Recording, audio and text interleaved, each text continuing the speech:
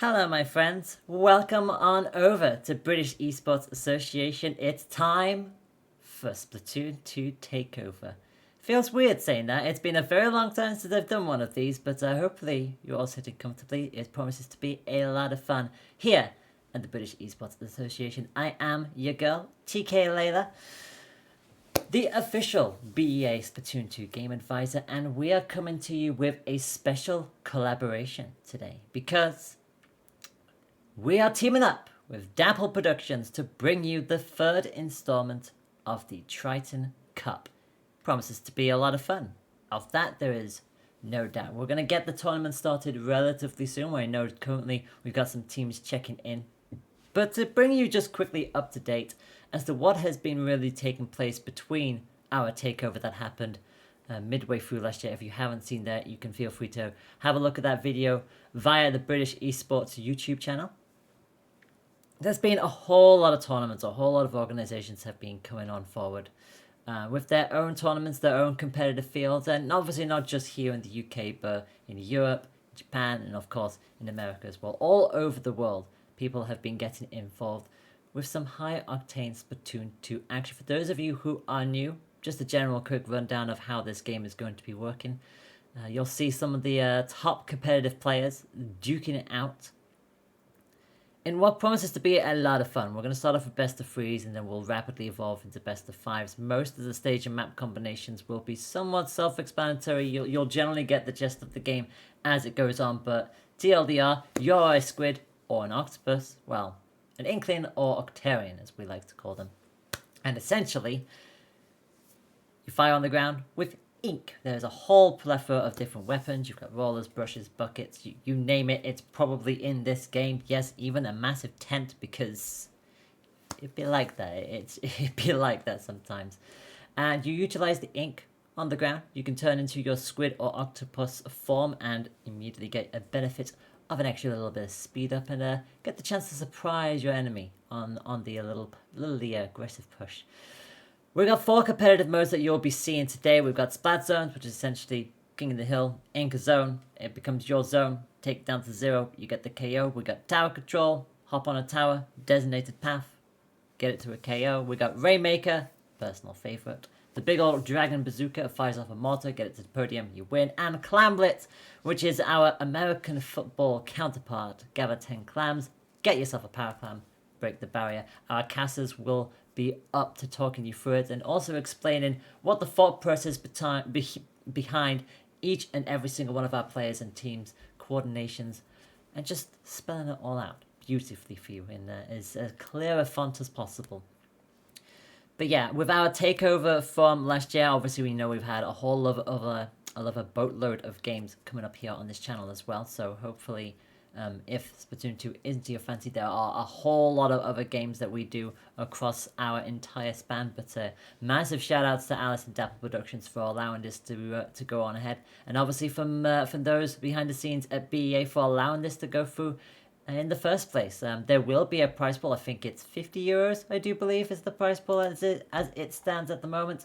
But yeah, we're going to be set and ready to go. But like I said, I did want to just quickly mention a few things that have been taken on top presidents since that takeover. Because obviously, with the lockdown that has happened, a lot of our LAN events pretty much got shut down and cancelled. So we've had to really take it to the online scene and in as many different ways as possible. We've had a whole load of support and interest from a whole lot of people, and obviously double on top of that, we had the announcement that Splatoon 3 is going to be released next year, courtesy of that Nintendo Direct that happened just a month or so ago, which seems surreal that is an announcement that came out. But even before then, like I said, but we've had a lot of groups like Endgame TV, we've had a lot of groups that have came forward and done their own tournaments. You know, we've got IPL, we've got SAC, you know, there's a whole lot of in there. Heck, we've had Step Up Europe debut recently as well. So just everyone is doing incredibly well so far. And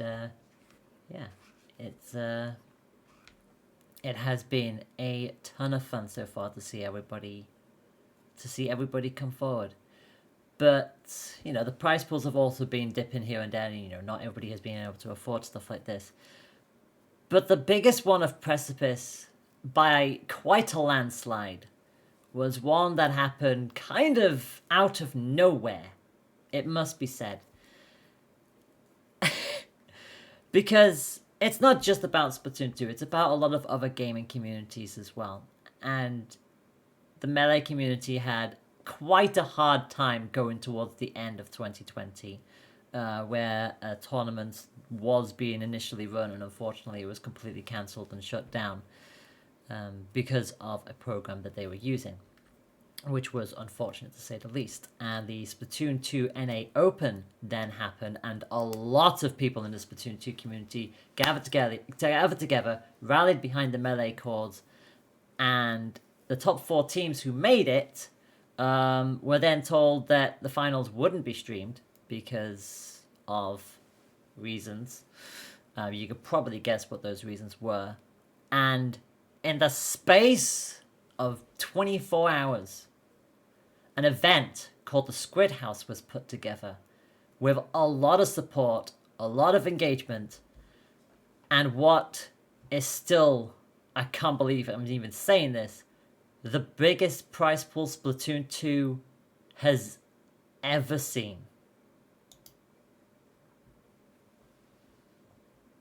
Supporting free Melee. Appreciate it. I just want you.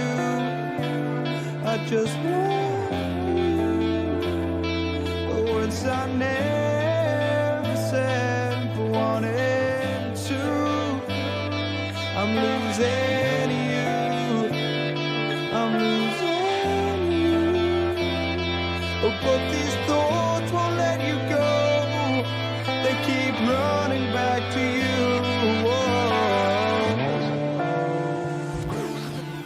Hello everybody and welcome to the Squid House. These 4 teams are the top 4 teams from the NA Open, and they have been invited to play in the Squid House. Single elimination. This is in big support of, Melee. We are now here trying to support the community because Melee is a very important game. I feel like without Melee, Splatoon would definitely not be, where it is.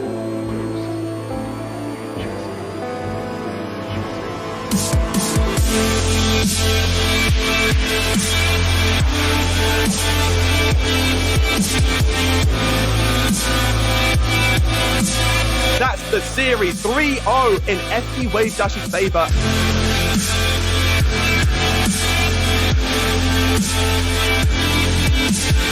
They're waiting for the teammates to jump from spawn, and they move forward, and they take the lead by a point.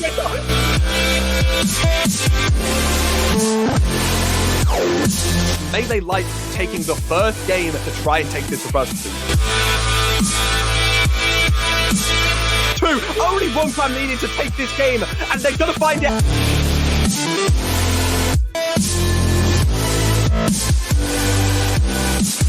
He can't let it flip over in the other favor, and there's only 10 seconds going back and forth, but we see the bomb rush come through, but Legends finally moving forwards and taking out the menace that is DJ. Melee Lights complete the reverse sweep.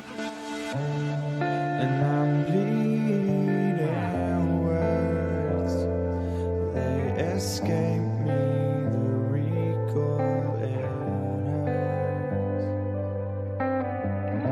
And I can't look the other way. I'm chasing starlight to find a start away. Breathe it in. It's just now. We're just falling. And we won't always free fall back to nothing, 'cause I'm just starting to learn. I've always been chasing. And now they are past that 3rd checkpoint and at 1 point away from dunking the tower. Both teams are at that last point, and FP Wave Dash goes ahead and takes that game 1. Nice little squid back 2-0 up in FP Wave Dash's favor.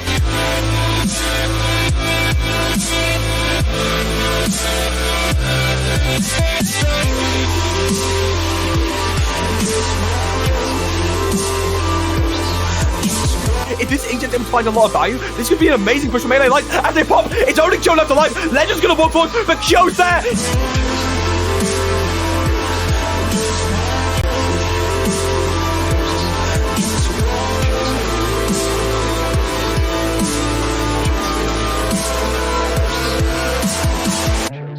Melee Lights only has 8. So this could potentially be a game-winning push right here. This could be the game-winning push right here. Jumping in with that power club, taking it down to 14. Only 3 more clubs needed. 2. Only 2 clubs needed, and that's it. FT Wave Dash win the Squid House 4-0. They don't drop a single map. FT Wave Dash are your winners, everybody. This is going to be a day to remember for Splatoon.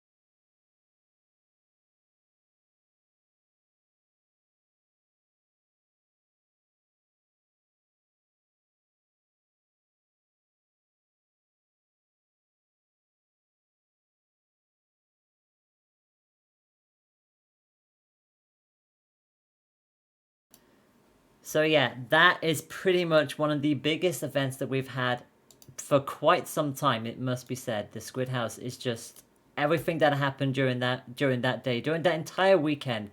A massive shout outs to all of the communities involved.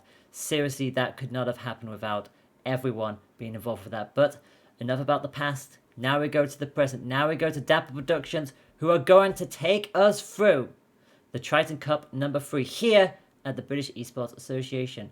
So, with that being said, Cool Dude and Toya Ben, it is all yours. Take it away.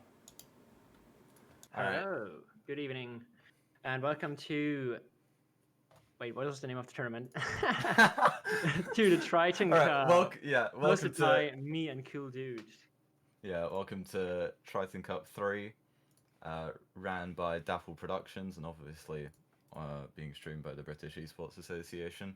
And we'll be starting with round 1 with Mission Instinct versus Tyrant Inc. And now, I'm not actually familiar with the rosters of either of these teams.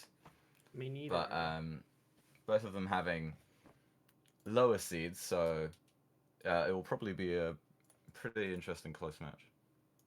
Yeah, I expect the same. It's always interesting to see what comms these like lower seed teams run, because sometimes they don't really run with the meta. So yeah, maybe we can see some more niche picks, and it'll be interesting to see how those match up against each other. But the first map that we will be playing is Splat Zones on the map New Albacore Hotel. And for those of you that don't know, there is the basic mode in Splatoon 2 called Turf War, which we won't be playing in this tournament. And Splat Zones is one of the 4 ranked modes. And the analogy that I can kind of have for Splat Zones is that it's kind of like control modes in other games like Overwatch, except instead of standing in the middle area to get control, you have to paint over it. So once you have enough paint over the 1 or 2 zones in a map, your score will start going down, and then after 5 minutes, either the team with the lowest score or the team that gets to 0 first wins. Yeah, the concept is basically pretty simple. It's just hold the area to win, and if the enemy gets the area in between, then you get some penalty points, so you don't just continue to count from where you stop. And yeah, so yeah, not too complicated. Yeah. Let's talk about the map now, New Albacore Hotel. Now, in Splatoon, there's a pretty diverse structure of maps, I would say, and Albacore Hotel is definitely one of the more open ones. There's kind of just three really big areas on the left, right, and middle. The middle being where the zone is, and then there's also 2 bridges on either side. So I think definitely we could be seeing 1 or 2 very long-range weapons here. Yeah, Albacore, of course, being one of the probably most backliner uh, heavy maps. So yeah, we're probably going to see a charger or a heavy splitting at least from both teams. That's And actually yeah, heavy splitting is probably not, but charger at least. And yeah, probably also long range weapons like, I don't know, Splatshot Pro, CDS, Note, maybe also some 96 or H3 players. So yeah. That's actually something we can talk about more as well, the roles in this game. So, mainly, the most standard team comp will consist of 1 backline, 1 support, and then 2 more aggressive weapons. So, as you said, on Albacore, like, you almost always see a backline weapon on this map just because of how open it is, and you can just Yeah. abuse the range that you have. Sometimes there's even 2. But also you mentioned the charger and ballpoint, and I do think they are definitely picks that we could be seeing here. But yeah, what picks do you think could come out of the more aggressive weapons? Okay, playing aggressive weapons on this map, in this meta, like in total, and on this map especially, is pretty hard. Of course, since all of the short range weapons with the high DPS are pretty in a disadvantage, pretty much in a disadvantage on this map, and yeah, because of the huge wide open areas, they can get easily picked out by good chargers, yeah, good long range players. So I think we'll see more of K Pro or CES probably, which have like high range but still good DPS to kill people, and yeah, maybe some L3, but I don't think we'll see a T-Tech splatter shot or like something more short range than with less range than a K Pro is always hard to play on this map. But yeah, that's my prediction. Maybe we'll see a Zap or Junior, especially since it's zones. But if it was me, I would play 96 or H3, or maybe even Squeezer, because those are pretty much long range weapons, which can easily play on this map. Yeah, now we should be going into game 1 here, Splat Zones on the Albacore Hotel, and now we're going to see the comps. Ooh.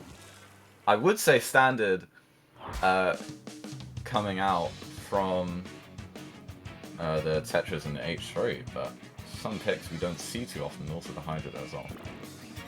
Okay, so we see double armor coming out from Tyrant Inc. And with the H3 and Junior. The Ray coming out early, pretty early, and they already get 1 pick. Can he get a second on the Hydra? Oh, he can't, but pretty close. Hydra, custom Hydra, weapon that we didn't see too often, but it has become more popular in the last month or so. And we see 2 players going down, one on each side. And Tyrant Inc. has been able to hold on to zone for almost 30 points now, and it seems like the other team is trying to move things slower. But with that pick coming out from Mission Instinct, they will be looking to push onto the zone now and get some mid control, and now they're forcing Tyrant Inc. to back up.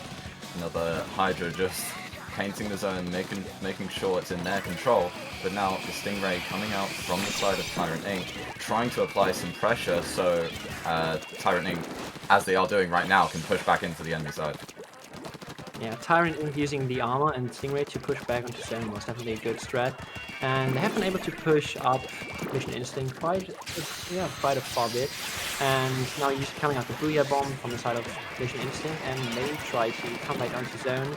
2 Booyah Bombs. Yeah, it was 2, or 2 Booyah Bombs, but still the zone is still on the side on Tyrant Inc. Oh, nice kill, but he also gets taken out, and the zone flips to the other team. Yeah, Mission Instinct just winning that fight over the zone. And now it looks like they'll just opt to sit in this zone, not push up too far, not have a risky push.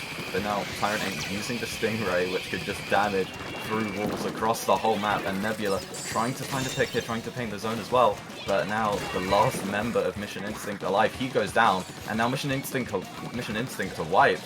And it looks like Tyrant Inc. they'll definitely want to push up and build some specials here.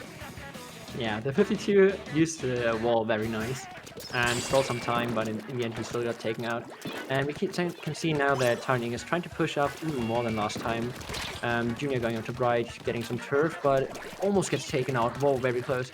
But 3 members on the side of Mission Instinct are already down, so they can't have specials to push back in. Only the K-Pro having Rear Bomb charged, and will be able to get the special in time. Now at the end also Armor and Booyah coming out at the same time, which is their probably last try to come back onto zone. And are they able to flip it? Are they able to? Yeah, they did it. They got the zone. And 3 members down on the side of Tyrant Inc., which is has given Mission Instinct a big opportunity to push them back now.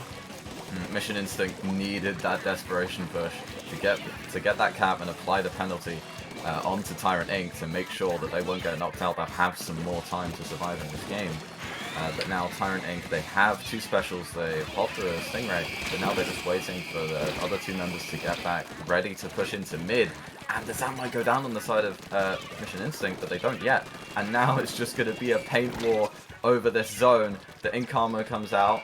Now Astro just sharking, waiting for someone to overextend, but I don't think anyone will. And now they're just going to have to keep on painting this zone, and it's just staying neutral for now. But Astro gets the kill, and he's looking for even more. He gets 2, and he may get the 3rd. And the 3rd manages to jump out, but that was huge for Tyrant Inc. And now they'll be able to push up and extend this lead and maybe go for the knockout. Yeah, the zone being this huge square in the middle of the map, we see those sort of turf wars in the middle pretty often. Just both teams spraying on the zone without one or the other taking it really. But yeah, then one of them died and suddenly the zone flipped. So 1 kill while trying to paint the zone can really make a difference. And it's down to 3 points already while I was talking. And Mission Instinct, no, it was it Tyrant Inc. or Mission Instinct? I didn't see the tags. Yeah, got the knockout, and yeah, pretty even first game, but in the end, yeah, Tyrant Inc. it was, sorry. Yeah, just got the kills that decided in the end, and yeah, nice first game. Yeah, in the end, Mission Instinct just getting picked off alone, and that made it so they had to just run in all by themselves at the end, and they didn't have enough time or enough people to be able to get the kills and get the paint onto the zone to cap at the end. But now we'll be going into game 2 of this best of 3, and if I look at the maps, we're going on to okay. The host selected the wrong map, but that's fine. We'll be going on to Tower Control on Starfish main stage next. Now, Tower Control, I'll use another analogy here. Tower Control is kind of like Payload, but instead of one team being on attack and one being on defense, it's just both teams can move the tower in either direction as long as they're standing on it. And again, the team that gets closest to 0 or the team that gets closest to 0 or gets to 0 will win the game. Yeah, important to note also the checkpoints that are on the path that the tower follows. So each checkpoint, yeah, the tower will stand still and run down the counter and then move on. And also these checkpoints are pretty much the most important, points to clear, because you can, if you clear them once, you can push them just over them in the next try, so you don't stop the tower on there the next time you push. And every time the tower stands still, it becomes, of course, easier for the enemy team to attack and harder for you to defend. So yeah, this is of course of what you want to watch out for on tower control. They're cool checkpoints, right? But it's kind of the opposite. They're more like roadblocks, honestly. Yeah. But yeah, as you say, the tower will just stay in one position. Oh, hold on. Do we have the wrong map list, or is it the wrong map again? No, the host selected the wrong map again. I'm not sure if they'll play through this. They maybe will for just for the time management, but no players readied up yet, so I'm actually not quite sure what's happening. But if they do switch to the right map, we could talk some more about Starfish main stage being a very interesting map, I'd say. Having like this sort of raised middle area, but once you get past middle onto each team's side, it kind of becomes very close quarter battles where certain Slayer weapons can have a very good time there. Yeah, indeed. I just pinged one of the both captains of the team, so they hopefully select the right map in the next try. Yeah, strange situation, but Yeah, it happens. It's all it happens. It's fine. But Could be me. It could be me. It happens to me so often. I'm a terrible host. but yeah, actually, something we could talk about is whilst we're waiting for this set to continue the rest of the bracket, we could talk about, well, what I think are some of the favourites in this tournament. Well, obviously the top 3 seeds being Stalkmen 360, Deep Dream, and Chewitt's Mafia. These are all like very high level teams, 2 of them being established teams and Stalkmen being more of a pickup. But we are going into Rainmaker Blackbelly this time, and I believe this game will be counting. No, Otherwise it won't be. I just wrote with one of the captains, and Mission Instinct said that they will let Tyrant Inc. finish, so they can Okay, move okay. on to right map mode. All right. Okay, yeah. You mentioned the teams and pickups, like probably the favorites, and definitely interesting rosters that I also would indeed say have to have a pretty high chance of winning. We also see some +2 pickups like Thunder Creek, Kofer, Success, Kenshin, and Wiz, which I also know, yeah, pretty well of the players. And of course, established teams like Deep Dream with Kronos, Sakali, Isabel, and NASA. And yeah, also +1 players, which is also pretty exciting to see. And yeah, looking forward to see those matchups, especially towards the end of the tournament. I'm definitely looking forward to seeing Stalkmen. Like their roster, they just have so much individual firepower on that team, so much raw mechanical skill, where it just makes it so teams they've played in previous tournaments, it just makes them so hard to match, which is why they perform so well. And Chewitt's Mafia and Deep Dream, kind of 2 teams that have been on the rise recently, but now we're going into weapon selection for Tower Control Starfish back to this set. So, again, yeah. Yeah. Okay. Tower Control.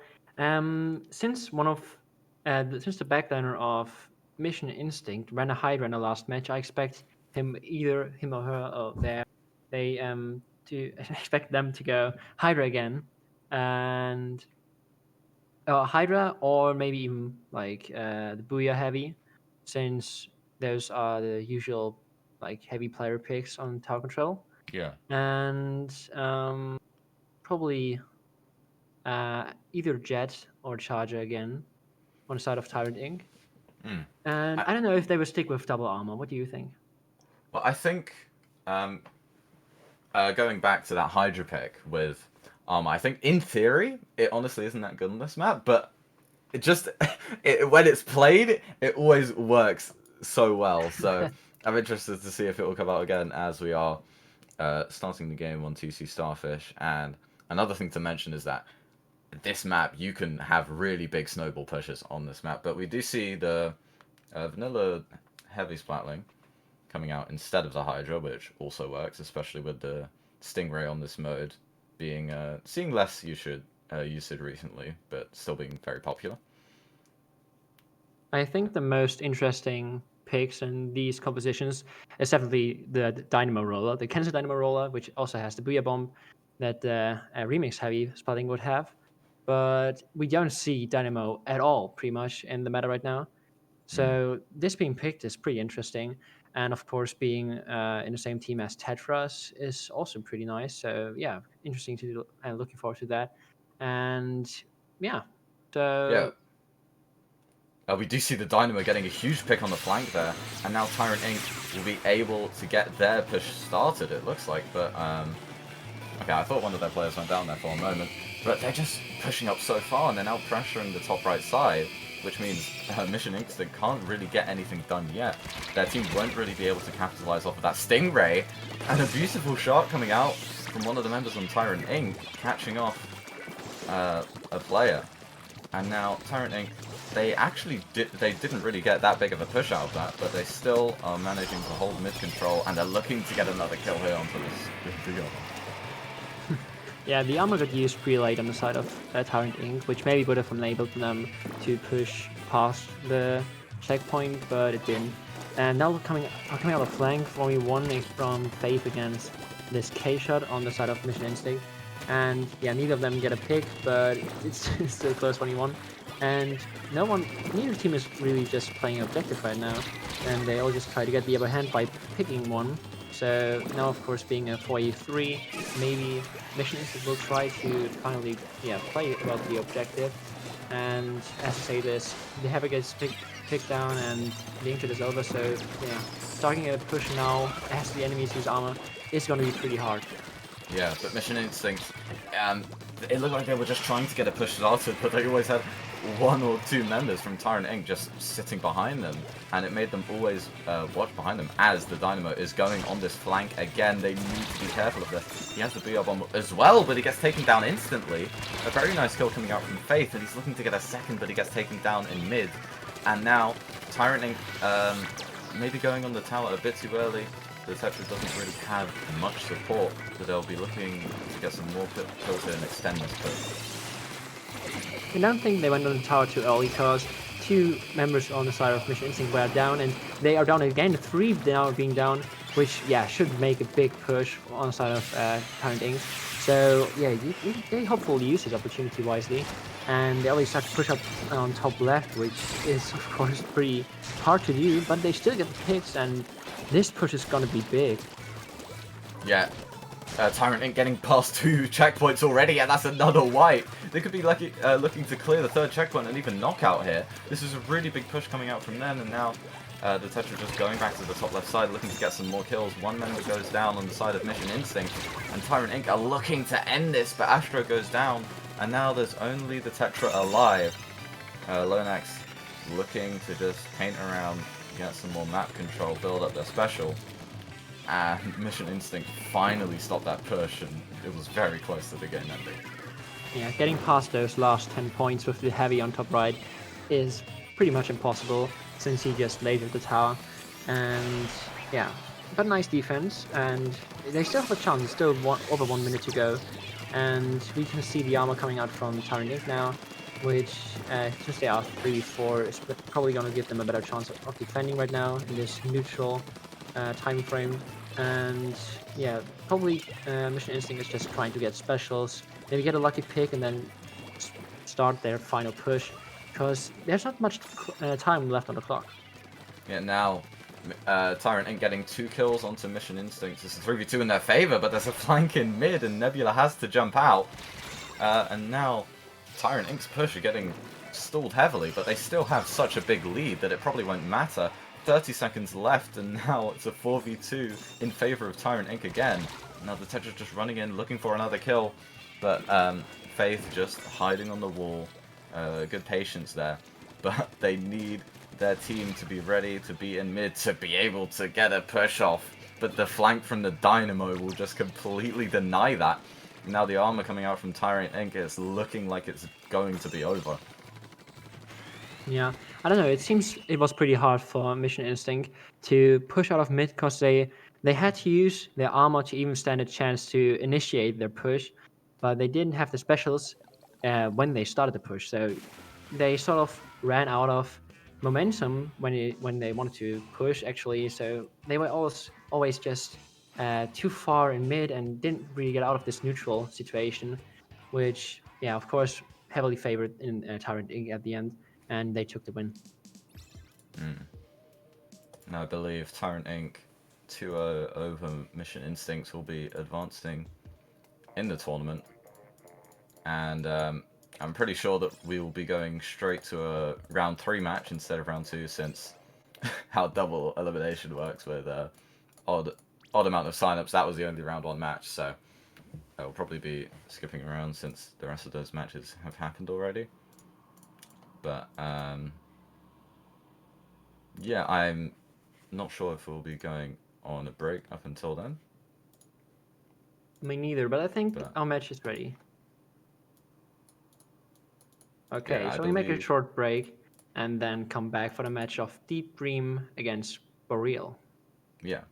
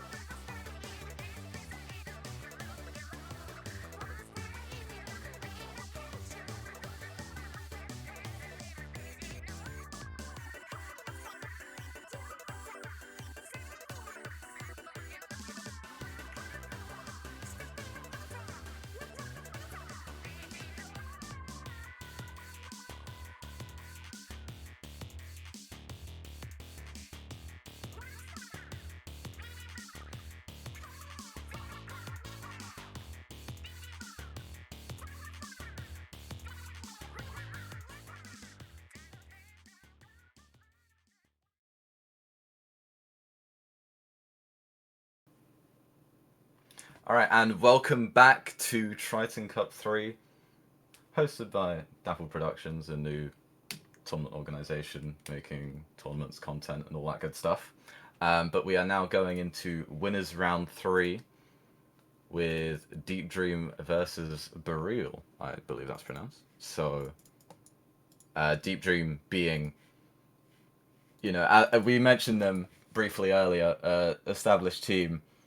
Well, even though recently formed, having a pretty good performance in a major known as in a major recently as well. So I think they'll definitely be favorites going into this best of 3. Yeah, they will probably be favorites, but we shouldn't underestimate the other team, especially since the other team, Boreal, with Funny, Arab, Il, Thomas, and Shoki on the roster, have won 2-0 against We Ate Kartoffelsalat, which is a pickup of Pinky, Leo, Lilith, and Pryor. Pryor also being a very well-known British +2 roller player, and also Pinky. Yeah, we know Pinky. And so, yeah, they are a force to be reckoned with, I think. And I'm looking forward to see this matchup, especially since, yeah, we expect Deep Dream to win, but everyone likes rooting for the underdog. So, Definitely with that result that they got, they could definitely ride that momentum and bring a fight to Deep Dream in this set. But obviously, as you said, this kind of is a very underdog story here. But the first map that we will be playing on will be Splat Zones on Wahoo World. Splat Zones. Again, the mode we saw on New Albacore Hotel last time, it will be the same zone in the middle of the map that people have to paint over to get to control. And Wahoo World. Whew, how do we even describe this map? It's I feel like, yeah, the middle is very raised up. This is kind of is a map, even though it doesn't really feel like it. There is a lot of elevation here. And Tobin, what else do you have to say about this map, and maybe the comps will be seeing on it? okay, since Sakali is Splatling main, or also does he play ballpoint? I'm not too sure, but maybe he's going for ballpoint or the Booyah heavy, since the Booyah can paint this circular zone pretty well. And I'm not too sure if we'll see Kronos on the Squeezer since he recently picked it up. Yeah, I do think we'd probably be seeing Sakali on ballpoint just for more reliability with the main weapon, since there is some RNG with heavy remix. But now we're going into game 1, Splat Zones Wahoo, and we do see the Squeezer and the remix coming out from the side of Deep Dream. And on the other side, we're seeing double nozzle nose, actually. And a pretty paint-heavy comp, actually. Yeah. Coming out. Yeah, both teams running pretty well painting comps, but I think the paint's in favor of the side of Funny's team. And we see these first encounters, Arab getting a pick, one down, Isabel going down on the side of Deep Dream, and this painting battle on zone, who's gonna get it first and start his first push. But the sides flipped already, and 2 down on the side of Funny's team. So this will give, but also 2 down on Deep Dream. Let's do the better around the zone, and Funny's team started to get some points, and we'll see how long they are able to stall this out. Deep Dream and Boreal just fighting for the zone, as we do see one jumping back in, but it is a 3-for-2 in favor of Deep Dream, and they do get the zone here, and they'll probably be looking to extend this pusher. Isabel pushing up, Kronos looking to push up as well, going on this left side, and the inkjet coming up from Boreal, actually. I'm not sure if that will find anything, but it is applying pressure, forces Kronos to drop down, and now Kronos is actually in a very good position to cut off this push from Boreal going to the zone, and the L3 goes down early, and it looks like they won't really be able to get much out of this push. It's now 3-3, and Shokin finds one, and Deep Dream managing to hold it for now, but Boreal looking to get the zone.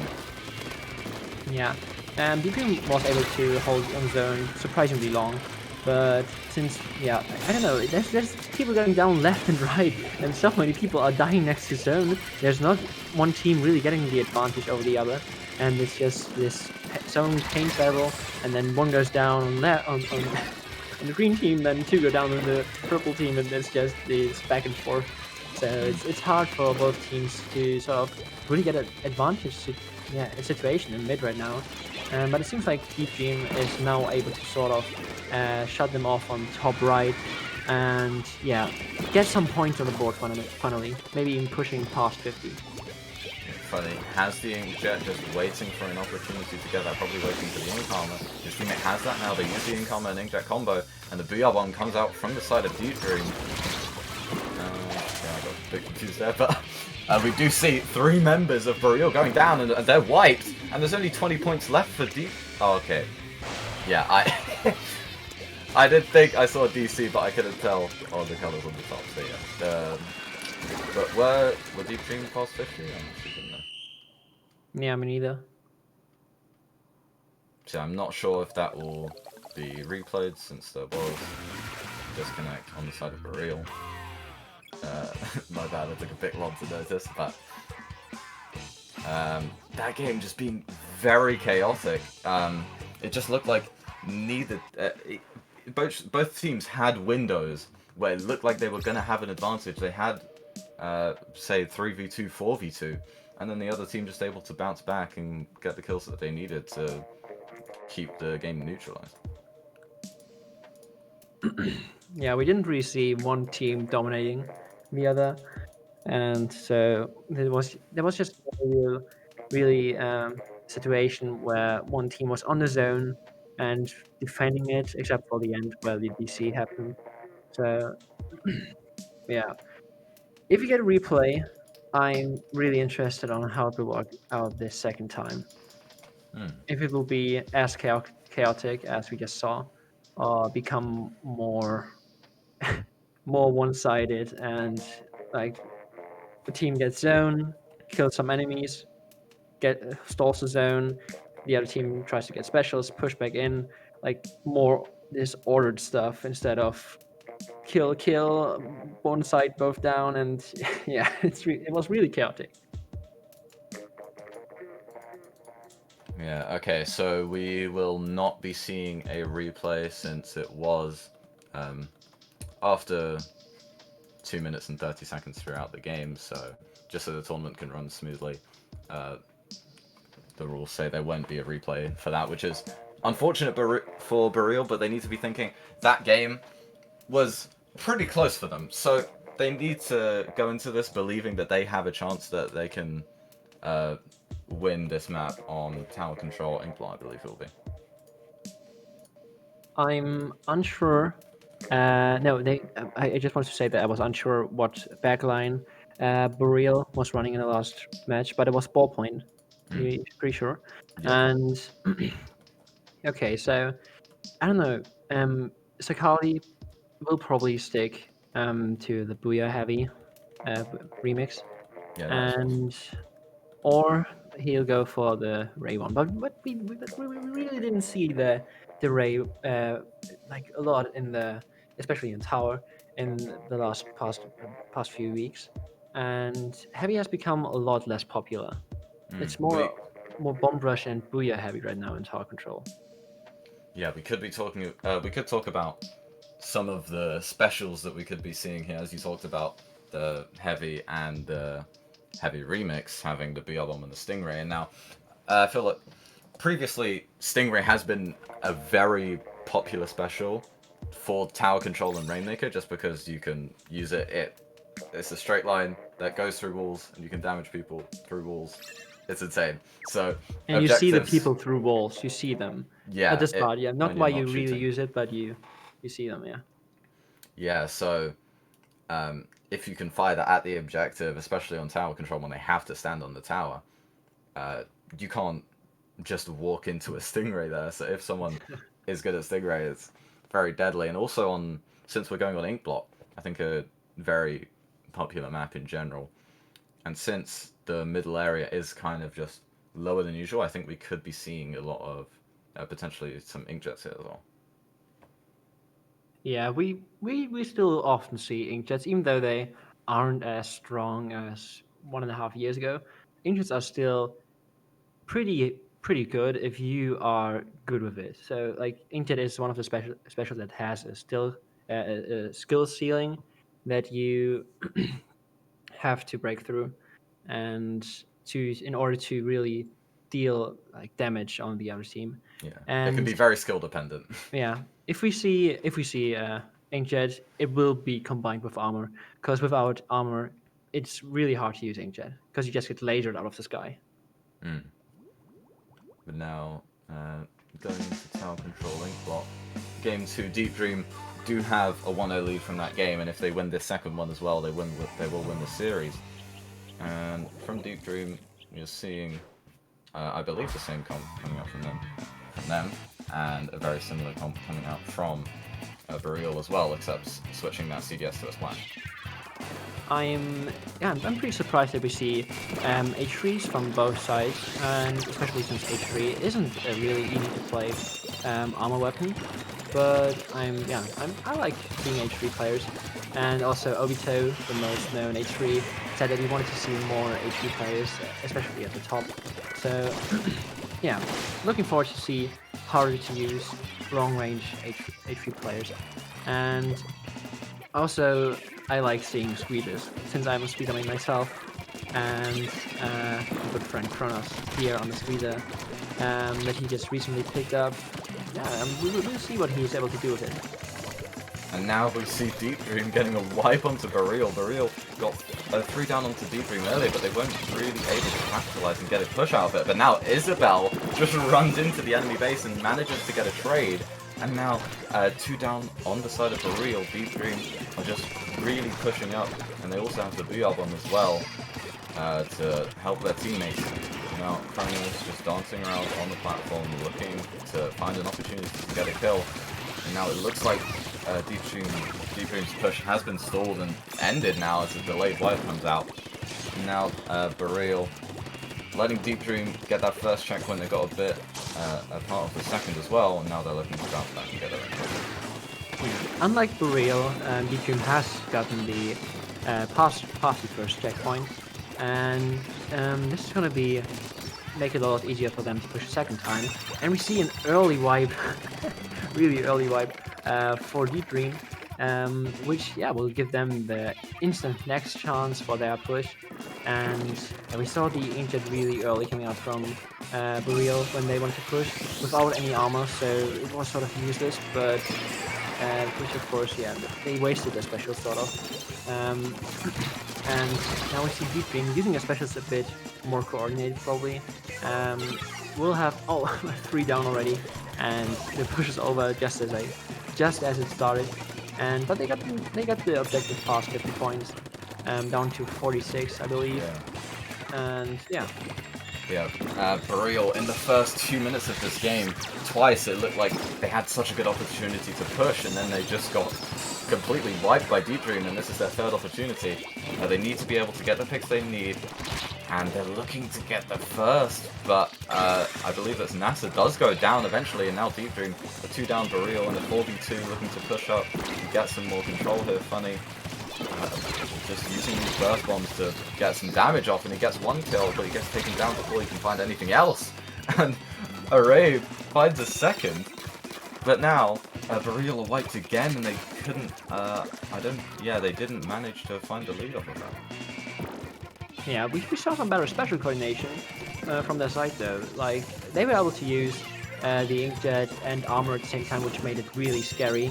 And the way they got like 3 kills on Deep Dream, so they had this push at least. They were able to clear the first checkpoint and almost a second, so it's gotten a lot closer. But now we see it snowballing for them, and Kronos pushing up a bit too far, gets picked, and 1 down on both sides. Isabel also pushing in very aggressive, also gets taken out, but it's still 2v2, and maybe Deep Dream is able to capitalize off it and still keep on pushing, but they're 2 down again, and it seems like the push ended. And the important thing out of that is that Deep Dream, even though they didn't extend their lead too much, they got past that checkpoint, which will make it a lot harder for Burial to get the lead in this last minute. And if they do manage to stay on the tower when the time goes to 0 and they don't have the lead, it will go into overtime. Looking here with the Inkjet dropping down, looking like he wants to use that. And now, both teams only having one special on each side, and now Funny in a 1v1 on the left side here, looking to try and get the kill, but he gets taken down, and that means he won't have Inkjet for his team either. But now, For Real are hoping to get the lead in these last 7. Yeah, it's gonna be really, really close. There's lots of kills on both sides, but it's already 3 complete wipe on Briel. So last 20 seconds, it's gonna be really hard for them to push back in and get back on the tower, especially since Deacon has already started pushing up, and they have 2 specials ready, bubbles coming out from Kronos, and also the Booyah ready, which is probably gonna get them off tower really easily in the last 3 seconds. 2 people down on the side of Deep Dream, and yeah, but Isabel gets 2 or 3 kills, and yeah, this decides the match. So 2-0 for Deep Dream, but still very close matches. It wasn't this. The Deep Dream wasn't the dominating force in these matches. It was pretty even, but in the end they still managed to get out on top. Yeah, it definitely wasn't dominant, but Deep Dream just, I feel, playing this game so well. They always knew they didn't have to run in immediately to stop that tower. That's a mistake that a lot of teams do. They just go in too early, and then they eventually go down being staggered. And sorry, mine just kind of went blank. It happens. Yeah, they eventually just, a lot of teams just rush in, go down one by one, but Deep Dream always knew they just waited, didn't drop down, got their specials, and then always went back in as Bereal were about to get that checkpoint.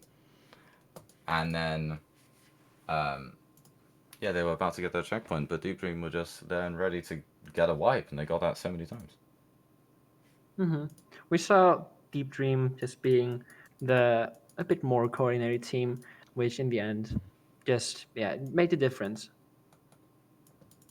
Yeah. I do need to talk about, if you are interested in the Splatoon scene and you kind of want to find out more, I need to start with, obviously this tournament is being ran by Dapple Productions, which they're a new tournament organization, I believe, only a month old. But they have this, Triton Cup is a bi-weekly, and they also have No Risk, No Fun, which is another weekly as well, and I believe they have other events planned as well. And also new, there's a big league known as Looty, which I'm sure if you have played Splatoon, a lot of you will have heard of that.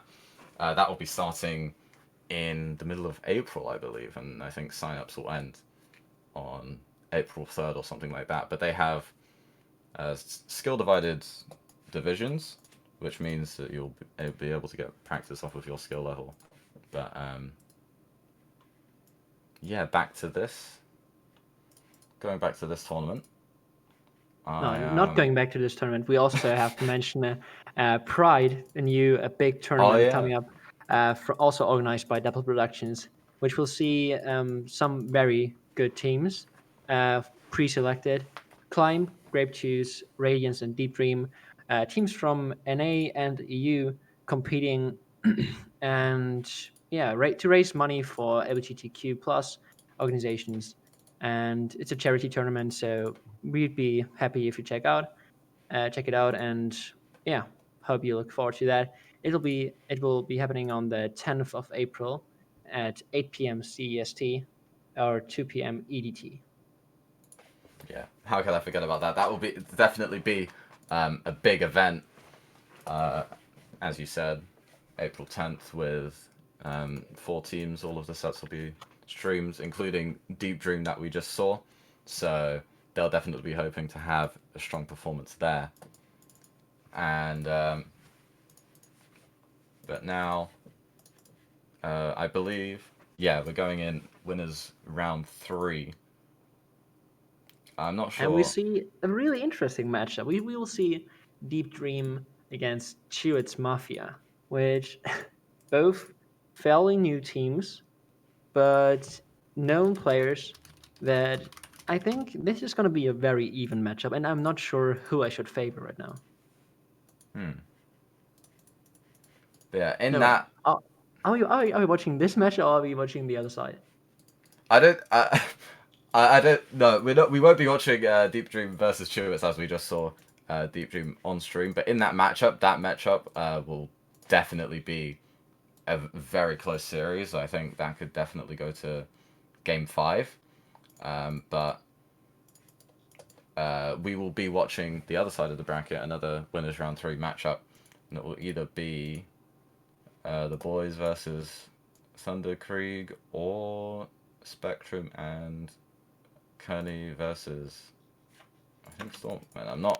I don't think it's been determined who will be watching yet, but either of those 2 sets.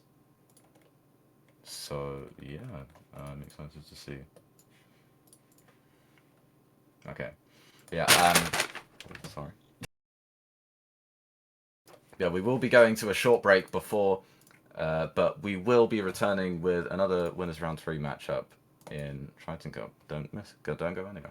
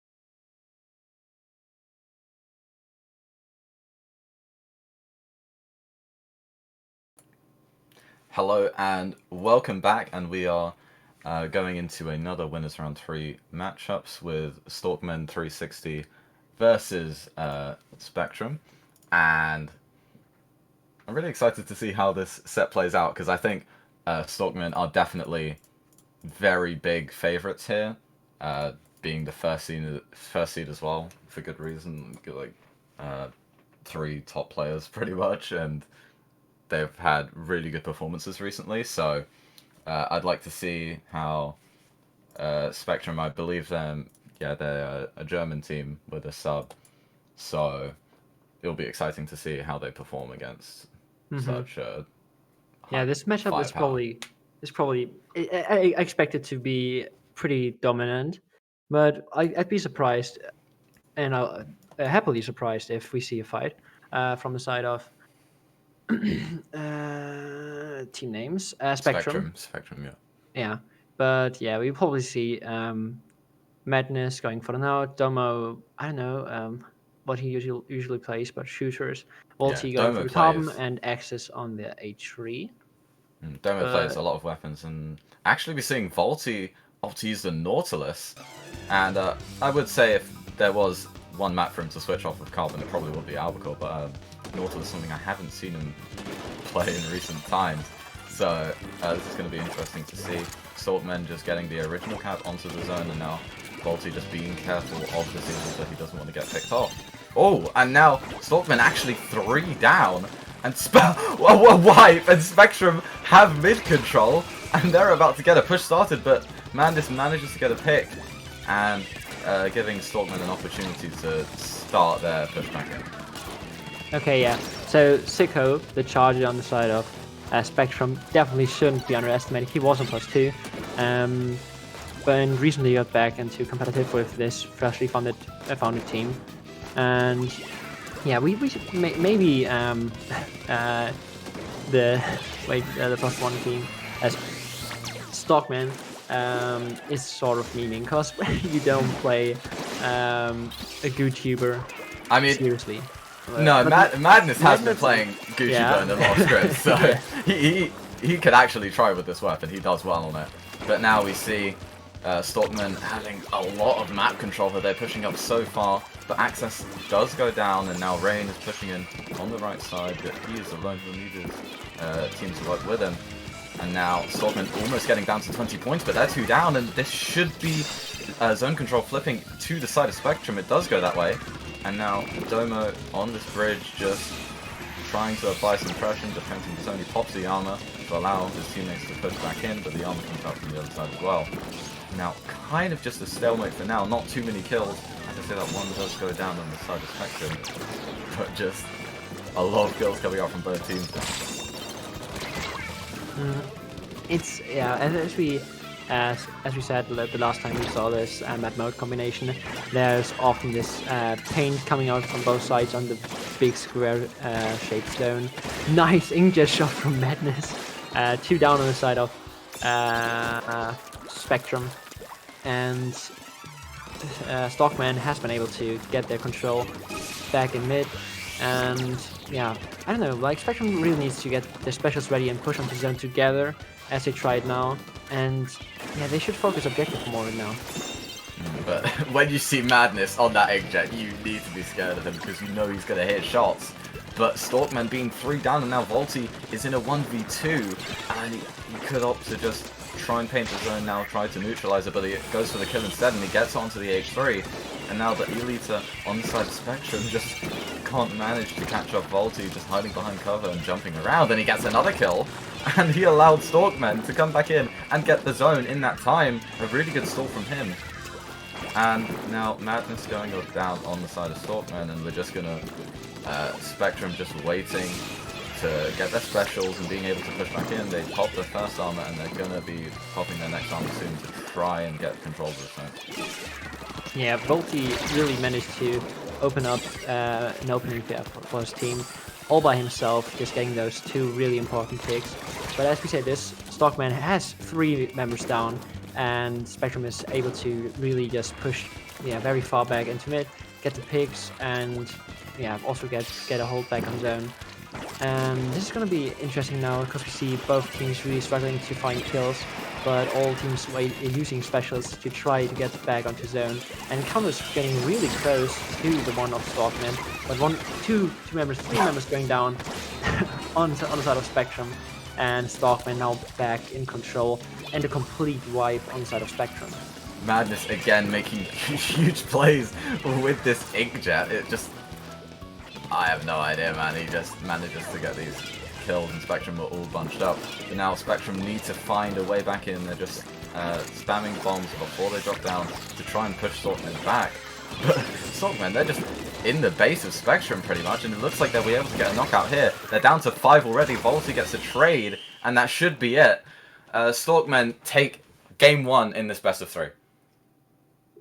Okay, so it wasn't as dominant as I expected, but it's probably because of the map, because we saw an E-leader on the side of Spectrum, which is pretty good on this map.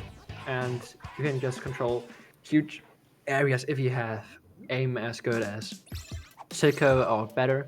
So yeah, since they have a really good backliner, they were able to almost play against those guys head to head, face to face, and confront them more easily.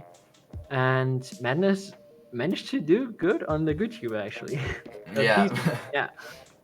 Madness has been playing that quite a lot recently, and there has been a DC in the lobby, so... I don't know, when I played him, I thought he was memeing.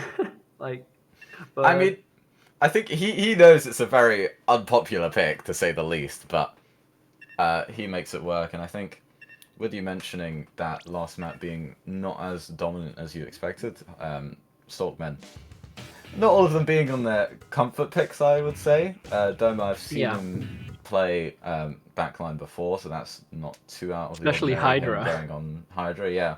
But Volty on the Nautilus, and I believe Axis plays more Zap H3, if I'm not mistaken. No, So seeing him on Axis is an Rapid is- H3 and Squeezer main, as far as I am. Okay, well. okay. The But, Rapid being something that's not too uncommon to see on a map like New Albacore Hotel, so even though it wasn't a comfort fix, they made it work and won that game 1, and now they'll be looking ahead to game 2, which will be on TC Inkball, I believe, unless if I see the wrong maps. Yeah, this one will be on TC Inkblood, and we just got aware of a mistake in maps, because they accidentally played the Splatoon's map of round 1, which was New Albacore Hotel, but we should have seen Splatoon's Wahoo World instead. So I don't know if how we're going to proceed with that, but the second match should be TC Inkblood Our Academy. I do believe the first map... Oh. Hold on. I'm getting a bit confused. I am confused. Yeah. So okay, Columbus Mechamart is the third map in round 1, but we are not in the third round of round 1. We are round 3, second round, which would be TC Inkblood. So yeah, I think we will maybe rehost and change the host to someone familiar with the maps. Not completely sure what will be happening, but we could talk about the map that we're supposed to be playing, which is TC Inkblood. Actually, all of the players are readied up, so they may be doing a knockout to choose the same map again, or they may play this through. Here we are, going into the game here. Not quite sure what is happening again. We apologise, just some difficulties with the player lobbies, and It does look like both teams. Okay, never mind. Madness is AFK. Let's just hope for them to stop, please. Yeah, Madness is AFK, so I do not think this will be counting. But both teams are playing, so I am very clueless right now. Yeah. um. Yeah, I think Stockman is gonna try to get the knockout, so we can proceed. Uh, but it seems like both teams are playing, so this is very confusing. I really apologize again, because we are unaware of if this match is going to be counted or not. But with both teams trying right now, I guess we just continue, yeah, like as normal. So yeah, we see the counter down to 62 on side of, for Stockman, and they're able to hold the basket open. Actually, no. This game, I believe, since a member of Stalkmen is hosting and they have chosen 2 wrong maps in a row, a point will go to Starburst and they will be playing the correct map, 3 match if I am not mistaken. So yeah, we're just gonna have to wait for this match to end, and then Yeah, it's yeah, just and then strange situations if I don't know if maps and maps and modes get wrongly picked, then there's always a lot of confusion happening. So yeah, but it happens. It's just hosting tournaments, usual business. yeah, because of the errors occurring, it will go to 1-1, and then we should be playing on Rainmaker Blackbelly, which is not a mode that we have seen yet. Yeah, sorry. Rainmaker not being a mode that we've seen yet. So, Rainmaker, for those of you who don't know, if there are new viewers on the stream, it's kind of similar to Capture the Flag, except the Rainmaker starts the match being in the middle, and then you have to take it to the enemy base to be able to win the game. So you either whoever gets it furthest to the enemy pedestal, or whoever gets it on top of the enemy pedestal. Okay, so we do see the match finished, and we will hopefully play the last match of the round on the right map mode to see, yeah, just normal match again, and that we will commentate as we did before. So yes. Yeah. All the players now in the lobby, so we should hopefully be getting into Game 3 soon. Yeah, as we are going into Rainmaker Blackbelly, so sorry about this, just human error and a lot of confusion. So, but now 1-1 best of 3, so this will be the deciding game on Rainmaker Blackbelly, and we could talk about this map since on Blackbelly Tri-Slosher has been very popular, which is a weapon that we haven't seen yet. Yeah, Tri-Slosher has been really popular on Blackbelly, on all modes except for Rainmaker, since the big pillar in the middle of the map doesn't exist in this mode.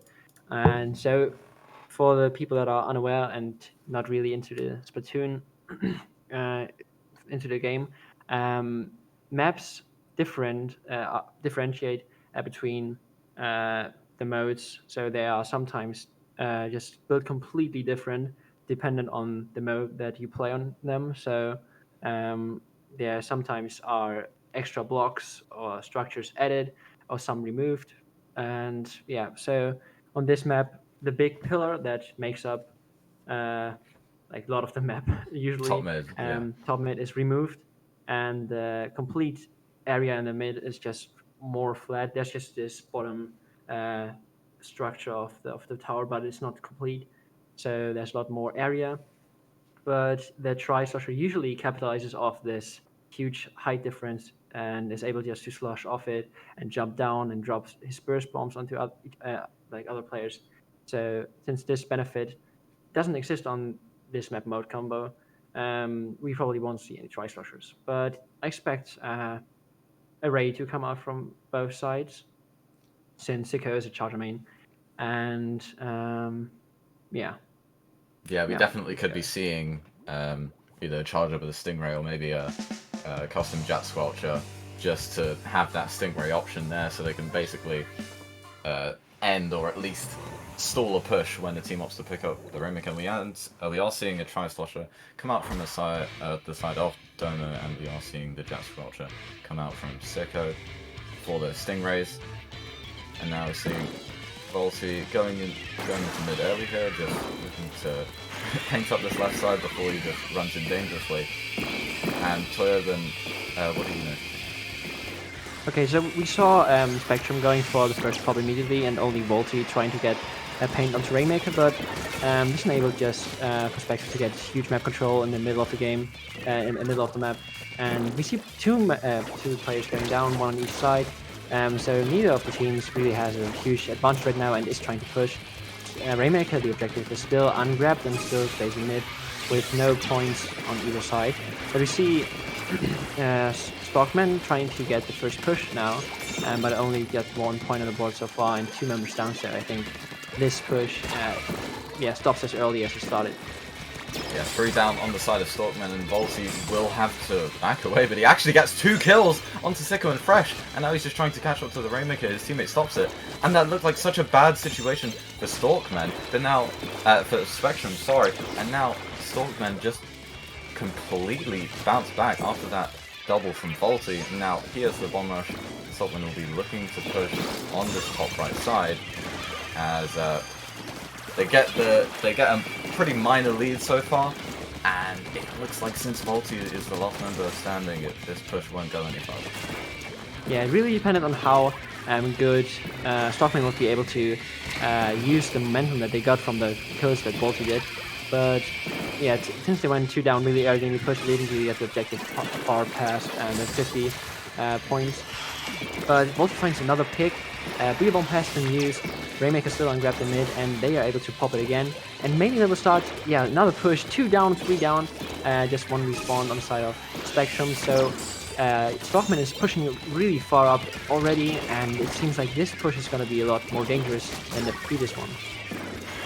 Volty getting 2 more kills, and Madness is almost able to get the knockout. They get down to 8 and right next to the pedestal, and now Rain is one of the only people left there to defend, but he takes down Axis, and then they pop the Rainmaker shield, and they have managed to push Stalkman away from their base. So Stalkman getting a really huge push that could win them the game, but Spectrum still have a slim chance to sail.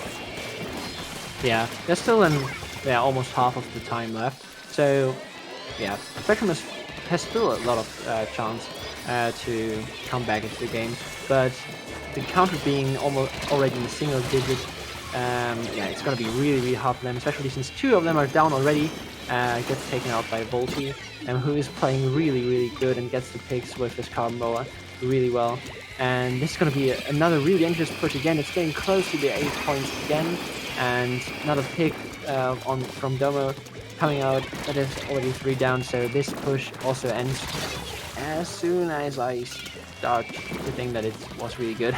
Yeah, and again, we mentioned the importance of that Stingray coming out from Sicko, just able to take down the Rainmaker and be the beginning of the end for that push coming out from Stalkman. Now Spectrum, they have 3 specials, and Rain will probably look to pop an armor soon. And Fresh gets a nice kill onto Axis, and Spectrum will be looking to capitalize off of this and try and pressure mid to take control, but Madness with a nice shot onto Sicko will stop that, and he's now in a dangerous situation against Fresh, I believe, and he gets taken down by the bomb. And now kind of just a stalemate in mid, but that will favor Stalkman since they have the lead, and Spectrum needs to push down to 7 to take that. Yeah. Spectrum really seems to have difficulties trying to get just neutral game with some map control, and she even tried to push, but now we see Storkman already pushing up third try, one down on the side of Team Spectrum, and this is going to be really, really dangerous. Almost gets down to the 8 points again, and almost past it. And we see Rainmaker getting popped again, and it's really close to Ray coming out, trying to stall Rain, and everyone is just trying to hinder each other from picking Rain up and push past even further. So it seems like Spectrum has gotten the whole of it and is now back in a defensive position, but Stockman is still trying to push up. Stalkman, they don't have the Rainmaker, but they don't need to. There's only 11 seconds left, and they applied so much pressure. No one from Spectrum can get anywhere near the Rainmaker, and that should be it for Stalkman. 2-1 over Spectrum. So I don't know what to think of Madness on the Gujira. There were some really good shots, and I'm still impressed that he really stick with it and played it for all matches. And we see him bottom frag, but it doesn't matter. They still won, and the kills that he got were pretty cool. Yeah, definitely. Gucci is something that Madness plays quite a bit, but I do believe in the later rounds he'll probably be pulling out that Nautilus that he's known for, getting rank 1 on the leaderboards just the other day.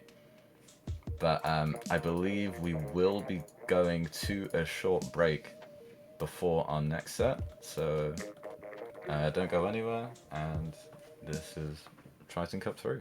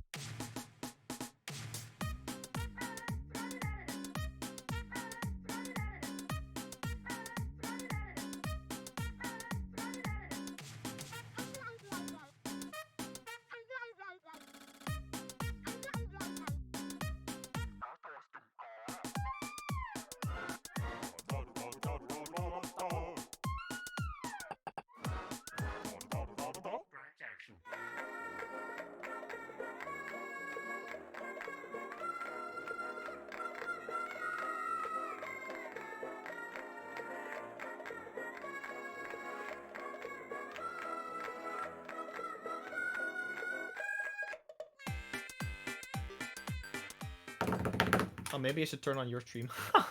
That was a great opening. Hello, everybody. My name is Hats. I am joined by Genie7 on this super amazing Triton Cup 3 stream hosted by the British Esports Association in collaboration with Dapple Productions. We are jumping into the semi-finals, Lightning Creek versus Stalker 360. But first, Genie, how are you doing? Because this is the first time we've been together on the mic. Oh, I Ever. can't wait for this. This is great. Oh, I've been wanting to work with you for over a year now, and I'm so excited for this match. Dude, same. We saw a little bit of the other match in the tournament, casted by Cool Dude and Toyoban. Very nice casting from Very good job. them. But we saw some crazy matches and a bit of a mess up. So I'm hoping for the semifinals of the tournament, we're going to see some more hype as we go into this match early this team. Lightning Creek taking the zone quite early with a little bit of a lead, but only 94. It's not a whole lot, but taking the zone once again. They're getting a couple splats in though. Oh, unfortunately, Stalkmaster 360 got a couple splats. 3 players down for Lightning Creek. Only 1 player up on the field. The zone is to be taken back, and Lightning Creek being pushed all the way back to the spawn in a little bit of a Ulti. unfortunate situation. That's a carbon. A carbon roller is... All rollers are really, really good at sharking and hiding in the ink and being able to get quick eliminations super quickly. And they've already gotten that, proven their worth on that level.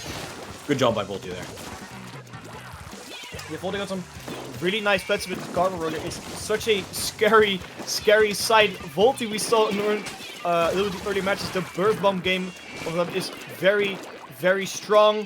They do so much damage to carbon, and it's just annoying because the flanking game, there's so much turf on the field because of Tri-Structure and that H3 combined with the carbon roller. There's so much turf. Volty can literally go anywhere. I also want to mention, by the way, there is a GoTuber. As Coffer comes in with a hammer going through the zone, does get 2 kills. This is easily the zone flip. Just Madness live. Is Madness going to be able to get much done? Are they on the opposing team snipe? They are. Not for long. That's in the 40 getting spotted down there. It looks like Lightning Creek has taken Lightning Creek has taken control of the zone once again. But for how long are they going to hold it? It looks like for not too long as Stalkman 360 quickly grabs back that zone right there. Yeah, this match as a spot zones game, just being able to control that zone so well, it's gonna be really up to Coffer on that tent. As much space as possible to just to get through. It's gonna be really hard though, especially with Tri-Slosher and a Carbon, which can really destroy that. Just go around that tent and destroy it. Yeah, that carbon, whenever you're saying excited about it and your carbon behind you, there's almost nothing at that point you can do. It's going to be super difficult for you to kind of really fight against it. You really have to rely on your teammates in order to splat the carbon in time. But once they don't see it, because Volty is sitting everywhere, but gets splatted there by Bumsklumps. How do you say that? Bumsklump. Okay. I don't know. They need to get to this zone. They're going to be able to neutralize it for just a bit, but not long enough to get the flip over. And that will be the first game. First game, yeah, it was a very good performance there from Stalkerman 360. Ichaka with that armor. Volty just getting so many splats. I think the entire team had to deal with Volty, and I don't know, it's just they had such a hard time dealing with them. I feel like Volty just gave them so many issues in that. Every time Lightning Creek wanted to push in, it was just the Volty there, just slapping them in the face instantly. And whenever they finally got rid of Volty, that was everyone else to stop their push. Mm-hmm. Yeah. We are as we are in this is winners round 4. We are in a counter pick format. So we no longer will be knowing exactly what the next map or stage will be. The opponents the team that lost gets to counter pick a stage that they believe they are stronger at than the other team. They can be going, they can go to tower control. They can go back to splat zones if they think they have a better chance on a different map. They can go to Clan Blitz, or they can go to Rainmaker. Those are their options. And in doing so, they are able to choose from a map list, which we have provided for them. I like it in this tournament where they can actually counterpick a map or not a map, a mode as well. I think it gives some extra dynamic in terms of what you're going to pick, because now you can also pick a mode which really works against your opponent say, oh, your opponents, they're worse at splat zones or worse at maybe I'm a better, worse like Rainmaker than you. You can pick a Rainmaker game, to try and kind of catch them off guard. It looks like Lightning Creek is going for splat zones on New Arbor Hotel, which is a very big map, but it's kind of scary because that's a big map, but it has a lot of flanking opportunities, which is really good for Volty. I think Volty is really happy with this pick. Same, I believe, with Madness had the Good Tuber, because the Good Tuber has sometimes a surprising amount of range. It always surprises me how much range that Garden Hose has. I was gonna say it's got okay range. The other thing is that I don't know how well this is going to work for Volty, because Albacore, there's main options to get into mid. Carbon likes to stay in its own ink. It is most dominant when it's in its own ink, but to get into mid, and it also doesn't paint the world's greatest around for itself. So the problem is with Albacore is you have to go across gratings most of the time, which you can't paint and can't swim through. So you have to like walk the slow way and pretty much announce, "Hey, I'm a carbon roller. I'm flanking." It's not as sneaky as a carbon roller usually is. So I think this is a good counter pick. But if the carbon roller gets set up in mid is so wide and so flat that Volty can just tear them up. So it's about being able to shut Volty down off of this first fight, and never truly fully giving up mid. You can give up zone, but never fully truly going down. But Volty's not even playing carbon. So whatever I just said. That 52 pick on Volty can go very, very wrong for Lightning Creek, because the 52, especially after the recent buff, where it disturbs them ridiculously much, can be so incredibly scary. Volty already rushing down into mid, looking at a Bamboozler, gets the pick on the Bamboozler, looking at cover, gets the pick on cover as well, double spread, 3 players, full wipe on the side of Lightning Creek, getting shut down so quickly. The Booyah Bomb from Volty going out, trying to get some extra turf in. Volty is trying to set up right up there in the elbow of Lightning Creek, but unfortunately gets a trade with cover, meaning they get out, but that's still the Brella down for Lightning Creek is going to make it a little bit more difficult for them to push in. The A3 going down as well, being 2 players in the mid, trying to contest the push from Lightning Creek. Just the Ray now, and I don't think Yemen is going to be able to stay here for all that much longer. They do have jumps in and are able to keep the zone in their favor as the missiles are coming out from the side of Lightning Creek. They're going to try and get the zone as much as they can, but it's going to be so difficult. Getting the zone right now, yeah, it's going to be difficult. The composition for Lightning Creek also isn't working all too well. Stingray coming out, getting Bokogmok, I'm not gonna try to pronounce that. Getting another splat there, that's and again, the zone. And again, they didn't even cap the zone.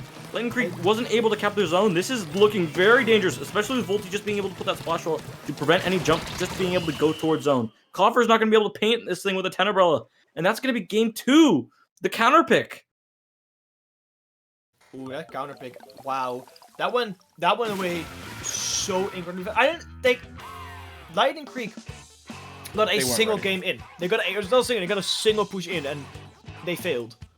It just shows how strong Stalkerman 360 is holding this match. I don't think just picking splats in general, I don't think that's the way to go. Like what we've seen right now from Stalkerman is just they have this one really strong offense, and then they just quickly build like a golden wall, and just like it's like, yeah, okay, what are you gonna do now? You're gonna break it? You're gonna break it? You see, if you kind of go to the gate, there's like Volty, there's Madness, there's Ichika, there is Blumsklump, I believe. No, Blumsklump is there. But there's Volty, Chica, and Madness. Especially, I believe they're making a sub right now as well. Yeah, there's subbing. But then there's so many players of Stalkerman 360. They just shut you down instantly. The synergy between them is so good. You see, like they're really catching up on each other. Specials are used in a very coordinated fashion. They play fights together. I saw a lot of times where Volty would go in one, but knowing the long range had their back, knowing that the backliner will get a pick along Volty, that they still have their teammates to rely on, and that's something we're not really seeing from Lightning Creek. They're kind of getting down one by one. They're trying to push together, but it's not really working very well. I think they need to adjust the strategy a little bit so they have a better chance of pushing in against the solid wall. It's Stalkerman 360. I have to say right now, Hat, Volty just tore Coffer up Coffers, like a Tenebrella is your shield. That's your main. That's one of the biggest. Like it's a giant tent shield that just kind of slowly moves in a direction that you launch it off of your umbrella, and that's usually causes a lot of people distraction. But Coffer's not even able to get close to mid. The problem with Tenebrella is if you throw it against the sub called the Splash Wall, which is like an ink shower, your Tenebrella shield pretty much is all but destroyed. So is a Splash Wall, but a tent needs its shield to be even anywhere remotely close to being decent. And a Splash Wall is a sub, and the 52 gal against the 52 gal has a Splash Wall and destroyed Coffer so much that the rest of Lightning Creed just couldn't move. They didn't feel like they were able to move. And also, Volti was just tearing up through everyone else. It took a bamboo. It took a triple right off of the first fight. Oh, yeah, easily. And then just stayed like close to their spawn, Lightning Creek spawn, and Lightning Creek couldn't get down. The Splash Wall, the Booyah Bomb, which sends you up in the sky, giving you some armor, and throws that giant orb of ink wherever you want to launch it, is also another thing that's nice to just keep you nice and healthy in a spot that you want to stay in. Yeah, it looks like that Lightning Creek is once again going for splat zones, this time on Wahoo World, trying their absolute best to get one more splat zone gaming. I'm like, maybe failing to understand that, you kind of lost splat zones like very diehard twice, and it is unless it's 5 times splat zones. In that case, I am stupid, but I thought it was other game modes as well in the semifinals, but I might be wrong. If I'm wrong, I would love to be corrected by anyone. But going for spats again, Wahoo World though, like I don't know, like the 52 gal is also quite strong there. The carbon roller with some help with the team can also work, and it's still still talking about Volti. Volti this kind of sees you as a piece of paper and just kind of like tears it up like fun. And like, yeah, I don't know how else to explain it. That's just kind of what's been happening right now in this set, and they're going for splat zones again, which I'm gonna pray for them, of course, for Lightning Quick to work. It might have a chance, but it's gonna be a tough fight for them for sure. It is gonna be a tough fight. I do want to keep us updated on the other side of the winners bracket. Chewit's Mafia was able to take a victory 3-2 over Deep Dream, and the winner of this set will be facing Chewit's Mafia in the winners finals side of the winners finals. Doesn't really say side of bracket. I think it's the semifinals. Semifinals is Chewit's Mafia will be either Stalkerman 360 or Thunder King if they can somehow make a reverse sweep.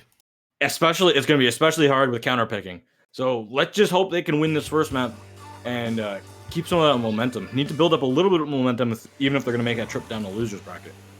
I think we're going to see Cherry from Jacka now instead of the armor, which is an interesting choice. But I can see the bubbles in the map being quite strong. Double wall though, a lot of range coming out from Stalkerman 360. But we all see a ton of range coming out from Lightning Creek, so they're definitely trying to win the range battle against Volti. Let's see how that's going to work out, as there's so many splash walls on the zone right now. Oh, and the 10 has a splash wall. The 10 has a splash wall as well. That's like 3 walls. Yeah, that's 3 splashes in a single game. Stingray for Stalkerman 360 coming out, looking at the H3 for Lightning Creek 14. For them, they survive, but now they have to deal with a GoTuber. Oh, the special promo. They have to deal with the GoTuber who is on the upper side of the field, just gonna run away and even bother fight that. They did manage to capture. So Lightning Creek does manage to capture the zone quite early, which is really good, but they lost it already. They're trying to keep it neutralized. They haven't captured it yet. It's still neutralized. The bubbles are on the zone right now, and it has unfortunately been being captured by Stalkerman 360. Yeah, K-Pro was looking for a kill. They do see they are caught out on this flank. They are using the Booyah Bump, forcing the members of Stalkerman 360 back. Bully's gotta watch out for their life, and they will not be able to get away from that Booyah Bump. This is a kind of success. Oh, not at all successful flank. Manage just says no, and gonna recap that zone for Stalkerman 360. Recapping that zone is good because they're finally getting actual zone caps, and because of their penalty being so low, they are instantly going back into counting down points. Which, if you don't know, is how Splatoon works. Is the lower your remaining score is, the higher you are. It's really weird. It's not a timer ticking down. You want to get to 0. The team that gets to 0, the closest to 0 wins. Nice injured shot there from Matlas. onto the Splatter Shot Pro. Landed, getting splattered by Confer. Unfortunately, Yamin quickly getting a refrag up there to see the momentum going for Stalkerman 360. Misses coming out for Lightning Creep. Will it be enough to get a split or neutralize the zone? Unfortunately, it will not. Madness looking at the zone, trying to get a splat. Stingray coming out the wall from the 10th Umbrella on the zone, but the Tenement getting spread up quickly by, I assume, it's Volti. Booyah Bomb from the Special Pro coming out to protect the bridge. It's not going to be doing all too much though, as Stalkerman 360 instantly going back in to hold the line there with only 30 ticks left. Lightning Creep has to do something quickly. Especially with these 2 picks. Just a Bamboo and a Jet Sculptor aren't able to paint the zone all that much. Especially with, I mean, going down, having to like retreat with Coffer and those missiles coming directly at them.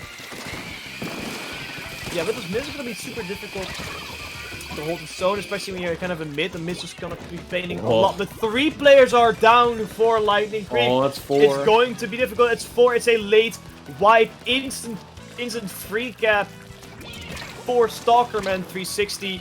They finally can get some other ground again, but there's still a little bit of penalty left to go through 30 ticks. A penalty which can be a big time at that point, because the stress, you know, is rising, but at the same time, it's not a lot of time for Lightning Creep, as 3 players are down once again.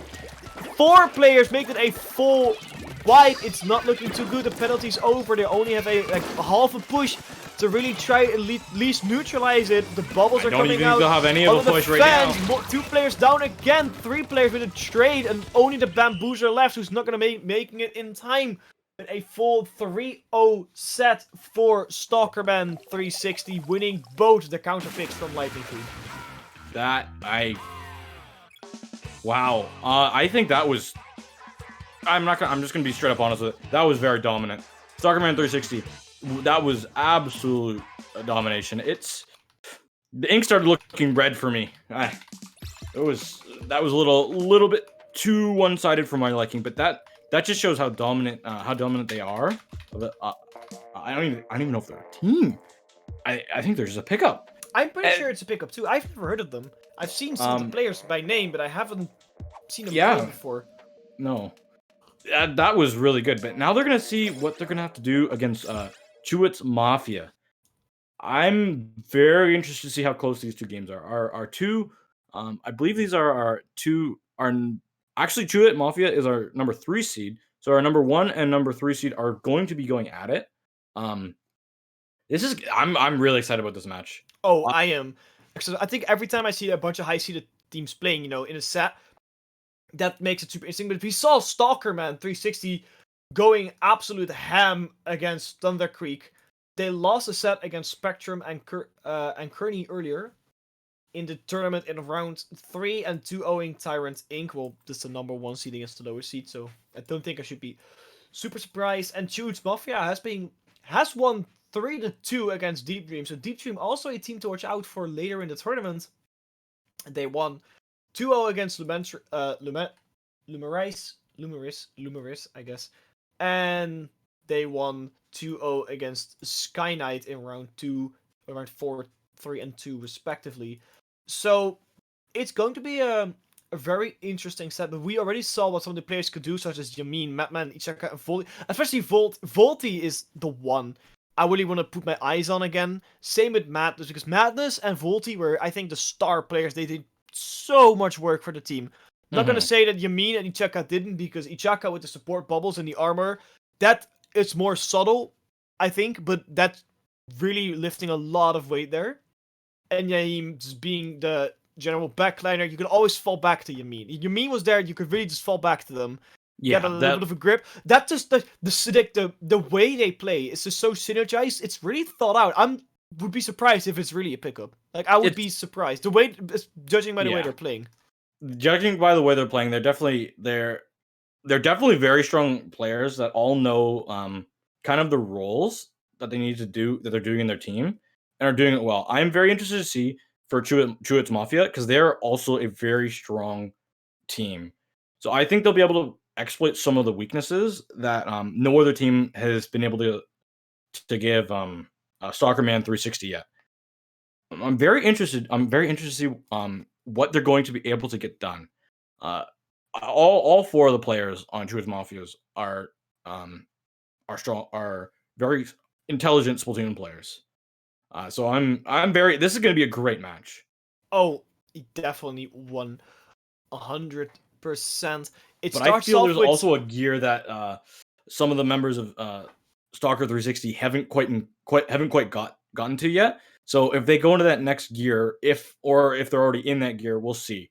Because I've seen Madness be able to tear some people up, and I think this could be interesting. I think everyone from Soccerman can really tear people up. And I kind of want to see, because we're going to start right now on Splatzone's England Art Academy. So, Genie, because you know more about the game and players than I generally do, what do you think are weapons we're really going to see for both of these teams? I believe Sport plays a lot of roller and Volti also plays roller. So are we going to see like two rollers against each other? Or is it more going to be 52 gal? What do you think?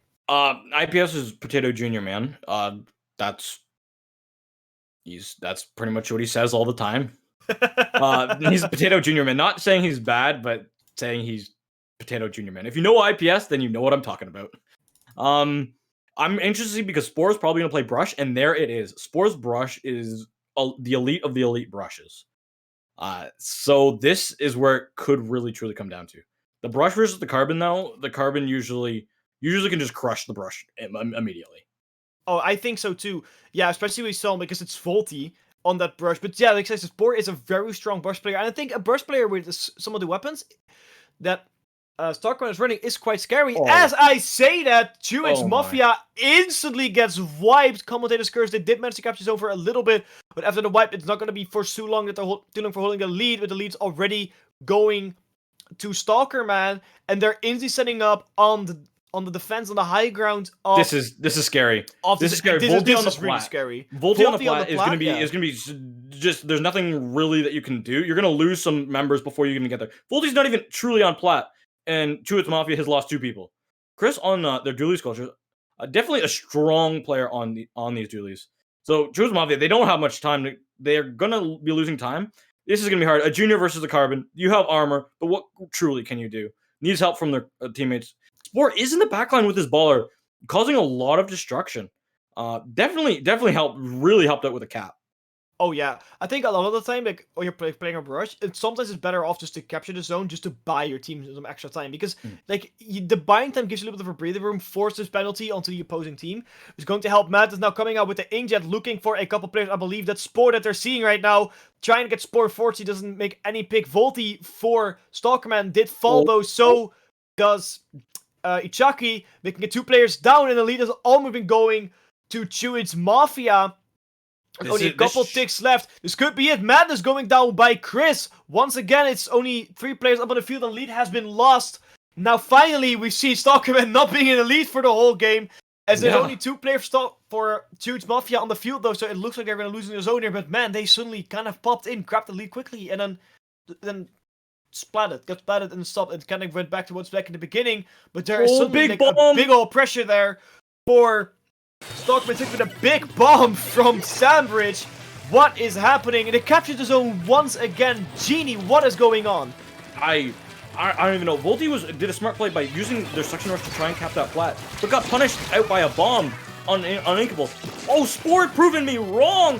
Rush is gonna say, "Oh, you're a Carbon. You think you can crush me? I'm gonna crush you first." The amount of finger mashing that Sport just had to go through. My man's gonna have a broken finger in 3 days. Maybe he has a robot finger at this point. He's got a robo finger. I am a believer he has like a robot finger to go on that button right there, because the amount of button presses he does at the same time is ridiculous. It looks like the penalty for Chewits Mafia has almost been gone. It has been gone with only 10 ticks left. Only 10 ticks left. They have to go in fast right now. Stalkerman to 60. They managed to neutralize the zone. Is it going to be enough? Can they fully capture the zone? It looks like they cannot with 2 players down. The zone is in the hands of Chewits Mafia once again with a couple ticks left. It looks like game 1. And a pretty long match compared to the last couple games we've seen is going to Chewits Mafia. But I have to say that game was pretty damn close. That game was really close. One thing that we didn't really get to truly see is when Chewits Mafia was being held onto their own plat, and Volti was going, kind of going crazy. We didn't see Spore. Spore must have taken the top left path on this map, which can drop you into like an area. There's like a little lower area close to some water and a tree. And if you can get a brush, if a Hydra's sitting on top of that top mid, and you can get a brush, it just runs on below that tower. The Hydra has to physically drop down to where the brush can hit it, hit the Hydra and take it out, splat it. And the brush is completely safe unless the Hydra physically jumps down and puts themselves in danger. So I believe there was something behind the scenes that we weren't quite able to see because we were too busy watching Volty pop off and Spore just going in the back, and really causing a lot of good destruction with that brush. So that's really a big first prop too. by Spore to like, hey, get their team like, oh, we're also getting pushed back here. To say, hey, we're still in this game. We're not done yet. And from then on, it was just mad carnage, bombs from either side, which is what a Dually Sculptures has a splat bomb, the soda slosher. I forgot I was gonna call it slosher deco, but no, the soda slosher also has a splat bomb, and the junior is famous, and so is Potato Man for the double bomb junior. It has a little bit bigger ink tank than every other weapon in the game, so it can use it can use the double splat bomb, 2 splat bombs, and still have some ink in the tank to spare. I still don't which like is that. very, very strong. Yeah, that is ridiculous. Also, the fact of how much it paints. It just gets armor so ridiculously fast. So, Junior, especially for IPS, is kind of a must pick. I think sometimes it's a must pick, but it looks like Stalkerman does not care about the Junior as their armor pick is a 96 Gal. But we're going to get a bunch of range. It's the one thing I really like to see. Volty going down early, though. Spore trying to get another pick on Madness when the 14 Madness was there and noticed him in time and stopped him. In Chaka on the zone right now, trying to get a couple splats there. Armor for Stalkerman 60 is out. The zone has to neutralize. Stingray coming out to try and get some more of those splats. It looks like IPS with the Junior has gone down. Volty trying to set up, going back in, looking at the Slosher, but being marked by missiles and by a point sensor. I don't really think that's the right moment to go in. We just swapped the Spore, and they suddenly got splatted. Madness on that zone there, getting a nice splat on Savage, looking for the Dually Sculptures. The Dually Sculptures being able to back up in time, but it still took a lot of damage as the penalty for Stalkerman is going away, and the timer is going to tick down again. Spore, this is sad. The Jet Sculpture is known for having a slow fire rate, and the brush is the most mobile weapon in the entire game. Just dancing around all those shots, able to help get one down, but going down. Yaman's gotta watch out these missiles. Missiles are so good at stopping Stingray. You have to, when you're not shooting the Stingray, you're not doing any damage with the Stingray. And when you get missiled, you have to move up or you're going to get splatted.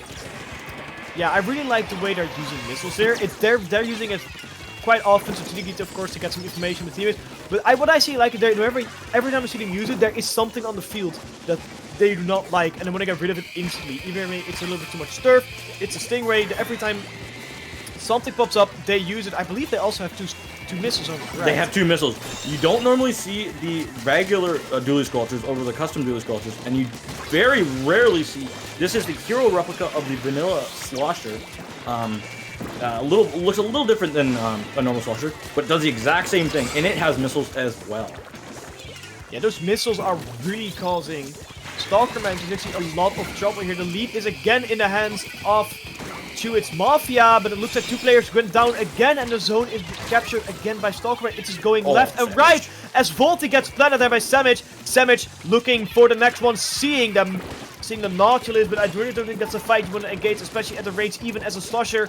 Missiles coming out, trying to get a little bit of extra turn on the zone as it is again in the hands of Stalkerman. The lead has not been taken though by a single point. It has been recaptured and the lead has been lost.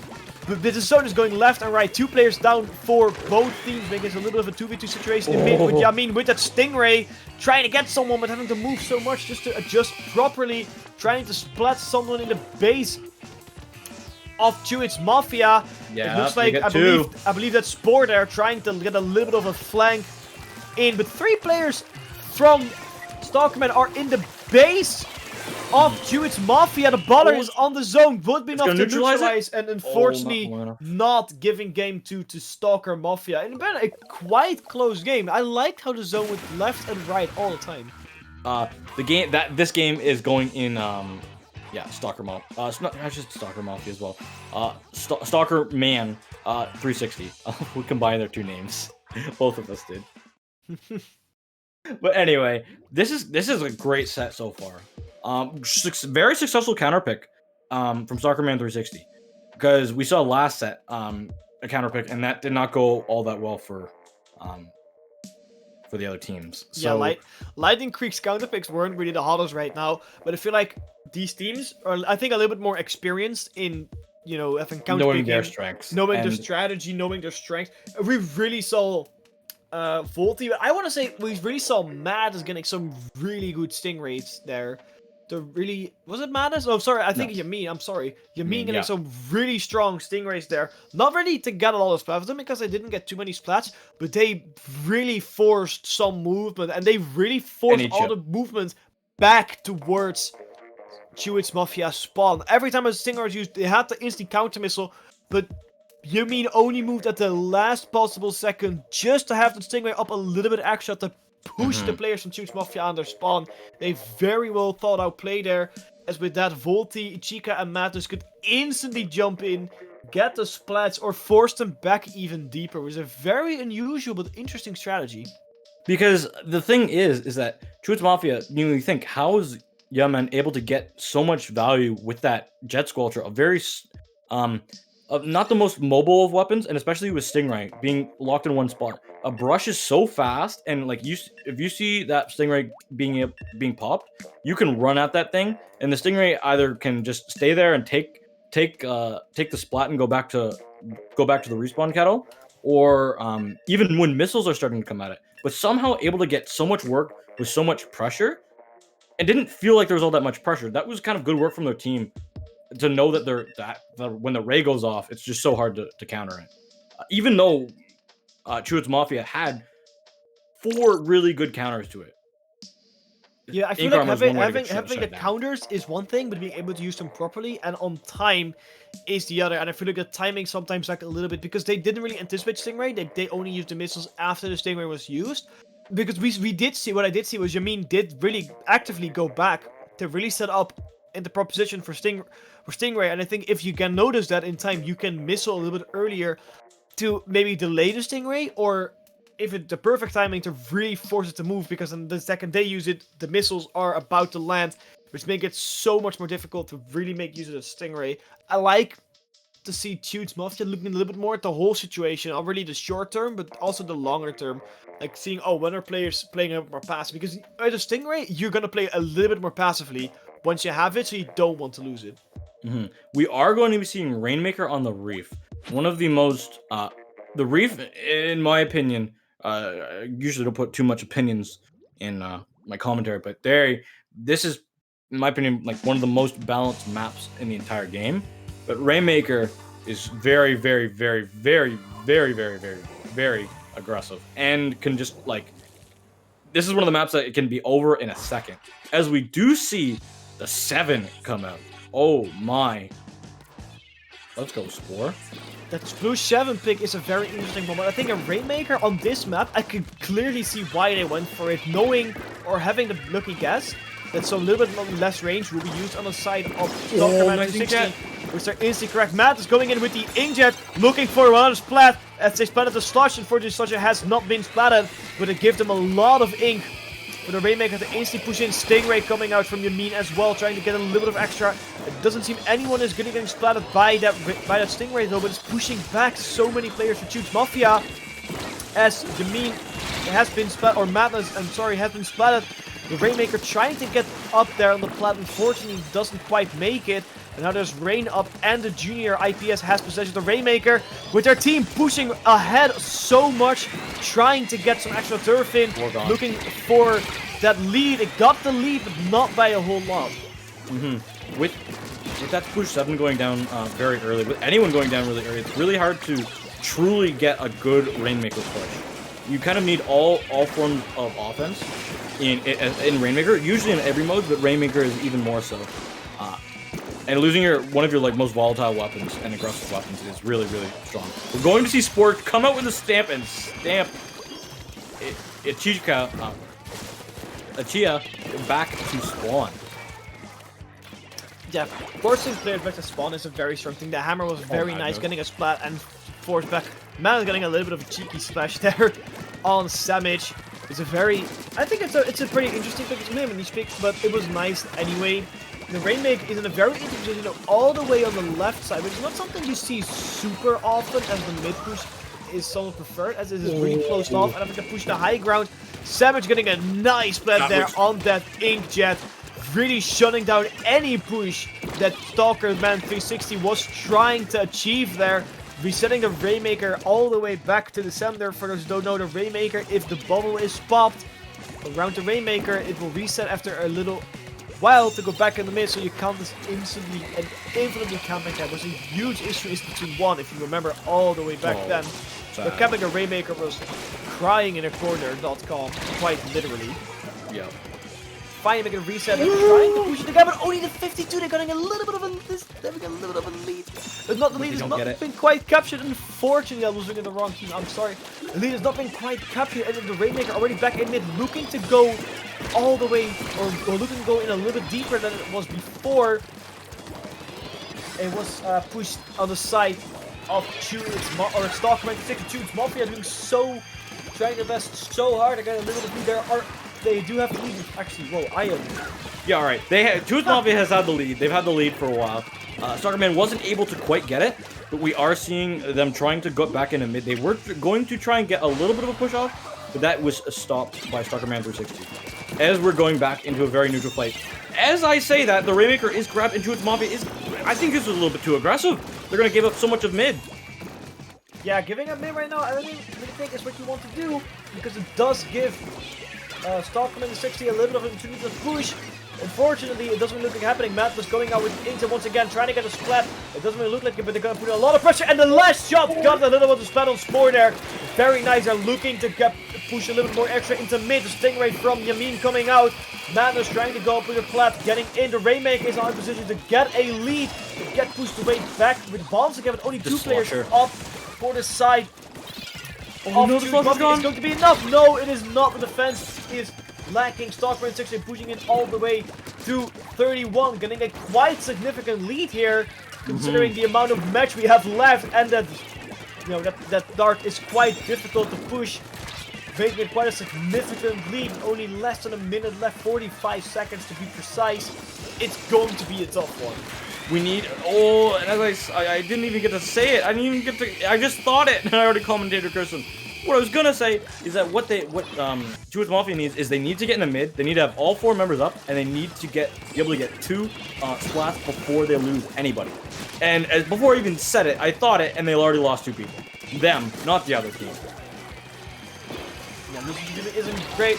We do have the lead. We do have the lead to Stalker 96. We don't mess it up now. It's 3-4-1 on the field. Chris grabbing a Rainmaker. It looks like a lot of pushing is being done by Sport. Again, a Sport unfortunately gets splatted. That's gonna be a big one, because that push is gonna be almost necessary. Stingray coming out, getting a spot on Chris, and the Rainmaker going game 3, also in the hands of Stalker 60, with a very nice push there at the end, and a very nice defense there as well. Good played by both teams though, as it was again a very close match. Sandwich is doing so much work on that slosher, on that defense, for Truth Mafia. As soon as the slosher went down, you saw the lead instantly go from Stalker Man being in the right at that 50 mark, and they instantly pushed it to 39. That slosher, it's just able to keep lobbing ink into a general area, and if the Rainmaker has to go on a specific block if they want to go fast, or go on a ramp which is also in range of the slosher, which is also not very wide, which a slosher can also take you out on.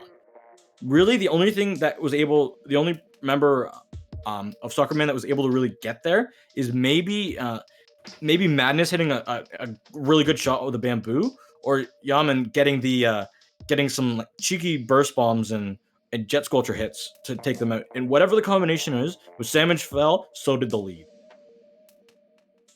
Yeah, that slosher, like you said, the slosher was really the necessary key to survival and victory there. And well, they had to take a lot. Like, Stalker Man obviously knew that was the problem, and Stalker Man kind of really put everything plus more onto that slosher just to take it out, which was a there was the better decision there, because they did manage to get shot, and then you saw that's taken out, and it just teleported to it. It's like poof, poof, and it is a 31. And you know, especially so late in the game, that's such a huge like mental hit for you, because that's still not a take in. Like, oh, we're in a small but a good lead, super holdable, and then as you go back to 31, make it so incredibly difficult. And what we really saw, which I give Stockholm credit for, their switch from offense to defense is so rapid. They can swap instantly, like in a moment's notice, from being super offensive to really pulling back and building up the wall, like we saw against Lightning Creek, which may give Chewy's Mafia a little bit of trouble. Chewy's Mafia did choose Splat Zones on Surgeon Shipyard as their next counter pick. It is a best of 5, so they have to win this one to pull game 5. If not, they are also going down in the losers bracket. But I think Splat Zone Surgeon Shipyard might be a very, very good map for them. I'm interested because you've seen Yaman be able to play this Hydra, and Hydra is a weapon that's, if you don't really have a charger or a truly good way at knocking it off, there's a ledge. There's Surgeon Shipyard has a main arching bridge in the very middle, and there's 2 on either side. There's a tower with some nice grading that a Spotling can run across. So I'll be very interested in to see what Chewy's Mafia's plan is on this map, because a Hydra can just instantly lock you out. Even with the Gootuber, which is very good at, it's known for being able to swim up walls for so long, holding its charge and releasing that charge whenever it wants to, and wherever it sees in its line of sight, it can be able to send back to spawn via splatting. So I'm very interested. I'm a little worried for Chewy's Mafia. Oh, I'm so too, because we also saw them not even only on the Gootuber, we also saw them on the Nautilus. And the Nautilus map can also be quite scary for the exact same reason. They can just charge up and then suddenly unleash a bunch of ink onto the ground, which make it a little bit more scary. Let's see what they're gonna run though. They're going for the Gootuber and a double H3 composition, as Sport is going back to the ink brush. And looking like I just have some the TOs in the chat coming in. No one read the rules. We're not, so if you're on counterpicking, as this is counterpicking, if you win Splat Zones, you are no longer allowed to counterpick that vote. Chewy's Mafia won Splat Zones first game. The counterpick from 360, Stalkerman 360, they won Splat Zones as well, meaning that we're not really supposed to see any Splat Zones games. Yet we're watching Splat Zones right now. Right now, I'm just gonna say it, we're seeing a thing called a drip pick, and what a drip pick is a picture of you in the middle of the game, and you post it on Twitter and show your friends like how I played in the game. Congratulations. So right now we are seeing this drip pick. As the timer goes down, don't forget, please tag me on Twitter. Tag Dapple Production. That is just rude. You do not want to get a splat. Good job, Chris. Nice Chris clip. ruined everything. Everyone just ruined everything. Make sure to tag Dapple Productions. That would be great. Everything is good when you post that picture on Twitter. But yeah, we'll be seeing a different map. We'll be seeing, hopefully, not even that, but we're gonna see a different game mode. True. So, very, very true. We will not be going to Rainmaker. Actually, no, we can go back to Rainmaker because that counter pick was lost on the side. We can't go to Rainmaker, we can't go to Clownless, and we can't go to Tower Control. So they have 3 whole game modes. And maybe if they look at the TOs really nicely, we can maybe even go to Turf War. Salmon Run? That would take I think that would be taking too long. Because then we have to also the fact that you can only have 4 people in it, and it's like a you versus. It's a but you versus. you can record. Yeah. Like you can record who does better.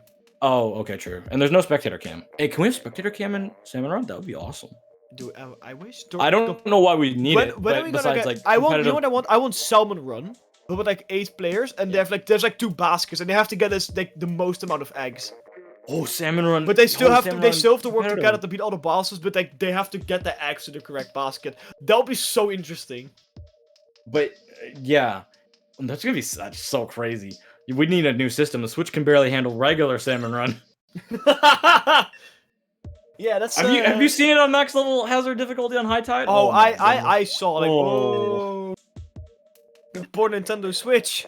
We do I mean, we I ca- do I be mean- a I mean- we do be a slideshow though. It do be a slideshow. I mean, the question is though, is it a better experience than Cyberpunk 2077 on the base PS4? That's always Okay, I don't think we can go that far there, but I've never played Cyberpunk, and I really enjoy Splatoon, but it is kind of funny that you brought that up. But we do see Clamblitz Wahoo. Now that we're back into the true action, we have the right counter picks. Cloudless Wahoo World. I'm just gonna say one thing: Brush and Clamblitz are really good, and Wahoo World has this macaroni elbow thingy, located closer to where the enemy's basket is, or the basket, which is really nice and protected. And if you have a fast weapon that can like paint really quickly and get behind the opposing team super quickly, you can super jump to your teammates with the power clam, and they'll be able to like get a power clam in very quickly. And a brush is super good at doing it, and we've seen Spore already on this brush, so I think it's a good counter pick. I think so too. Clamblitz, has been. We haven't seen so many Clamblitz. I still think a lot of teams hate Clamblitz for some reason. I don't understand. It takes a lot of good teamwork. It takes a and it's lot. like- I think Splatoon in general. It's kind of, you need to be very, almost a little bit, like have a lot of ego in yourself, to put it in a nice way. You have to have your team needs to have a lot of ego that they, like, yeah, we work better as a team together. We're better together. And that's kind of what Clamblitz comes down to. Yeah, but look at the compositions we're running right now. It really makes it seem like it is going to be the better composition. We see the brush going down quite though, but we see a very fast composition coming out from Jude's Mafia. But what I'm more interested in is the composition from Stalker, because it looks a lot slower, more range, more massive. Volty gets only IPS and 40 getting splattered by Spore, I believe. Spore being having a little bit of a fight with the bamboozler and gets splattered. Unfortunately, or that's a Gootuber. Oh man, I'm always so confused. There's a Gootuber and a Bamboo. They have very similar ranges and have the exact same. When you look at them, they both have a glowing laser, and they both can kind of eliminate you and send you back to spawn via splatting explosion, mystical colors of ink. Wow, the knowledge. It looks like Stalkerman got a quite significant push there to 47. Which is pretty big. I think anything over 20 is what you, or anything like that's more than like 2 power clams is really what you want to aim for as your first push, because that's your only free push. Every other is going to have half the push as penalty.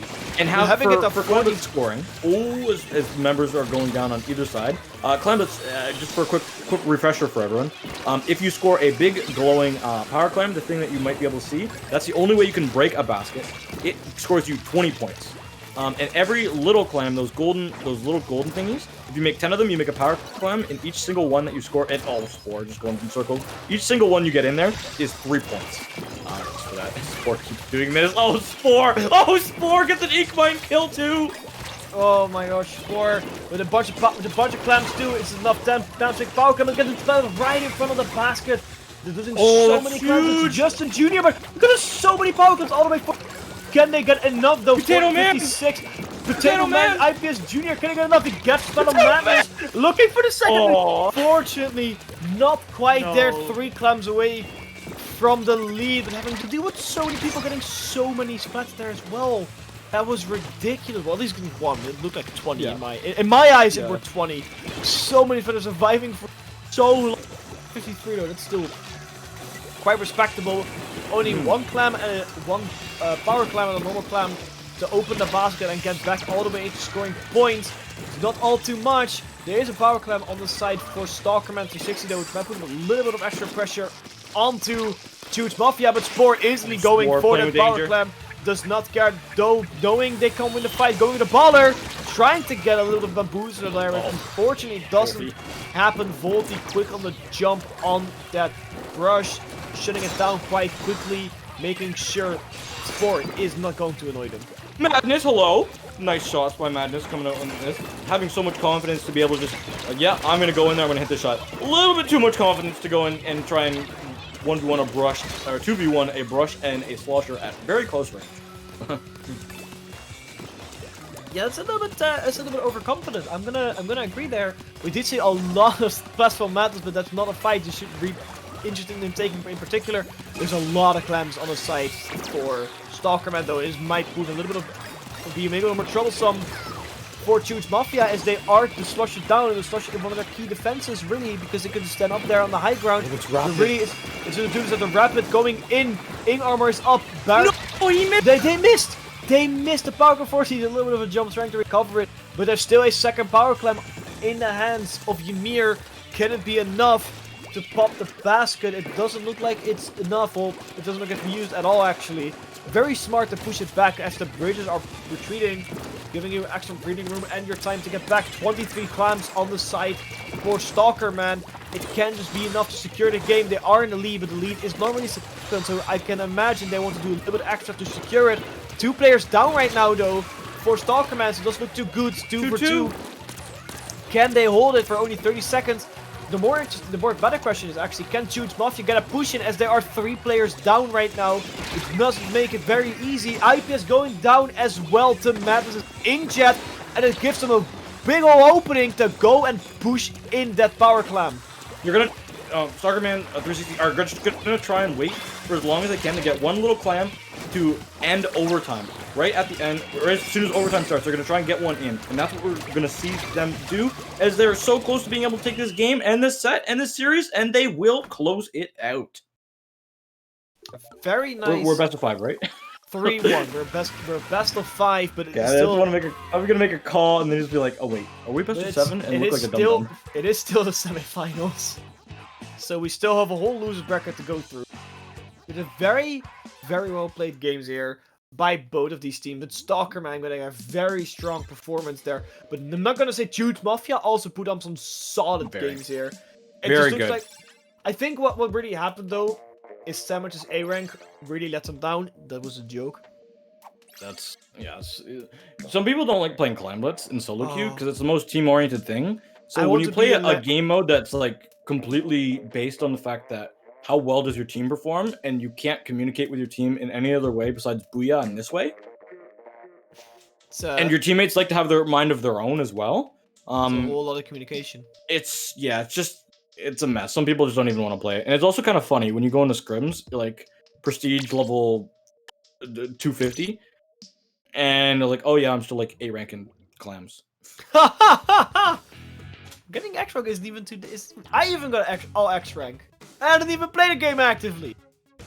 Hey, there's been too many times in solo queue where I play Clamblets and it ends 80 to 100. 80 is how many points you have if you score 1 power climb in the entire game, and 100 is if your team doesn't get scored on once. 80 to 100. I had a couple games. I had a couple games which.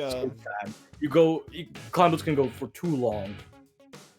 I actually had a couple games in solo queue and one in squads, which it took so long for any team to even score a point that the game ended in 99-0 or 99-100. That happened to me in my 3rd ever Clamblets game. I was just sitting there like how? C-. How did no one? No, that was an X rank. It just Wow. It was, I don't understand. I genuinely understand. I was like so equally matched on the fighting, or nobody wanted to push. Because maybe I had the game where everyone has the mindset, oh, someone else will do. And then no one ended up pushing. But I'm here. We are going to be going to a quick break before we head over down into the losers bracket to see what goes on there. Chuits Mafia will be down there. Stalkerman 360s waiting in Grands. Catch us back after the break.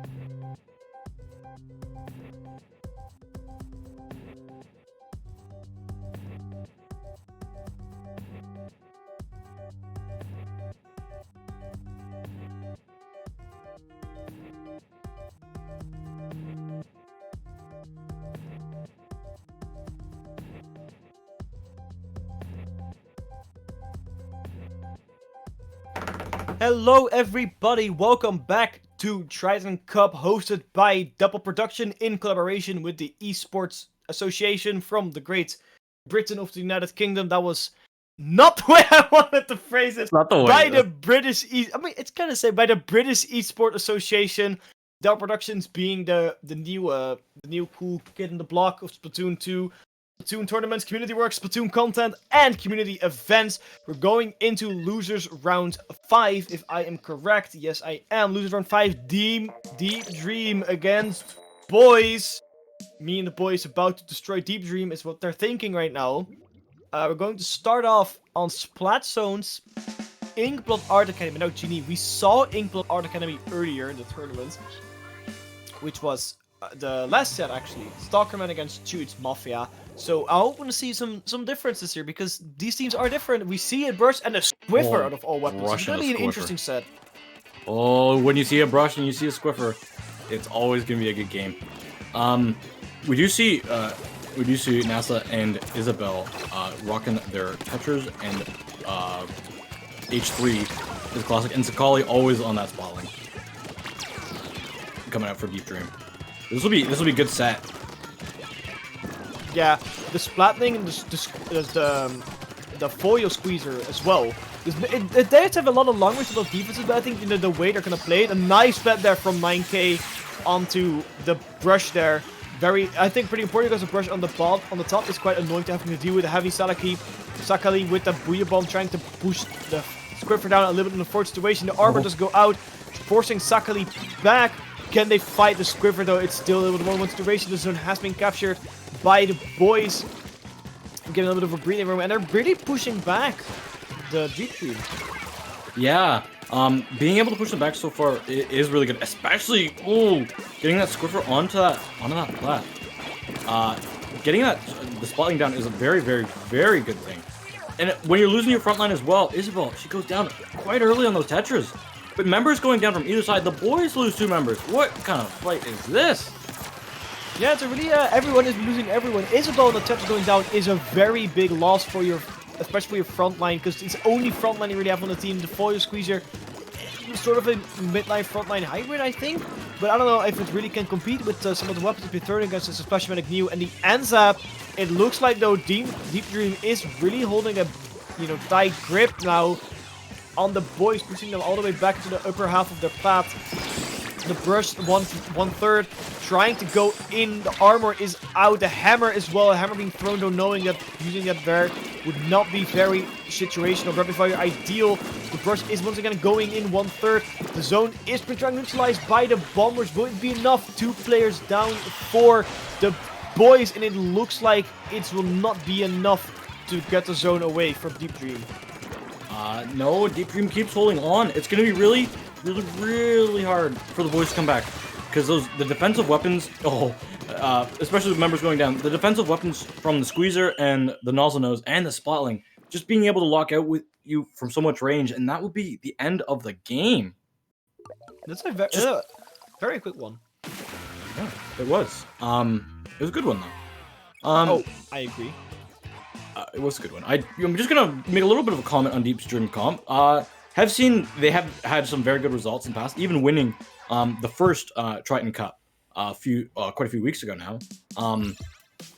They have been able to establish themselves with this comp, which I'm very interested in, and it really worked on Inkblot because the Squeezer and the Nozzle Nose are midline to long range weapons, and the Splatling is definitely a long range weapon. And having Isabel on those Tetris as she just skates around and just does those 4 dodge rolls and kind of slides across the ink really quickly. While everyone's watching that, those long range weapons are able to help Isabel so much just by getting little chips of damage and even doing lots of chips of damage when all 3 of them are looking at supporting Isabel, and just doing so, able to create some nice lockouts, especially on a brush comp like the one that the boys were running. Yeah, I agree. Isabel was super ice skating against the map, and I really feel like Isabel didn't get too many splats, but Isabel really dragged the attention away from what the boys really wanted to achieve, because every time they wanted to do something, Isabel was in the way. Just kind of just ice skate around there. They really emphasized that the Squeezer pick with the bubbles was nice. We see one bubble being used in a very nice and coordinated fashion. The boys, I feel like after the first push they had, they really were locked out. And what I was noticing is they kind of were trying to do too many things on their own. There wasn't really the big ol' coordination that we saw from Deep Dream, because Deep Dream was not in the best position early on in the game, but they quickly grabbed it around as they saw the tiny little opening from the boys. But the boys didn't really seem to find one. No, it's one thing with those Tetris. Another thing to mention is when you can open up your map at any point in time in the game, you can jump to one of your teammates or spawn. So with having a Splatling, which likes to play in a certain specific areas and just to be more safe and have range, if Isabel goes down, she'll be back really quickly, especially by super jumping and closing all that distance normally that you have to swim and run across to get back in the mid, when she can just run back, super jump with her teammates, and when she lands, because she has a stealth jump, they don't see her landing. There's no circle that says, hey, I'm landing here, that you can really see from a far distance. And if you do see it, she's got dodge rolls, so as soon as she lands, she just skates away from whatever you're trying to do. For days. Yeah. It's just 4 rolls, and then you're in the bad position of her. It looks like the counter pick from the boys is tower control on Starfish main stage, and I don't know how I really feel about that. As someone that looks to Sakali as a Splatling player for being one of the premier ones in EU, I've always look to Sakali for what's Sakali doing here? There's a few other Splatling players in EU that are also really good, but knowing that this map is a really good Splatling map, I'm worried for the boys. I hope they have a charger player, a longer range charger player, because I know Sakali loves to play his Splatlings. Yeah, I was about to say something similar. It's super difficult to find against a Splatling there.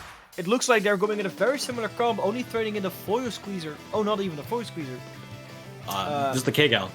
Yeah, it's on a Kenzagel coming in. Did Darius win it? I don't know. But the Kenzagel... Anyway. The Kenzagel might be quite annoying. They're waiting for a little bit of a flank, trying to get Sakali on the tower, pushing it early on so they can get a couple splats there. Counter push is my guess. Yeti going with a big old flank with the ends up looking for Sakali. Will it be enough? No, Yeti getting splattered by Sakali quite quickly. Sakali is looking for those flanks always. Trying to go in on the tower when there's still a full team or half a team fighting. But unfortunately, a late wipe. On the side of Deep Dream. I was about to say the boys, but no, the boys kind of slaughtered Deep Dream there. Late wipe on Deep Dream. The Booyah Bomb coming out, and this might be a little bit of an opening push I'm looking for. And, can Sakali go back in time and set up properly? Because, this is going to be a little bit difficult. it is going to be difficult, especially with their Tower Rider going down in that Squiffer. Kind of hard when the Squiffer gets run at by two different members. You can only, if they're not standing directly beside each, like in the same line of each other, you won't be able to get both of them. You have to take 2 shots. Yeah, getting both is going to be difficult. You can't technically do it if you go through it. Isabel going in, getting a single splat, going to teammate, getting technically 2 there and a nice assist. The tower in the hands of going on the checkpoint. If you think you don't know the checkpoints, the tower control, so that the tower stop. Still countdown point, you have to stop at a position. It's a little bit easier to retake the tower as your opposing team. And if you only get half a checkpoint done, you have to wait the whole checkpoint, which I always say, half a checkpoint is no checkpoint. This is what it sometimes feel like. It really looks like that Deep Dream is pushing hard in. They got it at 43, but then they stopped. The boys finally getting on a grip, looking to pay a little bit of a mid. And Deep Dream, they're kind of dominant in this game. They're really dominant in this match. The way that they're gonna, I don't really know how the boys are gonna, well, that's one way to get rid of the Splatling, because the Splatling can hold such defensive positions on this map, it's gonna be so hard to get in. And which is about going through your backline and being able to help get set up for a team triple. I really have no answers for you. Because I just say play the same thing. Yeah, definitely just play the same thing. The problem I think with the boys here right now is just they're being too locked out by range. They're not being able to fight against the plats and the high positions that Deep Dream can take on the higher ranges. They does mean that they can try to go in down 9k looking for the spot there of the brush. The brush has been spotted by, I believe, Sakali. Now Alo going down as well, and this is a 3 down situation for the boy with only 1 player down for Deep Dream. So again, any push they had has been stopped. A late wipe now. And this is looking so difficult here. Deep Dream being so fierce. They're already on the tower trying to push it a little bit more forward just to gain a couple extra points. They did manage to get the first and half the second checkpoint. All the bubbles. They're going in the bubbles from 9k, going in, trying to get a splat onto, I believe this that is is their push. The ends of the push is going in. A full wipe though for the boys on Deep Dream isn't going to be enough to secure the lead here. This is definitely gonna be able to hopefully get through the first checkpoint. I'm not 100% sure. This is Deep Dream still in a very, very, very strong spot. Yeah, Deep Dream is in a good spot. So are the boys. The boys are getting a lot of extra splats over Deep Dream. It looks like the first checkpoint has finally been taken. The Booyah Bomb does go on the tower. Yeti being kind of stuck. Does manage to make out of the Booyah Bomb, getting back on the tower on time. Just they can, but only for a single point. The lead has still not been taken, but it's so close. Exactly being splattered by the Squiffer, but the Squiffer unfortunately being splattered by basically the rest of the team there. And it looks like that push is finally dead, but that was quite close. The boys did a really good job. Getting that first checkpoint is good, especially since Deep Dream does not really have anything onto that second checkpoint.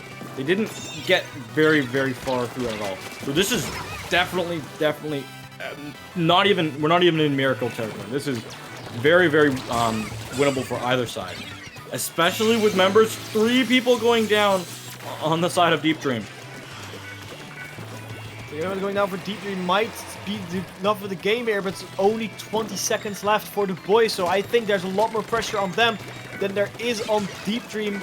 Deep Dream is the whole match. Yeti now being attacked by the foil squeezer, with the squeeze being splattered. So are 2 players for the boys. Make that 3. It's just a Squiffer left, and I don't think a Sloan Squiffer is going to be enough to hold the tower, as it has been riding onto mid on Deep Dream's hands. And Deep Dream takes game 2, and I believe this set. Unless it's a best of 5. Is it best of 5? I don't know. No, this is actually is best of 5.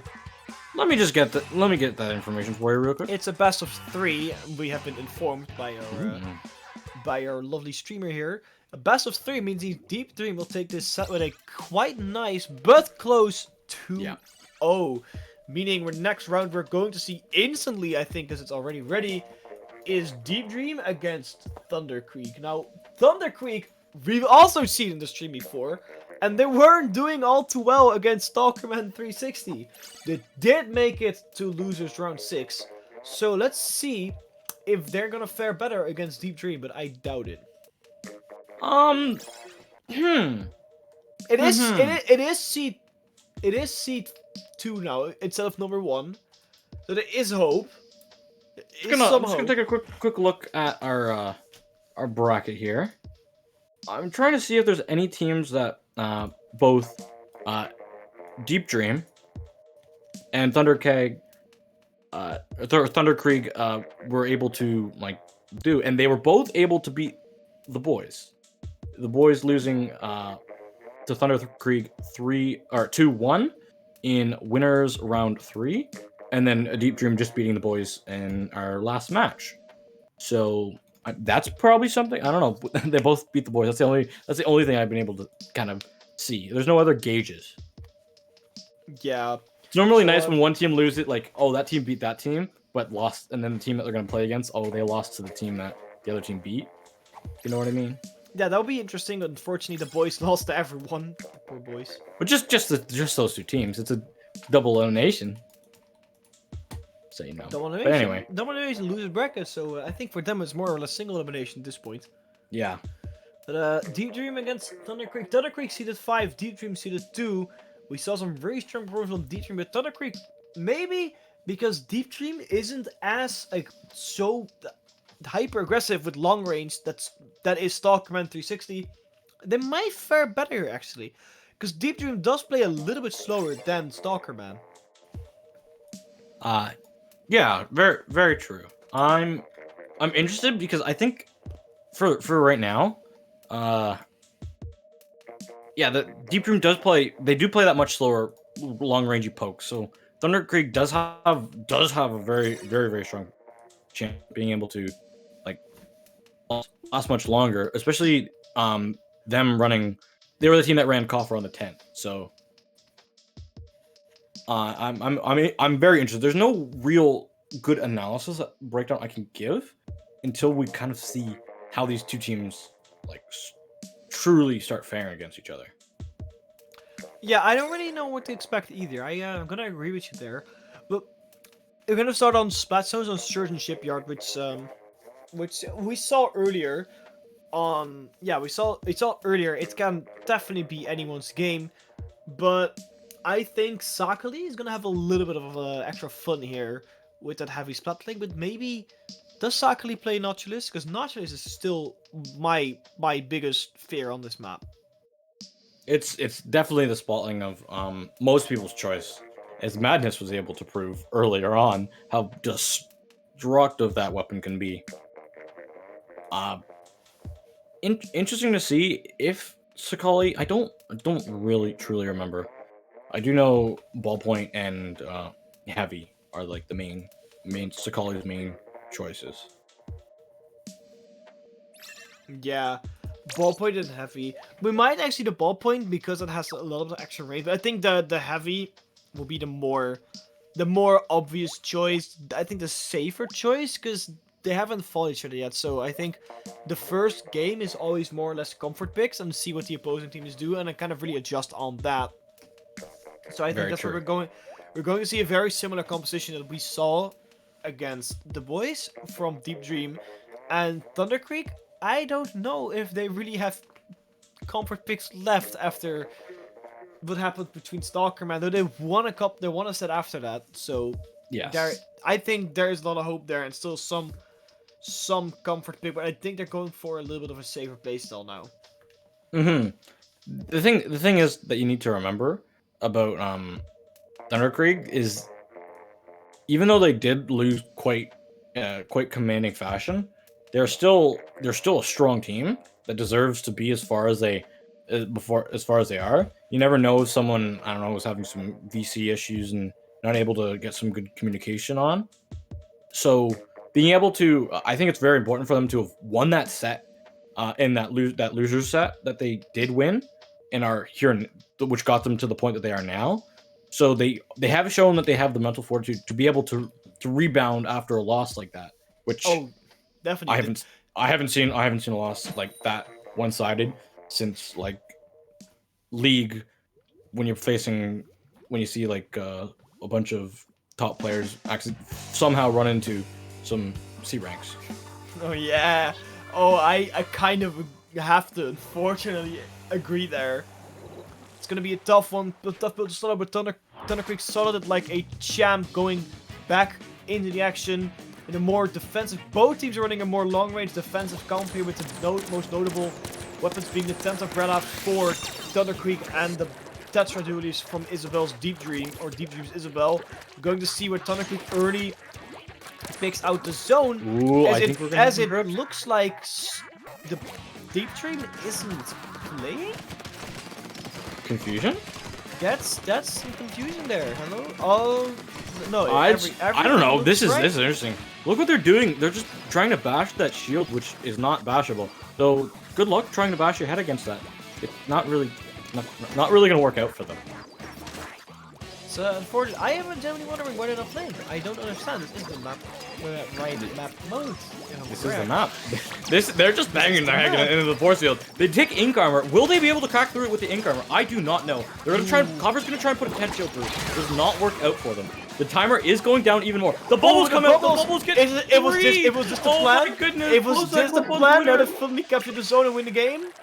I would not be surprised. Because they're gonna reset anyway. Tyson and chat let them in. Oh, I agree. Should have just opened the door and have some party. But I am wondering what happened. Isa went food. That's Isabel went to grab food, as I have been told by our lovely TOs.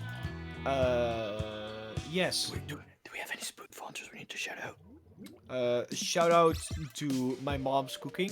Yo, can I come? My mom's cooking. You're welcome any day. My mom's cooking is great. She makes the best soup, and the best Dutch meals. It was great. So shout out to my mom. Shout out to Alice's kitchen microwave skills. Oh, The best microwave store meals. skills. The best store meals ready. You just outed Alice from microwaves. I just did that. I definitely did that. Now we are going into our proper game 1 of Deep Dream against Thunder Creek, round 6 losers semi-finals of Triton Cup, with a prize pool of a big ol' $50. Triton Cup being hosted by Dapple Productions in association with the British Esports Association. This time I said it right. Let the first game commence. I'm interested. Is Isabel still hungry enough to win this set? That's the real question. I'm hungry. Oh, I would love to get some extra food, but I already had my dinner. It looks like this game is going a little bit slower than the first game, obviously, as the Umbrella shield does go down. Same as Special Pro for Thunder Creek, giving Deep Dream an easy push, but Isabel getting splattered right there by the bamboozler for Thunder Creek, who is looking for that second pick. Doesn't really seem to find anyone. The missiles are ready. He's going to use it and try to push in with their team. Strong missiles. Has to watch out for that section bomb that's sitting on the top of the spinner. And this Booyah bomb barely makes it out alive. They are going to try and help their teammates to take out 9K on the Squeezer, who is also stacked up with Sakali. They do settle for the zone, though. That is, I don't know, that's fair trade. It's fair trade indeed. The zone finally being in the hands, and it looks like they can get a quite a decent lead here too, as a lot of people for Deep Dream are respawning. It's a 2-for-1. The second spot on Deep Dream might be nice. It's going to be enough though. 69 against 63. Bubbles on the zone. Will it cap it for Deep Dream? It does look like it will not. Giving the lead to Thunder Creek. Very nice retake there on the zone, keeping it neutralized and then retaking even through bubbles. Very impressive plays by everyone. It looks like Deep Dream did finally manage to recap that zone. How can they hold long enough? The penalty is not too big, only 15 ticks, but it's again neutralized. It gets neutralized so quickly by Thunder Creek. It can be neutralized. You just said it. It can be neutralized extremely quickly. As a lead, looks like we're going to be having a lead swap, and we are. Calling on the spot, just making people run away from them. They're kind of funny to watch. That's funny indeed. They've got a kind of different lead here now, Deep Dream. And it looks like they're not something anytime soon, though. That said that, commentators curse the loser player into the suction bomb rush coming out. Or, well, the suction bombs are coming out. The Booyah bomb as well getting back into the zone. But that's quite a decent penalty they have to work through. And I don't know how much they can, if they can keep it. Dutch for Pro looking to get on the upper side in the middle of the high ground on the snipe, trying to get a couple picks there on Isabel, I would presume, but 2 players go down by a single splat bomb. Isabel on the zone, getting another splat, free to paint the whole zone, and just going back into holding that zone for Deep Dream. As we do see on cover screen right now, to the left, that spinning thing was a beacon. At any point in time, your teammates can super jump to it by just opening up the map. So that's just one other little interesting Splatoon tip. Use the teammates' beacons. I beg you. The beacons will save you in a ranked game. I've seen so many times where the beacons have not been used, but that's not the time for a little beacon chit-chat, as there are only 10 ticks left for Deep Dream to capture the zone, getting it a full knockout. Both Booyah Bombs are coming out into the zone. It does look like one Booyah Bomb or Bubbles get more than the other, and game 1 going to Deep Dream. That was, I liked the plays from Thunder Creek, but they're still having the same problem that they had against Stalker Man, is that they aren't synergized enough. The Deep Dream is playing so much more synergized, using the specials more together, pushing more in. Thunder Creek did get some extra energy, and they're playing a little bit more together, but it's just not quite enough. They have to get one more like push towards the synergy to really make it happen. The synergy from Deep Dream, able to, even if one of the members fall, the rest of them can make up for that and have a strong enough defense. And that's what we were seeing from them. And also the fact that they aren't just a one-trick defensive team, like if they lose zone, that's it. They can't get back in. They're able to come back and retake that zone. As Thunder Creek already has a quick counter pick, they want to be going to splat zones on Wahoo World. Gonna go have some fun on the Ferris wheel today. We're seeing a lot of splat zones today. I thought we would see the more different game modes, but I feel like today everyone wants to pick on splat zones. I think No, splat zones. That's what the community likes.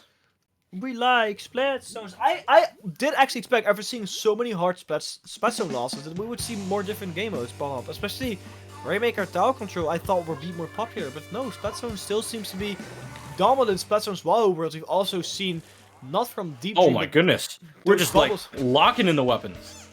Those bubbles. We see no changes. The bubbles are going to be super deadly from 9k here. The bubbles are something that Thunder Creek definitely has to watch out for.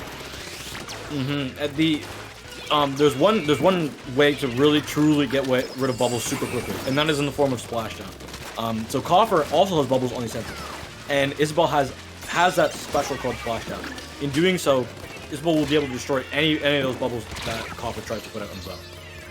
As I say that. Yeah, as you say that, Deep Dream is getting absolutely obliterated the early game here, but it's still early game. There's anything can happen, but there's gonna be some pretty decent defensive spots to hold for Thunder Creek, because the bridges in this map, it's probably the reason people like this map on this mode so much. The bridges don't go down. It's going to be super helpful. The bubbles are going to be more defensive bubbles from the tent umbrella. Is going to be enough, or is just kind of buying time? Booyah Bomb coming out on the bubbles. Tried to pop them, they did not, but getting a splat they did. Very nice. NASA also going down by the hand of the Special Pro, with only 30 ticks left. Deep Dream got kind of 360'd here. It looks like there's only 3 players up for Thunder Creek. Will it be enough? Good job, Coffer.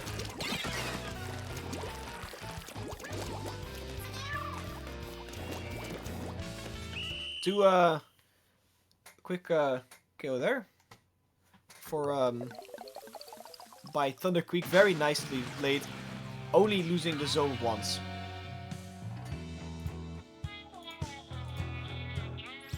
And I just looked like I was being silent to help my co-caster communicate, but it looks like my co-caster disconnected for a second. Welcome back, Genie7.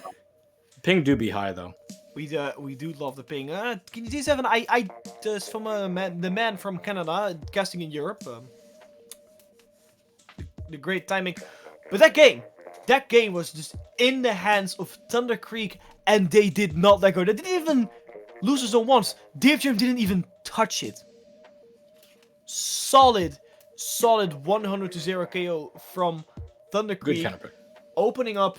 The next game has already been decided or not. I hope it's something else in splat zones. It could be splat zones, because one team wins splat zones, the other team wins splat zones, so we technically can't go back to splat zones. I forgot So about that. there is that. One thing I do want to mention before before Ping kicked me out and froze my screen. Coffer on that it's 9K tried to go in for Deep Dream, met with missiles and a Booyah Bomb. Booyah Bomb's another way to destroy bubbles, and so is missiles, but missiles aren't as useful. You kind of have to be forced into a scenario to walk into the missiles. A Booyah Bomb is a great way to force you to walk into missiles. And that's exactly what happened. 9K found themselves stuck in between missiles, a Booyah Bomb in the center of their bubbles, and that was like the second push that tried to come out, and the third push was just a mad scrambled rush, which Sakali used a Booyah Bomb. Isabel went a little bit too aggressive and tried to 4v1, and Coffer just came up and hit a really nice. As soon as you fall out of your Booyah Bomb, you become vulnerable again. Coffer knew that. Coffer knew that Sakali had to throw that Booyah Bomb to the zone and wasn't going to even look at the tent, and just came up with the tent and used the ink pellets from that just to send Sakali all the way back to spawn. Yeah, Deep Dream definitely took a little bit of a beating here that game, but now they're going to have their counter pick, and they chose to have Tau control and Jovi. A little bit of a refresh, finally. Still haven't seen. Yeah, I think I've seen Tau control in a little bit. It feels like so long because all the Splatoon games, but Tau control and Jovi games, both teams do show a little bit more passive defensive playstyle with a longer range weapon, but the interesting one is swapping out the Tent Umbrella for the Kenza weapon. We also see NASA pulling out the NZAP to have a little bit more mobility over the nozzle nose.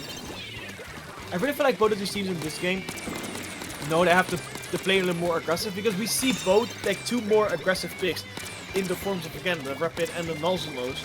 So that's gonna help them a lot out here. Bubbles coming out from Deep Dream, trying to secure a little bit of the extra of the mid, getting a spot on Gopher, and another player going down. Deep Dream finally being able to go in a little bit. Isabel looking for the next one, just Bamboozler for Thunder Creek going down. Isabel looking at the fourth player, the Nozzle Nose, taking them out as well, thanks to their teammate. And then Isabel's going in, splash down in their hands, using it, but getting splattered out of the air. We do see also Sakali going down mid Booyah. This is just going to be 9K to try and hold this tower, to try and get it through this checkpoint. Will they be able to? I don't believe they're going to be able to quite get there. This is a long checkpoint and a very, very important checkpoint. Yeah, this checkpoint is super difficult to get. It looks like they almost have it. Can they get back on the tower in time? Yes, they can. The checkpoint has been fully captured. Probably the most difficult step of this map being taken by Deep Dream. Even if they lost two players, getting that checkpoint is on its own a big win later on in the long run. So really good job on Deep Dream there. Thunder Creek having a little bit of trouble. They got a splat on the NZAP, but there's still so much ink committed. Isabel just going ham on Thunder Creek. Very, very true. The Tetras are usually quite strong against the Rapid. The Rapid's a very skill dependent matchup. So being able to just go look at Coffer and know that you're gonna unless Coffer comes up with an amazing shot, which I don't put it past them, it's gonna be really, really hard for Coffer to win that matchup. Yeah, Coffer is really in the fourth spot there. And I think Coffer is going to have a lot more fourth spots because the matchup for Coffer is not all too great. Deep Dream also this game just going ham. They're really teaming up again. And Thunder Creek, please try to move up a little bit more. 3 players down on the field. Once again, Thunder Creek being pushed back into the spawn as Deep Dream rides the tower again all the way towards victory and a little bit far up, but the second check being taken is going to be such a huge disadvantage for Deep Dream over Thunder Creek, who hasn't even began to push Isabel with the splashdown jump. Doesn't manage to get anyone but to pull people away. Looking at 2 players, gets 1, gets 2. Very nice double there with a 1-for-1. 9K unfortunately not near the tower, but still a lot of time won for Deep Dream, and wasting time is also a strategy to win. Oh, I just have to say, those were amazing super jumps. Able to jump all the way back to 9K, who's just still in closer to the zone in mid. Being able to come in, the entire team of Deep Dream is already back before Thunder Creek could even imagine to try and defend the tower. Yeah, Thunder Creek, they're just not fast enough. And again, the tower being pushed by Deep Dream to 27. They're just gonna kind of tick away very slowly, around a little bit more than a minute left for Thunder Creek to really try and get something going in here. It doesn't look like it's gonna happen though. They're getting a little bit of push in. Sakali getting splatted now. I believe Isabel is trying to be next. Isabel also splatted. Is a very big double splat there for Team Thunder Creek. Is going to mean that they finally started to score some points 4 minutes into the match. But now Kover being put in a very unfortunate situation. Somehow manages to get out, but still not in the prompt position. Pushed in, but getting not splatted actually. So somehow survived 9k and the Sakali, the heavy splatting. Now Isabel on the flank getting this better shot pro, which is a very important pick, especially for so much damage, and the push there has been stopped by Deep Green. NASA coming up clutch, getting that double as well. That's really good. One thing to note with Coffer on the Rapid. Rapid is so good because it shoots ink and then it explodes in midair if it doesn't hit the ground, and is able to. I'm gonna let you take this. We're almost at overtime. Now overtime with only 5 seconds left. Deep Dream is on the tower, but no, it is Thunder Creek for the last second, and unfortunately they cannot able to push into overtime, giving the third game of this set and this entire set to Deep Dream in a very well fought 2-1 score. I have to say though, Thunder Creek, they definitely swallowed that tough pill from the loss to Stalker Man, but I think in this game they put up an amazing fight, especially on that Splatoon World game where they absolutely designated Deep Dream, and even here it was a little bit more one-sided. It was a little bit more one-sided, I have to say that, but they put up a solid fight in order to not be KO'd by Deep Dream. So very well played there by Thunder Creek, and a very deserved, I believe this is 6th place or 5th place, if I'm correct. Sounds about... maybe 4th. Yeah, actually it's a 4th. Yeah, it's a 4th. 4th place. Very well deserved 4th place there. Yeah. No, it's 5th, because 4th is the losers of losers round 7. Our top 3. Our third place match is Chewits Mafia versus Deep Dream. Oh yeah. And then the winner of that goes to play current first. Yeah, it is. Soccer Man 360. And yeah. It's for. Okay. I know how brackets work. Well, we've been commentating for a while, so forget some things. How do you do brackets? I do not understand. Very true. But Deep Dream Chewits Mafia. Ooh. Both of these have so much strong performance. One's more aggressive than the other, I'll tell you that. Oh yeah, Chewits Mafia definitely is more aggressive. I gotta agree with you there 100%. It'll really truly be how much disruption it can cause, and so then it shuts down Sakali and 9k. Because if you don't pressure those two at all, Deep Dream seems to be able to run house on you. Yeah, Deep Dream, if you don't suppress what you said, don't suppress them, they're just gonna run. But the Chewits Mafia, they were really fighting together. I think they were fighting up together a little bit more than Deep Dream was. It's just that they have to fight against Stalker Man, which we watched him. We watched him play a team. You know how that ends up. Stalker Man just swallows everything. They want those fat $50. That's you could buy Monster Hunter with that almost. So it's a good price pool. But except to get split. Hey, that's for the team to decide. If they just want to buy one copy of Monster Hunter, they can. I believe you can also donate to the tournament. But this is a tournament. This is a Dapple Productions tournament, and we all know that Dapple Productions does make some of the new, freshest tournaments on the block, make them a little bit more interesting by teaming up with teams like the British Esports Association, or which is I still my personal favorite. Is No Risk, No Run, or No Risk, No Fun, I should say, which is a single elimination tournament, which there's a reason we don't have them too often here, but single elimination has its charm, and it really kind of shows, like, it just shows, like, pressure, I guess, like, how well can you perform under pressure, because you're how well you can, can you beat the team that's in front of you? It's whatever is thrown at you. What are you going to do to overcome that? can you instantly beat it? And there's also soon coming up the Pride tournament, which is a special tournament for charity, which you can donate to, and the winners of the tournament will get to donate the money to a LGBT community of their choice. The teams have been selected, I believe, by the Dapple Productions team. Shout out to them. It's going to be a great tournament. Unfortunately, I will not be on that to cast, but everyone there is still an amazing caster on their own. Pride is going to be great, but now we're going into game 1 of the losers finals. Deep Dream against Jude's Mafia on Anchovy Splat Zones. Here we go. This is gonna be good. How much damage can Spore do on this brush again? I'll never forget Spore's brush. That thing is legendary. Still believing he has Robot's fingers every single minute I see him play.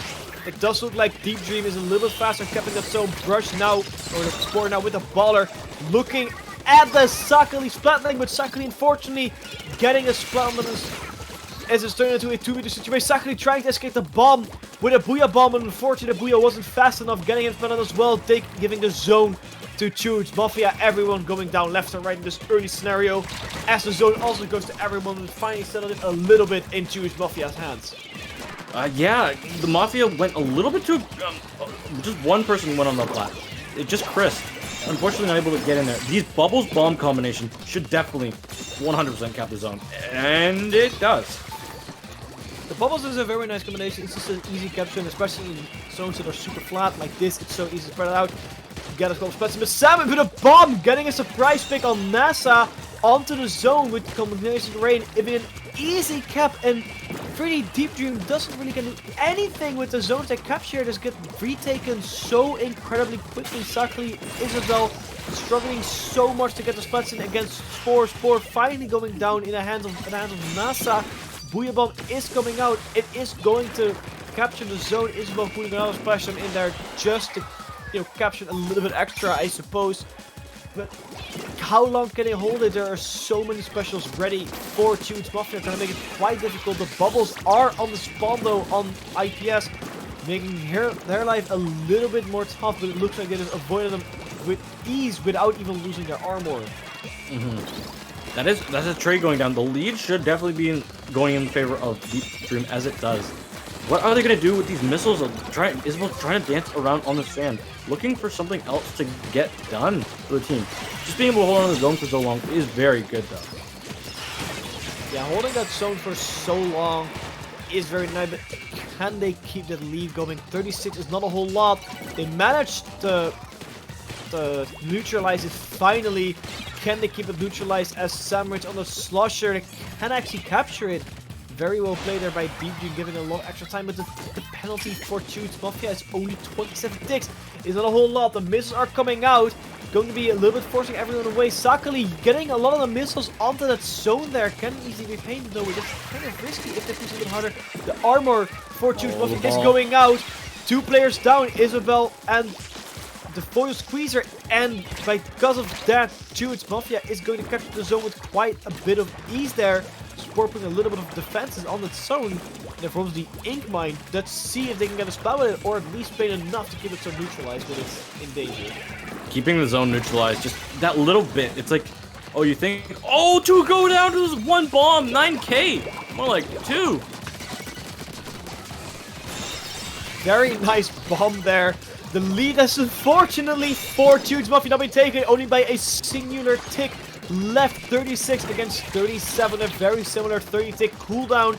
IPS going down by 9k. Very nice player with the foil squeeze, and now 3 players from Tunes Mafia are being all the way pushed back into their spawn with bombs and specials coming out left and right. Spore's baller is ready. They're using it to put a little more pressure, trying to get a spot with it. Can they get the spot they're looking for? No, they cannot, unfortunately. Spore is running around everywhere. The zone has to be captured quickly or they will lose the knockout. 15 ticks left for Deep Dream. The zone has been captured by Tunes Mafia, and 3 players inside of Deep Dream get splattered in the process. Do you see Spore trying to go deep into the zone? Into the base of Deep Dream? And same with Chris, but Chris goes in and not as mobile as a brush.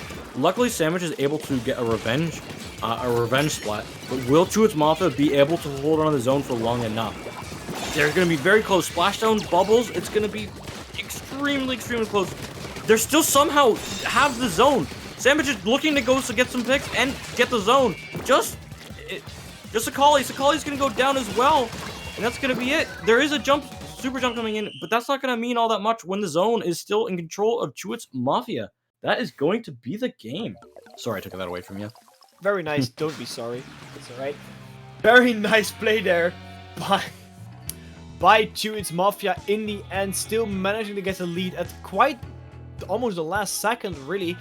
Both of the teams, look at the amount of splats coming out from Chewits Mafia. How did it take so long for them to get the full zone in, to get a knockout, but they somehow managed to do it, giving a counter pick opportunity to Deep Dream. But we saw from this one match that this is a very, very evenly matched fight.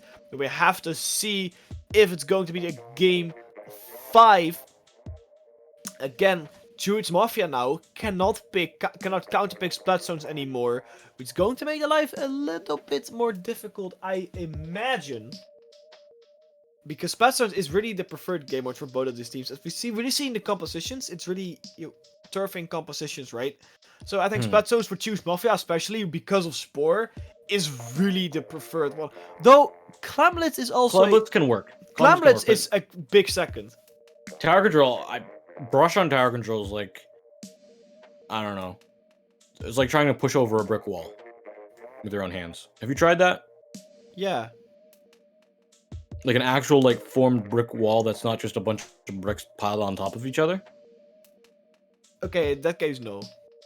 Yeah, I was gonna say, because pushing over a pile of bricks and pushing over a like a brick wall that's been like set up and set there For years. that's like settled in. Good luck. Well, what if it's a pile of bricks that you pick up from somewhere, like you go to a hardware store and you see a pile of bricks and you push them over. One, you're gonna get in a lot of trouble, so I don't recommend doing that. we're gonna have everyone complaining. All these hardware stores, like, who the heck told them to push over all these bricks? But yeah, I don't know. Brush on tower control is not. But maybe if to play Octobrush, but we won't be seeing any of that, as the next game will be Splat Zones on the Pit of Piranhas. That's another I haven't seen in a little bit. 2 zones. One again. I think we only saw the Rave with 2 Splat Zones, but 2 Splat Zones. For if you don't know, in Splat Zones in the game mode, you cannot have 1 zone, but you can have 2 zones, and you need to capture both of them to get your countdown started towards 0. And these zones are sort of awkwardly spaced next to each other. Wait, no, wait, is this still 2 zones, or is it 1 zone? I forgot. Yeah, it's 2 zones. Yeah, okay. This game can be pretty slow. These 2 zones though are not very far apart from each other. It feels like it, though. Which is nice. Well, okay, if they're within, in my opinion, if they're within a slot, like a vanilla slosher's slosh of each other, they're not far apart. Yeah, but sometimes look at Splatoon 1 more. Look at Splatoon 1 port. Those things were an E-liter shot away from each other. But like, which, for everyone's context, E-liter is the longest range weapon in the game, and you physically couldn't paint both the zones at the same time with any weapon. But sometimes, which is like, what's the point? But sometimes it really feels like that that these zones are far away from each other, because this map makes it sound so long to play. Sometimes it looks like NASA is sticking again with the NZAP, and a very similar comp coming out from Chewits Mafia, so they are very confident on the picks, as Chewits Mafia instantly getting a splat there on 9K and on Isabel.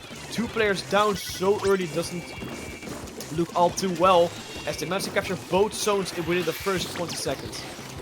One quick thing to note: a splashdown, a booyah bomb, bubbles, or a baller can all instantly cap these zones because they're very small. But you need to have 2 of them to get points at all. But to be neutralized, you don't have to lose a lead. So if you just focus 1 zone with all your might and have lead, that's not a bad idea. Definitely not a bad idea, though. You want to build a little bit of extra leads in order to really consistently hold that, as Deep Dream finally managed to get a couple points in and getting the lead of the zone, getting it equaling that playfield here a little bit. 9K getting a nice splatter on Chris, using the bubbles a little bit early as a more defensive measure, trying to get another splatter on Potato the Man. ink armor. Can they do it? Can they split IPS? No, they cannot. IPS still alive, and because of that, nice bomb thrown by IPS, getting the spot on 9K, capturing their own zone. But there's still Isabel trying to get it down, get the splash down, but IPS with a very nice height there. Isabel being forced back, getting it from IPS though, very nice, and getting both of the zones in the process. Yeah, this is a really close game. I'm liking it so far from both these teams. They're showing off their using their weapon strengths to their advantages, and trying to take advantage of some of the shorter range weapons or the slower weapons for each team. Trying to take advantage of that. Isabel is really going in. Like you said, taking advantage of weapons is what they need right now, because Deep Dream knows that the composition that is being put against them from Jewish Mafia, it's a little bit easier to fight on this map mode combination. I don't know why they in that case the choice is probably were hoping that they would pick something else. It looks like that Deep Dream is still holding on to those zones with a very tight grip, even if the weapon combination from Jewish Mafia may be a little bit better. It's so difficult for them to really push in because there's so many flames, there's so much range from Sakali, and the squeezer with those bubbles getting a very nice splat there, and neutralize or keeping a zone in their possession. One thing to note is that you can paint there's so much area of this map to paint up. So every fight, Deep Dream seems to have bubbles for defense, and bubbles being able to defend are so strong. Oh yeah, I definitely agree. The bubbles here, might have splash down tonight with every special they have. There's only a couple ticks left on that zone. Would it be enough? It's only 6 ticks left, and they lost a zone. Finally, Deep Dream losing something. The ballers coming out for Jewish Mafia. Will it be enough? Rain as well, and finally, the second zone has been captured, giving a big ol' 69 penalty to Deep Dream. So I do want to emphasize on what you were saying earlier a little bit more. The range and the weapons. Oh, the range, yes. The range. Being able to have more range into its Mafia, you're able to keep them out and hit them with your ink before they're able to hit you with your ink, which is really good. You have to watch out though for a weapon like Spore on the bottom right of your screen, who doesn't really care about that, can just go in even faster. Having the second shortest like natural range in the entire game. But even at that, still not the best, strongest thing. As we see, Isabel coming from the top ropes. Oh, nobody. Sad. Back to Unfortunately, not a single splat, but that was still a full instant capture for that zone. And all they really need to do is really hold it. They do have the lead, and the penalty is on Jewish Mafia, meaning I believe they lost the zone just now for a split second. Meaning that for just this 1 minute, all they really have to do is hold the zone. They do lose them, finally getting a countdown going for Jewish Mafia, but going all the way down from 80 to 6 is going to take quite some time. Not as much as the round time left, so definitely doable. Considering it will be stopped all the time, it might take way longer than 40 seconds. One zone has been captured by Deep Dream, and the second one looks like it's about to be captured as well. Genie, what do you think is going to happen? There's only 30 seconds left on this match, and Jewish Mafia have to do something fast or else they'll be shut down. Jewish Mafia needs to get out right now. They need to get as many specials as they possibly can get. Spore needs to start causing some chaos in the back line. And they need to pray that they just start getting lucky bombs after lucky bombs to slowly and surely get this timer down in their favor. But what are they supposed to do with bubbles on zone? Yeah, the bubbles aren't going to help them all too much here, because it's just, well, it makes it so difficult to push in the bubbles, getting another spot on Samage, and game 2 going to Deep Dream in a very well thought out counter pick. No more spot zones, so that's one thing to note. I do think the range advantage was just too strong. I was going to think that the brush was going to put too much work in, just by being able to run around and do whatever it pleases on this map. But Deep Dream was aware of that, and were able to shut it down more than I was expecting, and just using, because that's the biggest way that Jewish Mafia makes up for their range disadvantage. If they can't close the gap going forward, they have to close the gap and like kind of push them up from behind. That's what the brush kind of does. It makes you like, hey, I need to kind of run away from it. but in doing so, you run into the rest of Chewits Mafia, and causes a little bit of a pincer maneuver, as we might say. Yeah, the pincer maneuver is something Choose Mafia have been doing, but what we've been seeing more from Deep Dream is they've been doing a lot of aerial attacks, so many bubbles and splashdowns from above, making it super difficult for the more short range Choose Mafia, because their aggressive composition, Sakali having to deal with Sakali already is an annoyance, but then having the bubbles from 9K and Isabel's splashdown is coming from the top so often, makes it so difficult to really go and, fight. Because there's always the bunch of random specials on the zone. We've really seen a big improvement there from Deep Dream. There are so much more specials compared to the NCOV Splatzones game. Very, very true. I'm interested to see what kind of mode they're gonna go for. I don't really have any insight for what Chewits Mafia's plan is. Maybe clams. I think Clamatus would be a very fair guess, yeah, considering they still have Spore on the brush to really mess things up. But I believe they lost a Clamatus game against Stalkerman as well. So That game was definitely heavily in their favor. They were doing well. There was just some very strong. There's just like a solo effort. Madness hit some really crazy inkjet shots and got like a couple triples to help shut down pushes. Yeah. When they clearly should not have. It was a 4v2, which ended up in the favor of the 2. yeah, the map has been chosen though. Map 3 is going to be Rainmaker on the Reef. Something that I believe both of these teams... I'm pretty sure that Chewits Mafia did play this earlier. Prove me wrong. They did play it. Yeah, they played did it on the very stream. well.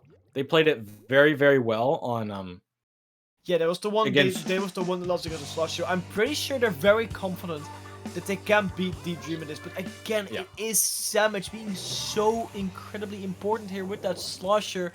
And with Isabel on the field, that might be difficult. Spore again pushing out the Sploosh 7, going rapidly, hella fast. And also 3 of their members using last-ditch effort. It's not something I've been used to seeing, but I think a Rainmaker makes a lot of sense, because that Rainmaker can go all the way to 50 so incredibly quickly. Very true. Interesting to see though, because Chris is like only one of the only members left of Chewits Mafia. NASA does have this Rainmaker, and what are they going to be able to do? Has to watch out for these bombs. This bomb pressure coming out so well, along with the sloshes. Just such a defensive spot. Where the Slosher puts in so much work to trying to stop that Rainmaker from getting any space.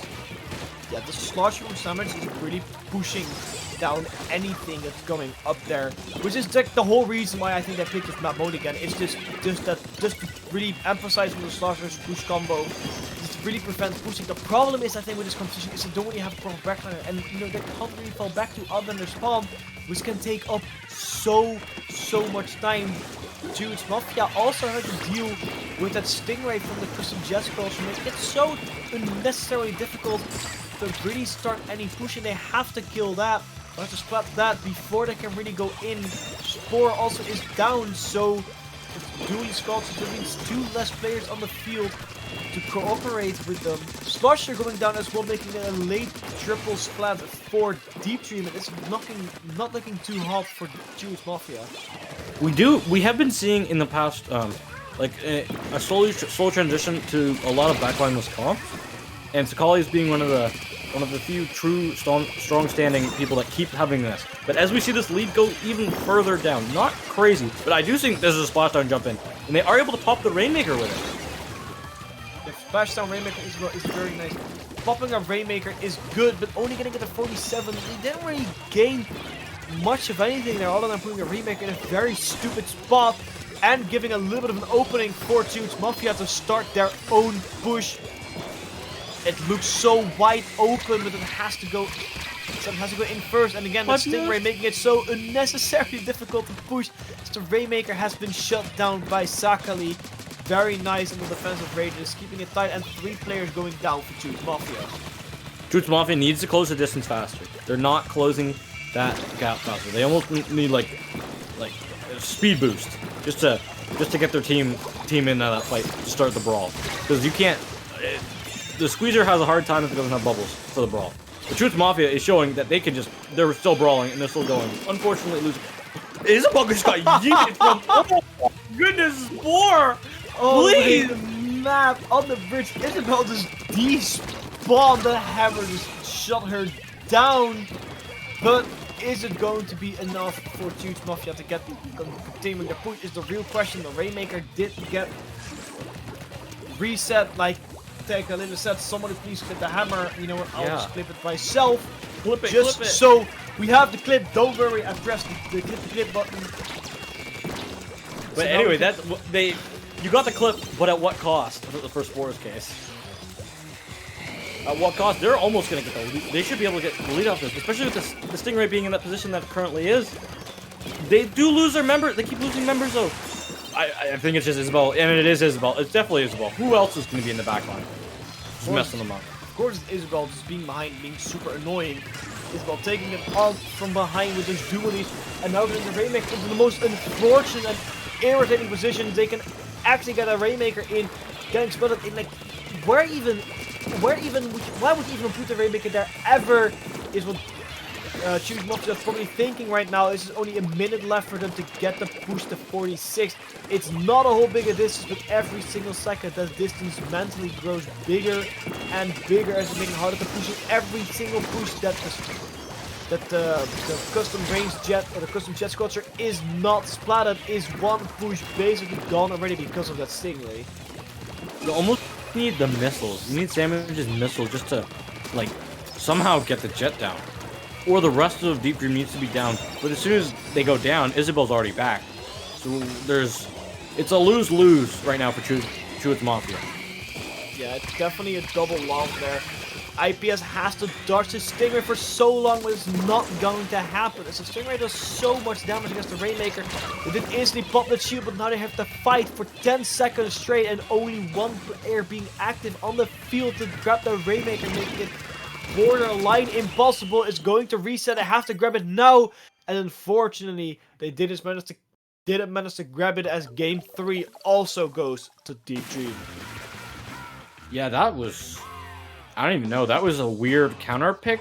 It kind of worked. I never really thought of Sakali. I knew Sakali played Jet Squelcher because there's certain maps in the game where Spotlight is just, please do not pick me. You cannot. You cannot. You have to pick Jet at some point in time. But it's interesting because Rainmaker Reef is always come to me as a Spotlight map, but the Jet just proving to do so much more work. I really think they picked the Jet Sculpture because they knew they had to deal with that Slosher, and just Jet Sculpture I think is a little bit easier because it's more, you don't have to charge it up, so it's a bit more like ease of use. Also burst bombs. Also burst bombs. It's a little bit more ease of use in the specific scenario they're giving in than the heavy splatting because it does take time to ramp up, and the Slosher sometimes can really mess you up if you are too late. So I think that the reason to pick a Jet Sculpture is just to make their lives a tiny bit easier. They're having to give up some range, but in the end, it proven the range didn't matter, as Isabel clearly just went onto the back and kept on destroying Deep Dream's composition. Or, I'm sorry, destroying Huge Mafia's composition. Game 4 will be the decider for Huge Mafia if it will be a Game 5 or that they'll be sent home as a respectable 3rd place, and Deep Dream going to the finals, going to take it on once again against Stalker 360. Oh, Stalkerman 360, they've been waiting there for a long time. This could be... Hopefully they're staying hot up there in grounds, but, you know, usually the higher in altitude you go, it gets colder, and they've been waiting up in grounds, per se. Up on the winter side, so I don't know how thin the air is. But who knows? For you, you're, what are you, -3 meters below sea level? Sorry. It feels like -20. My city actually has one of the lowest points below sea level. Does it average below? Like it's like one of the lowest points. Oh ever. my goodness. I think it's like negative. I think it's like -2. -2. Dude, I invented to see as I live on the bottom. Bruh. My We- man really do be we- under the sea. We do really be under the sea. Splatoon already happened here like years ago. Like the Yeah. world got flooded. We're sitting here like, bruh. Yeah, so how does Bruh. it feel to get splatted? Does it hurt, or is it just like kind of like getting hit with a pillow? I think it's getting hit by a paintball gun. Oh, okay, so 50-50. Yeah, it's like 50-50. It's like being hit by a pillow, but really, Like a really pillow hard. with like It's like a pillow with, pillow. like- It's like a pillow, but it's like focused on like one specific. All the pillow ends is focused like a 5x5 pixel radius. It's like getting hit with like almost like a sandstone rock, not like a full hard like piece of granite, Yeah, or like that's or, kind of what it or feels like like. lava rock, but like You know what else it sandstone, which feels? can You know what burn. else? You know what it feels like? Ink Blob Tower Control. That's something we haven't seen before. Finally, some fresh map. Just kidding, we saw Inkblood like 20 times already in this Think Blood stream. Tower Control is a good map. It's a very Tower very Control balanced is a map. very good and balanced map. I agree with you 100%. Usually, the number of EU tournaments I've commentated, it's easily the map that I've seen EU play the most. Oh yeah. I mean, Also, EU beat NA in the World Cup on this specific map. shout out to Europe. But yeah, I Yeah. mean, I think it's just solid. It's just a solid map. A lot of weapons work here, and it's fun. I think it's one of the maps which is more fun to play because it's so versatile. What else is versatile is the composition from neither of the teams because they still ended up playing very similar weapons actually. Cycling going back to the heavy spatling, and it looks like Sarge went back towards Spore going back towards the brush, having a little more complicated and just being annoying on the class because it's gonna be super hard to deal with. The Sport just got absolutely deleted. Pop Baller and didn't even manage to move. Just you can Baller's not invincible. Very very not invincible. You can get shredded out of it, and Sport just got shredded so quickly out of that one. Yeah, I agree. But then, even then, you know, they're still slowly, Deep is really pushing them on the tower, but Juice Mafia is definitely holding the line there, as they aren't really allowing the tower going to get past 84, which is still a lead by a single point and before even the first checkpoint. So, how much does it really count at that point? It's still they're still trying to get a Deep Dream is really going into the tower, getting another spot and score. And this might be the little bit of a push they need to get the first checkpoint over with. This first checkpoint's not the most important. The second checkpoint on this map, second checkpoint on most, like on pretty much every single map in the game, is the most important checkpoint. But this map is like completely highlighted for that. We did see a lot of 1v1s going in the favor of Deep Dream, and that's how they were able to start this push and get to this fabled second checkpoint. Hoping they can get the second checkpoint in 40. They could not, but still getting it to 54, putting a lot of pressure on Juice Mafia as half of the games has succeeded, so they only have 2.5 minutes left. They get the tower all the way to 54. And well, proving the defensive side of Isabel, Sakali, and 9K. And NASA, actually, all of them. It's going to be a little bit of a tough fight. There's one quick thing I need to say. Isabel was able to stay on the platform. Like, Isabel, you're probably just going to want to super jump back to spawn so you don't stagger through like your team for the next fight. Isabel stayed alive for so long that the team was able to get back in mid and caught Chris sleeping. Was able to take out some more members of Chuit's Mafia. A great play by Isabel. Even though the rest of her, it was a 3-down scenario. Or like a 3v4. The 3v4 was able to be won. Isabel just showing how strong she is on these Tetris. Yeah, Isabel with Tetris going ham, getting a nice double splat here. Looking for the next onto the plat, going all a little bit, holding on the wall. Seeing along with the hands with the help of their teammates, getting another assist there. 3 players going down in rapid succession here. Looking at Deep Dream finally getting over the second checkpoint. Can they get it instantly? The armor pushing them off the tower because of the bombs. The second checkpoint has been succeeded, and it's going forward. The tower Spore going down, same as 2 other players from DG. Make that a third. Just Isabel alive with the splashdown. Getting a splat. Having to go back on the tower, but getting another one. Isabel being on fire, but that also finally marks the end of the push.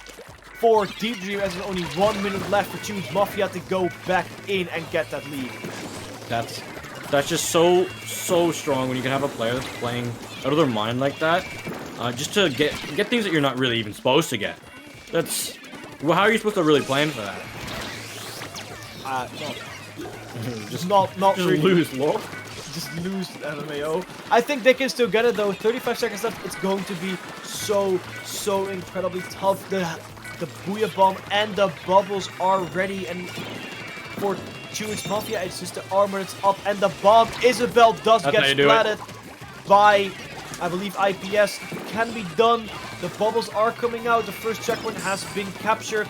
Onto the second one. Two splats by IPS.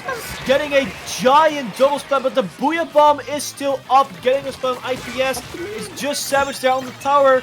Can they get it in time? The tower has been pushed all the way back.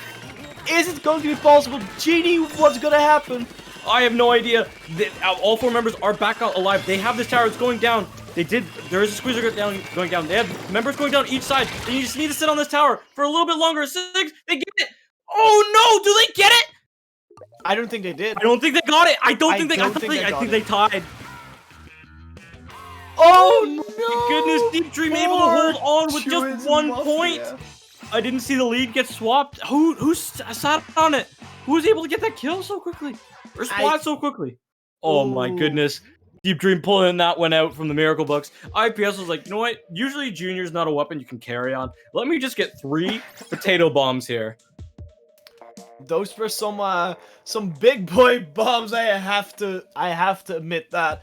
Deep Dream taking a very solid game here on the 3rd game with a very close to its Mafia. Basically should have and could have gotten that. That was almost game foul territory. 65. This is what Triton Cup is all about. Once again, Triton Cup by Dapple Productions, being hosted by the British Esports Association. My gosh, what a loser's final game. I really need to get some extra water for that, because wow, that was really good. That was really good. I can take us away. We've got some time. We're gonna see a there is no rematch here. Deep Dream has not gone up against Stalkerman 360. They were the team that they didn't face them. Of our top 4 teams, they were the team that didn't face them yet. And now they're having their chance. Thundercrag wasn't able to do it. Chewits Mafia, they weren't able to do it. It's up to Deep Dream. Will they be able to take not just 1 best of 7, but 2 best of 7s off of Stalkerman 360? I'm really excited. Hopefully hats come back. You just go out and get like seawater or something, bro. I am definitely going out to get some water. Maybe we're gonna have a little bit of a break for everyone to get a snack, get some water, because in the next 5 minutes we'll be seeing Deep Dream against Stalker 360. Don't go anywhere. Get some water. Stay hydrated. I'll be right back.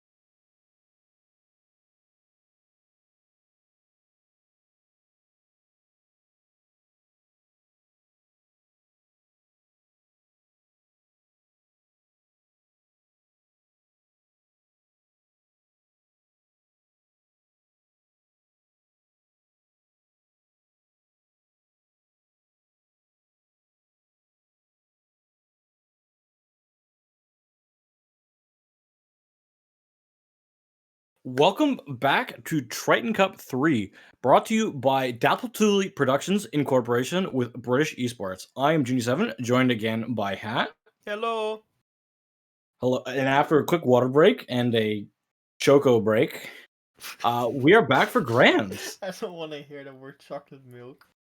I'm not even gonna mention why, but grand finals. These are some crazy strong team. Stalker 360 against Deep Dream in a best of 7 scenario, starting with Splatzone's Wahoo World. We're seeing a lot of repeat maps here, but all these repeat maps are so great. What do you think is going to happen? Because Stalker is like a steel, iron, titanium wall all fused together, but Deep Dream is it does everything. It's magical. It's like one team's like a triple pronged defense with a single spear, and the other one is a triple spear offense with one defense, in the form of Isabel being the one offense for Deep Dream, and the one defense for Stalkerman 360 being who was playing Jet? I forget. Yemen or Yeah, sorry for Ymir. pronunciation mess. Ymir or Ymir. Ymir. I mean, Sorry I feel for pronunciation. like everyone from Stalker 60 is just like raw. It's like raw scary. Yeah. Like easily, like scary strong. Really weird compositions, but somehow making it absolutely work. Splat zones on Wahoo World, also one of those maps where the Splat Zone is so open and easily Mhm. capturable. The bridges do not collapse. It's like there's so many map. flanking opportunities. It's going to be I think a little bit of a tougher one for Deep Dream because they haven't fought Stalkerman 360 yet.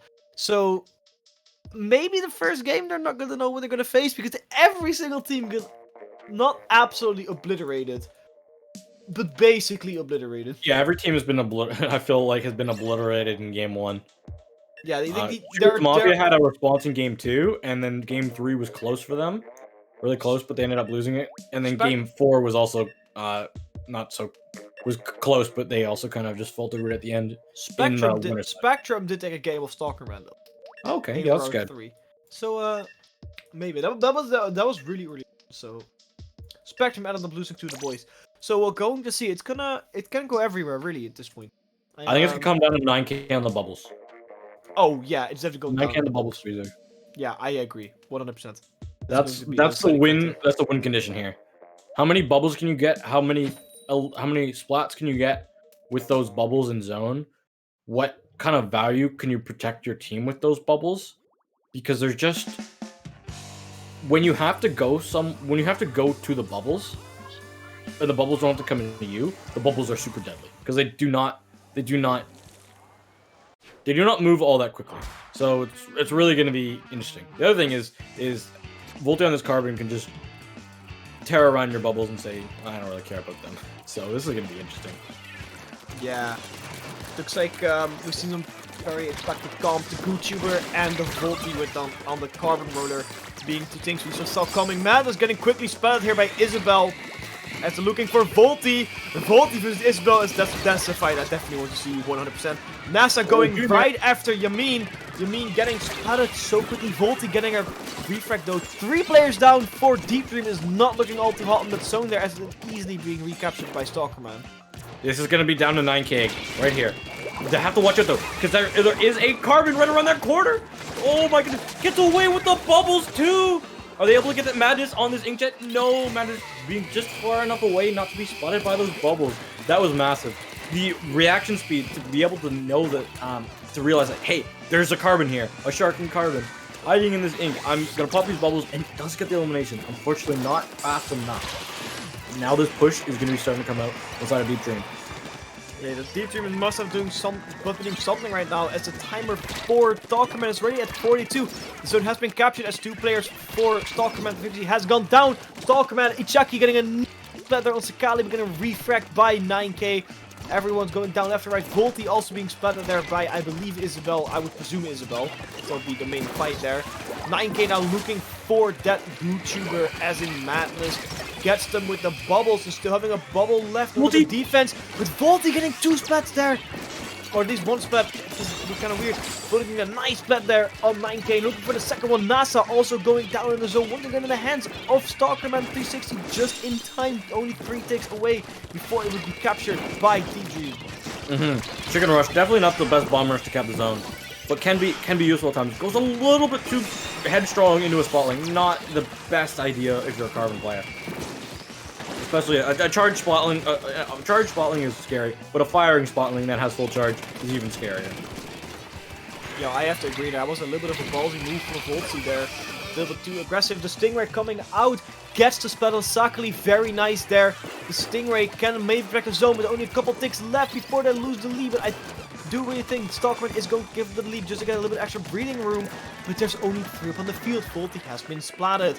9K looking for someone to splat right there. It doesn't really manage to find anyone, but does get a very nice jumping opportunity for Isabel to go in with the splash. Now Madness now on that inkjet, looking for someone to splat. Doesn't manage to find anyone. The Stingray is up once again. So are the bubbles. Only 56 left. Stalkerman have to go in fast. Who's going to be able to paint? They don't really have a true good painting. They're mostly just be able to get the eliminations that they need. They are starting to get the eliminations, but at what cost? Are they able to get the zone? And they're not going to be able to get it in time. Finally, another team that gets a game off of Stalkerman 360. This may mean this is something specific, but now counter-picking from Stalkerman would be very scary. But like you said, Stalkerman did not have a designated painter, and that's something they really need to change up in next game straight away. Maybe not even gonna pick Splat Zones because they don't have a designated painter and having a lot of kill potential. So maybe Tower Control or Raymaker might be the more reasonable picks for them actually over Splat Zones. But anything can happen. But that was an amazing comeback by Deep. A very confident way of thinking it for Stalker Man is we have Volti, we have Madness, and the rest of our players can also get eliminations and frag out. Jet Squelcher and the Nalzanos are generally good at painting large areas, but not really good at not like a junior that's like, hey, this zone is my zone. This little area, I'm just gonna. And thing with a brush. Those two weapons are like so good at just being able to like say this little area that's in front of you, as well as the spotling, can just start demolishing whatever little areas in front of them. Jet Squelcher and Nalzanos like to cover generally a larger area and be a little more safe about it. So the other two members, the Carbon and the YouTuber, those things don't paint for anything. They don't paint at all. So running those two, you're betting on yourself that you're going to get these splats. And in the end, they weren't able to get them, and that's kind of how the game goes. They did at the end. They were close to trying to get lead back, but they lost Volti in two bad scenarios, back to back, and that's forcing Madness to try and go big mode. But Madness going down to bubbles, or just some chip when they're in Inkjet pretty early was really super hurt them due to the fact that those are their two top fraggers, and also the fact that 9K kind of went off. Yeah. I'd like to add that Soccerman actually went for a Splat Zones map on their counterpick. Interesting maneuver as they didn't have a designated painter, but it is Splat Zones' new Arbor Hotel, which they absolutely designated another team in earlier today. So we might see Volti going back on that 52, which we saw. Kansas 52 Volti is really scary. The other thing we have to remember from 360, Stalkerman 360, is the fact that when they did lose that one game to True It's Mafia, they counterpicked Splat Zone's Albacore. Yeah, they did. So this is a map that they're feeling comfortable on. We do see Yemen go to the Dooley Squelchers, and we see Volti staying on the Carbon. Something that we did not see last time. There was a gal and I think it's a really interesting one that it's staying on the Carbon rotor, because you said earlier when you kind of rephrased my statement or my thought on the Carbon rotor, as you know, there are the flag opportunities are there, but they are more obvious. But seeing as they're going in right now, it doesn't seem like they really care if Volti is more confident, as they are inside of the spawn of Deep Dream. The match has been going on for like 30 seconds. How are they already inside of this? What is going on? They have a lot of confidence and are going for it. They kind of know what they need to do. Dude, how do you get a chicken that goes up there and gets Sakali? How? I want to know how. How do the chickens get away with this? What came first, the chicken or the egg? I guess it's the chicken. Well, I guess the first thing that came was Volti. Yeah, it's Volti. Chicken or egg, Volti. Volti invented the chicken egg. But Deep Dream is such a big of a problem. Only 2 players on the field with like 20 ticks left. They managed to neutralize the zone. They're going in from behind. Can they do it in time? No, they cannot. Only 18 ticks left. They have to go in so quickly. But there's only Isabel on the field. Isabel has to go through a whole team. Manage to shut down Volti. Is it going to be enough with everyone on the zone? 3, 2, 1, unfortunately. No words. No words. Volti, absolutely. Everyone from the Stalkerman 360 just absolutely designated Deep Dream. Just dig a hole and then have just kind of throw Deep Dream in there and have them dig an even deeper hole. That's just how it probably felt. What an amazing game that was. Wait, is it already game 3? I just blinked for a second. Yeah, good. Welcome to the future. We did some time traveling and we're now in game. You're a time traveling hat? Woo! Ooh. I sped up time using Oh. my stand. Yeah, that game was incredibly fast. there's not. I don't know. Volti came back and tried to do an amazing flank. Madness was able to get one of the eliminations before, or one of the splats before Volti was able to get the double. But like, that was. What are you supposed to do? They'd already painted up their entire spawn. Deep Dream had no spawn to be. They had nothing to do. Also, we're not gonna have any more splat zones in this this set, so that's one thing to point out. I'm a fan. I am a genuine fan. I am sorry. Can you replay that? I missed it. Yeah, they should replay this set. It's went a little fast. The next game I think is also known, but I'm not quite sure because I see Tower Control on Anchovy being told by our lovely streamer here. Tower Control Anchovy picked by Deep Dream because they won it super nicely against Jude's Mafia, but can they do the same against Stalker Man? It's going to be a little bit of a question here. I'm not entirely sure. Yeah, this is gonna be interesting again. We do see Yevon pull out the Squeezer. Interesting to go away from Stingray on Tower Control, but I kind of like the super aggression because you're just gonna like all four of your members are gonna be the spearhead of aggression. I think they did watch the stream and saw what Deep Dream can do with this map. I was like, well, what if we counter it? Because it would be a decent counter. Deep Dream also doesn't have a Stingray. Maybe the Stingray in this map for both is kind of like because a lot of the angles are kind of awkward. I think. There's only one good angle. Yeah, there's only one good angle, so I think the But that one is angle is absolutely insane because the tower goes in one straight line, and if you angle yourself close to the top of the fan, if you go outside of your left side of your spawn, you can get to a nice spot and it shoots all the way down. I should just focus on the action because Madness is going absolutely insane. Who needs Stingray when you have Madness doing this? Stop this madness coming from Madness. That's some madception here. With an Ingot coming out. It's not over yet. The Ingot coming out does manage to get anyone, but the second checkpoint is on its way to get captured, but someone going down. Volti has to get back on the tower right now and get the checkpoint. Unfortunately, no one decides to go back on it. The Boom coming out, Madness being in a very tight spot there. Doesn't manage to fight the Boom, but still, that was a big, fast push there. And a lot of splash from Madness. Back to my little Stingray point. If you go outside of the left side of your spawn across the fan, there is a great spot to hold Stingray. One thing to note is that if you face an Inkjet user, they will most likely find you because you're in a really small area. So, I think it's smart call. Yeah, I definitely agree. It's very are we gonna have a replay?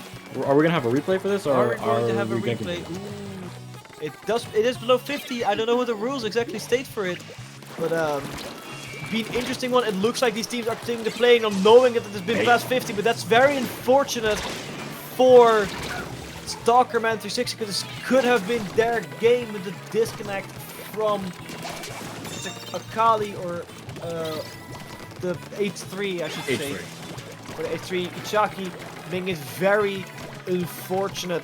It's just, oh man, I feel kind of bad. I do feel kind of bad. They kind of gave up. They knew they couldn't do it anymore. I think they tried a little bit too long though, so I don't think we'll be able to give them a replay for this. We don't know. I'm not 100% sure because they were the team that had the rule. They were the team that did have the. Oh, don't do that. They were just having fun. Get this spot at the end. Sadness. But they were the team that had the lead. So I know some tournaments have rules that they change. Like if the team that doesn't have the DC is the one that's winning, you are able to say, hey, no, we don't want to play this game out. Yeah, we're going to have to see whether a replay is on Saturday. It has been passed through 50, and I think the rules state that after 50, there will not be a replay. Let me look. A team can be disconnected tournament. Oh, that's sportsmanship. I don't see any quick disconnect. Oh, I see one right here. If Jack had pushed past 50 by the non-DCing team. Ooh. But the non-DCing team. But I don't know if I think we are gonna get a replay. I think so too, but we have to wait. They did continue playing though, so I'm a little bit interested. Well, maybe it's like the first 10 seconds, like, oh, wait, fuck, my moment, oh heck, my teammate disconnected, and sometimes the communication is kind of whack over that. So I'm gonna give them the benefit of the doubt because after like a very short while, after I think short enough, they did all die out and went back to spawn. Yeah. And then they did give up. So I have to see if a replay is eligible or not. I personally think they are allowed for replay because they were the winning team. Yes. But yeah, this is. I'm interested. I'm to do, but I want to say though is madness is. They went on a spree. They went on a murder spree. A inking spree where they just tore up and made everything just their ink color. That was kind of clean. Also very not clean, but very clean. This is a family-friendly game, but it doesn't always have to be. There is going to be a replay. Thank everyone. I want to see this, but this going. I don't know if there's going to be a replay for you, Hat, but you know, it's whatever. I'm gonna do my best. I will just sit in the corner and watch. It's anyway, this is I've had a blast commentating this, and I've had a really good job. I have to say thank you to Dapple Productions for having us out here. I know it's actually you're just Dapple Productions, not Dapple Productions. Oh, we're Dapple. I was. I think it's just a singular. Alice will hold a. Oh, so you're gonna have one Dapple. Yeah, just one Alice, Dapple. All right, Alice, I have a question for you. Why one Dapple? Why not have two? Yeah, thank you. But also thank you to British Esports for coming out for this event. It's great honor to be on the stream with all of you guys. I'm having a blast, and we're gonna have so much more action. And right now, Grand's already tied 1-1. So if it keeps going at 1-1, we'll be here for a long time, and I'm excited. The longer we're here, the better. Yeah, I agree. We're having some hype AF games. But that replay, I cannot wait to see Deep Dream fight it out against Stalker Man once more. Give them a huge applause in your living room. Get your family to applause for them. Because this is going to be a very tough one. We saw these teams fight it out earlier in the very same composition. So now they know what is going to happen and what they want to do. Let's see if Deep Dream can emphasize and adjust on the composition that Stalker Man is going for. Where is Madness going? I'm very interested. Is Madness gonna go through a tear again? Also, the amount of paint that this thing can put out with just tap shots is actually kind of scary. It's YouTube to become a meta now? Is this the new thing? YouTuber meta, please? YouTuber meta? That would be. I don't know if I like that meta.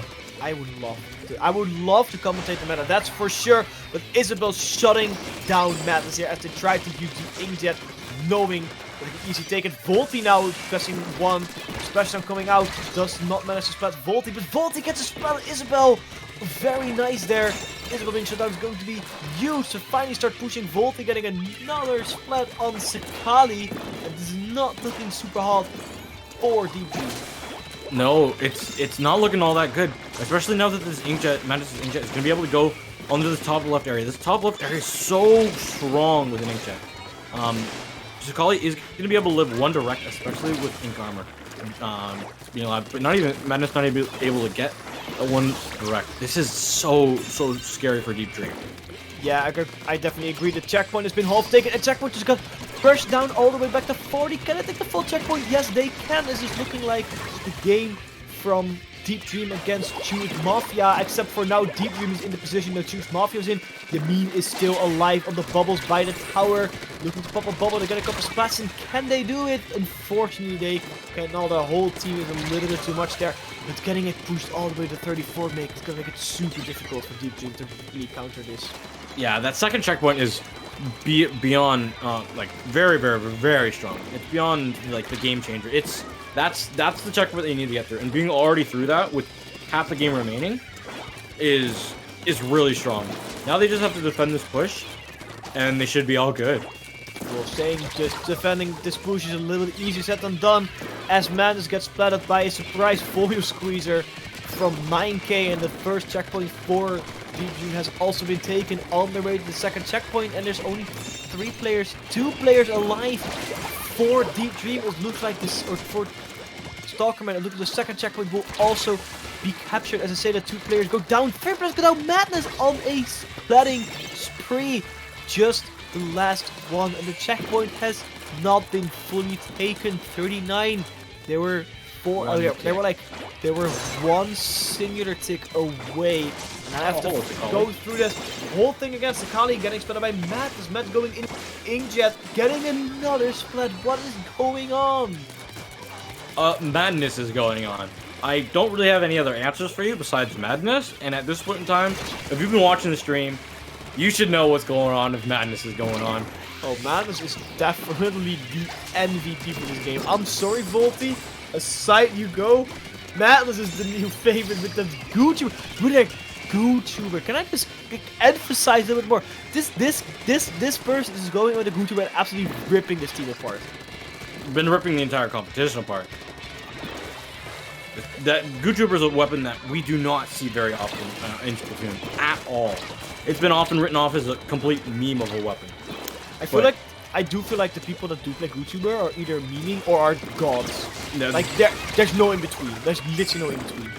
And we have stumbled into one of those GODs. We have stumbled into one of those Gs where we're absolutely destroyed. A minute left for Deep Dream in order to get the lead in this map. 50 seconds on the whole lot. They are one player more alive than on Deep Dream, so they can definitely do it. It's going to be so difficult. Isabel gets splattered by Volty. Volty and Isabel is definitely the big rivalry. This is splattered by Sakali. So there is a bit of hope there, but the tower just doesn't seem to be moving forward, or now finally is, but so slowly. The bubbles coming out. Genie, do you think they can finally get a second checkpoint and get it to 34? Because it's going to be such a tough ride. I do think they are able to get it down. They have one advantage. They have the bubbles. Oh, and they have 2 extra splats. It's just Volty. Can Volty pull off a miracle in this last 15 seconds? No.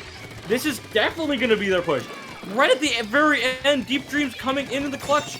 Sakali just has to sit here with his Booyah Bomb and use it on this tower. Back up, whatever needs to happen. Doesn't matter. Deep Dream, that is going to be your game.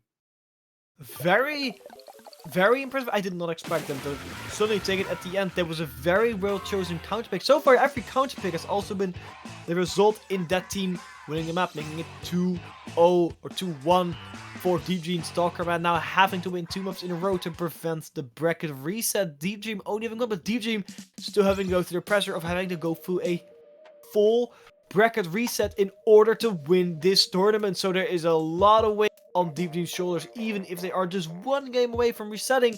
It's going to be a tough one, as Stalkerman can again choose their map of choice, and we saw what happened in the first time they chose the map, so this can really go anywhere. We've never seen them make a second counter pick, so I have no idea what they're gonna what tricks they have up their sleeve.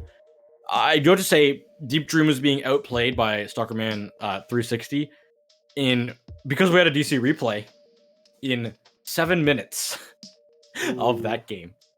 Only in overtime did they actually they had moments of greatness in the middle of the games, but they truly came together and were able to get the wipes when they needed, get the back-to-back like the delayed wipe when they needed it, 2 down, and that's what we was able to take the map. Just being able to get all those people on the tower and not lose a single person was absolutely massive, and it won them the game.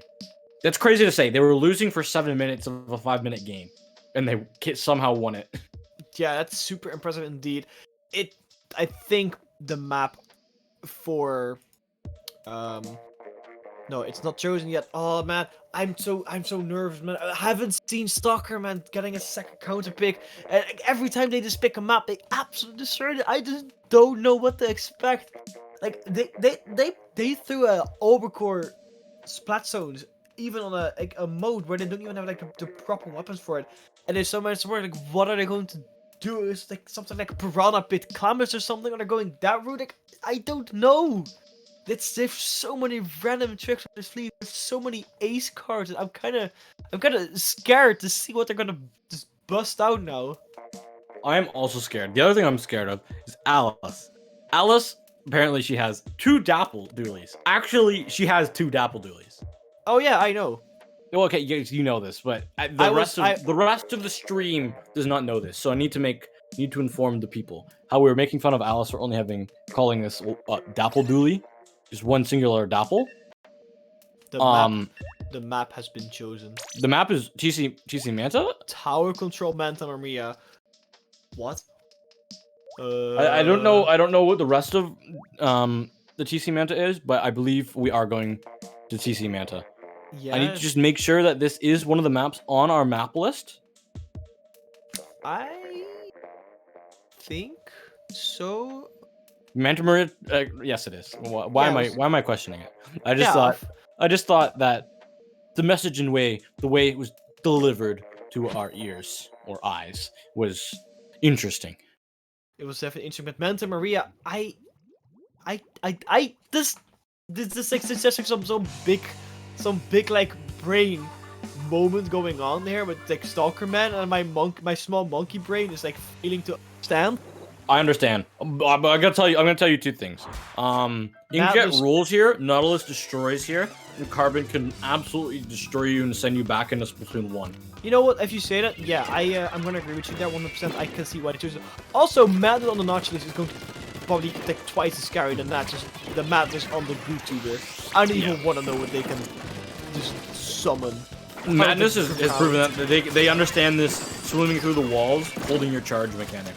That I've never seen anyone else in his. I've seen no one else being able to master that mechanic as much as that. Madness just brings so many players going down for Deep Dream. Already 2 players down. Isabel going down here as well. So does 9K. Basically 3 players down in rapid succession. With the tower being pushed quite fast here by Stalkerman 60 as Madness going in with the Inkjet trying to secure a couple splats. It does look like though finding some Deep Dream setting up by Deep Dream is going to be enough. It is a little bit of a trade of players here, but the second checkpoint is almost captured. Come on, they can do it. Ichika going on the tower, and the second checkpoint has been captured as well in the very first push. I'm getting flashbacks already. This is looking very, very, very one-sided. But at the moment, Deep Dream is able to come back. I do have to say, Scully in the spotlight is not going to be able to get much work done when they're not sitting in top mid. As I say, that they are able to get one, but at what cost? They're gonna have to super jump out just because Volti's just chilling in their base.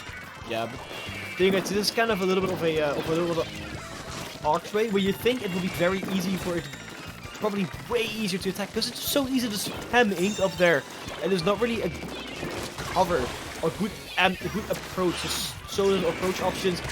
As Volt taking the full advantage, everyone having to drop down, getting Sakali, getting Isabel, looking for NASA, getting NASA, Volti going absolutely ham on these people, and the game has been 100-0 once again by Stalkerman. It's a 2-2.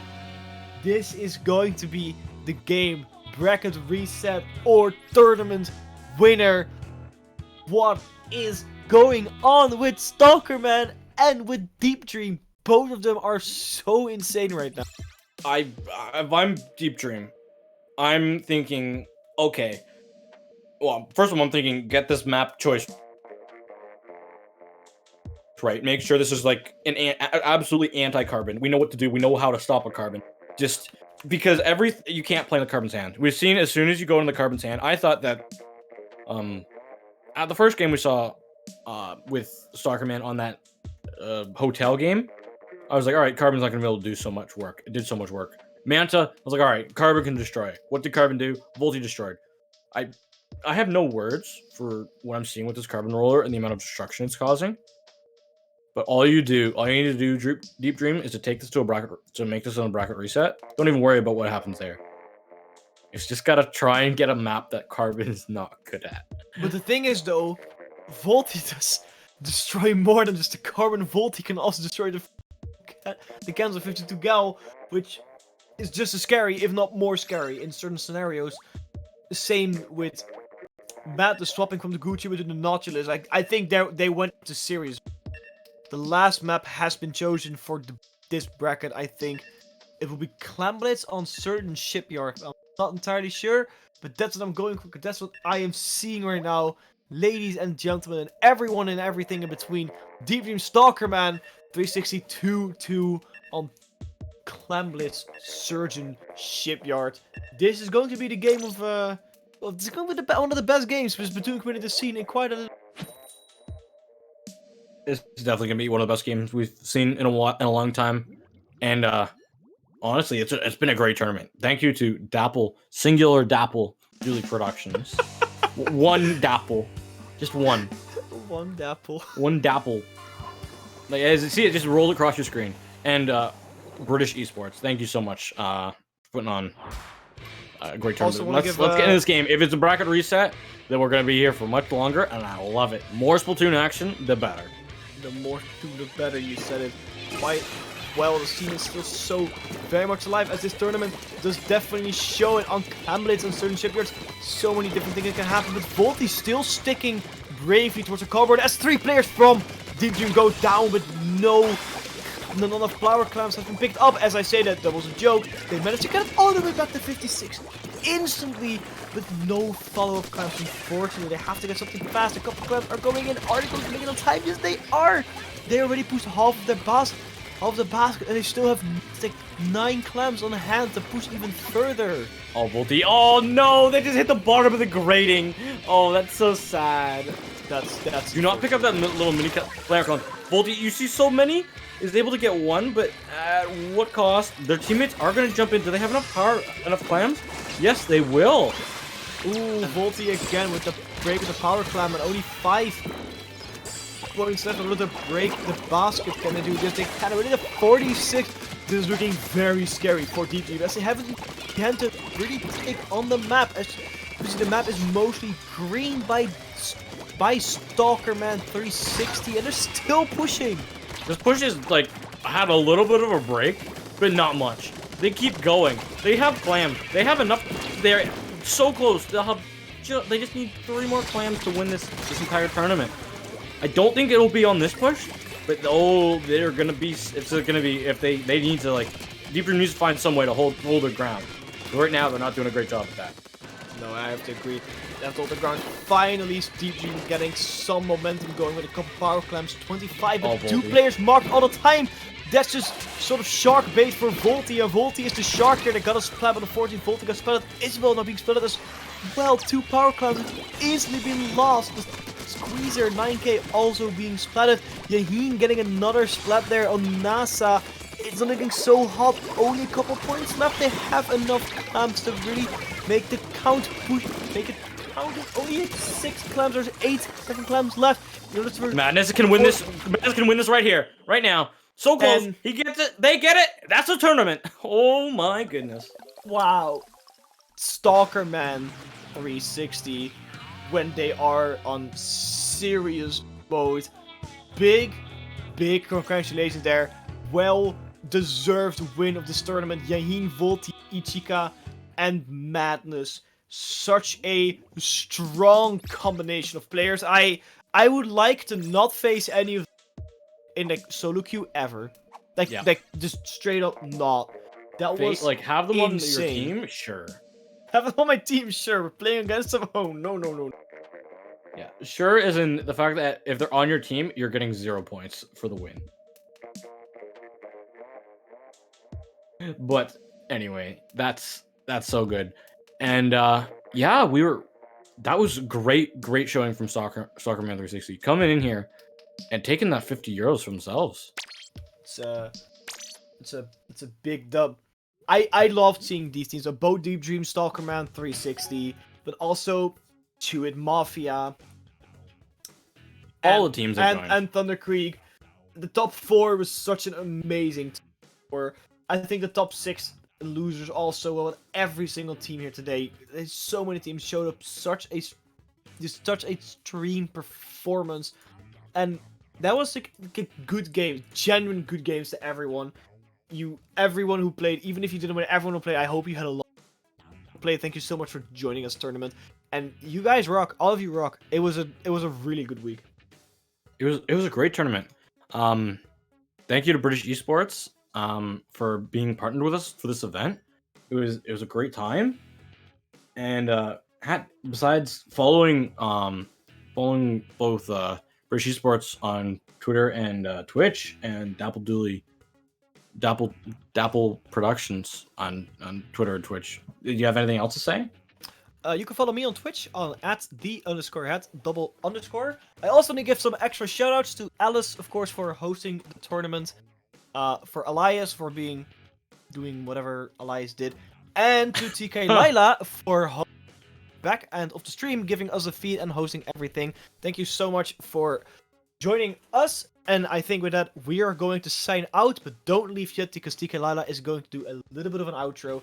Genie, it was a blast casting with you. I hope I can cast with you I'm soon. excited. I am super excited. My name is Ed, and I am signing off. Thank you And- so much for watching, but don't leave. And I thank you for watching. I'm Genie7. See you next time. Goodbye.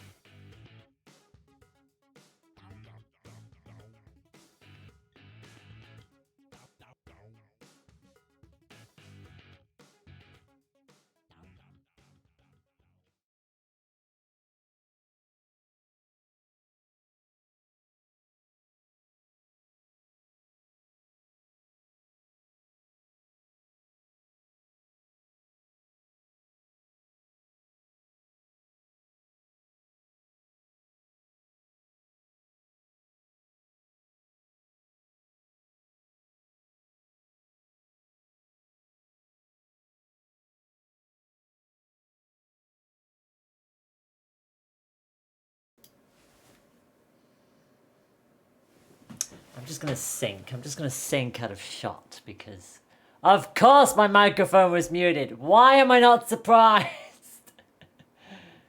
I click on all of the buttons all day, every day, and of course something goes wrong right at the end. It's pretty much how it really plays out for me, doesn't it? But yeah, seriously though, just as Genie and Hat said, a massive shout out must go to every single person involved, to all of the players and the teams who signed up. You have all been amazing from start to finish. I hope you all had fun. Hopefully you all learned some stuff today as well, and hopefully we can get to see you all again for not just more tournaments like these, but for other groups going forward as well.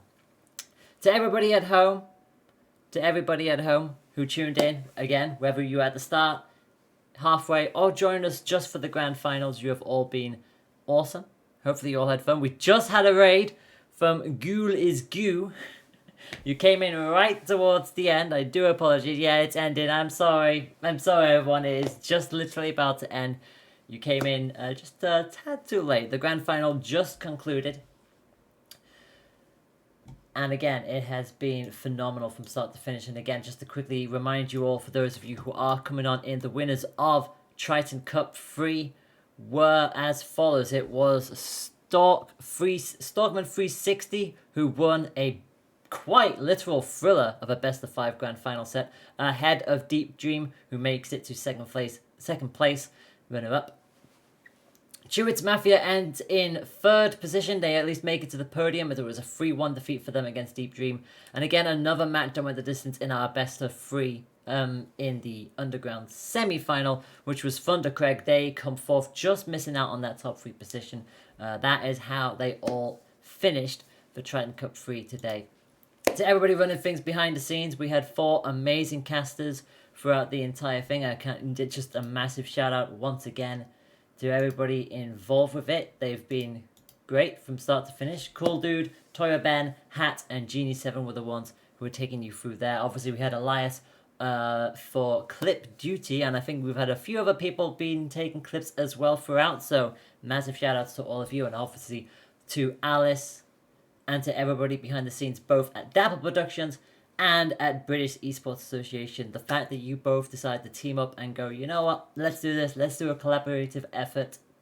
Seriously, it's an awesome thing to do. Obviously, we had the €50 prize for the winning team as well, so yeah, just makes that everything just that little bit sweeter. But you know, you have all been fantastic, so thank you very much for agreeing to allow us to do this right here and now.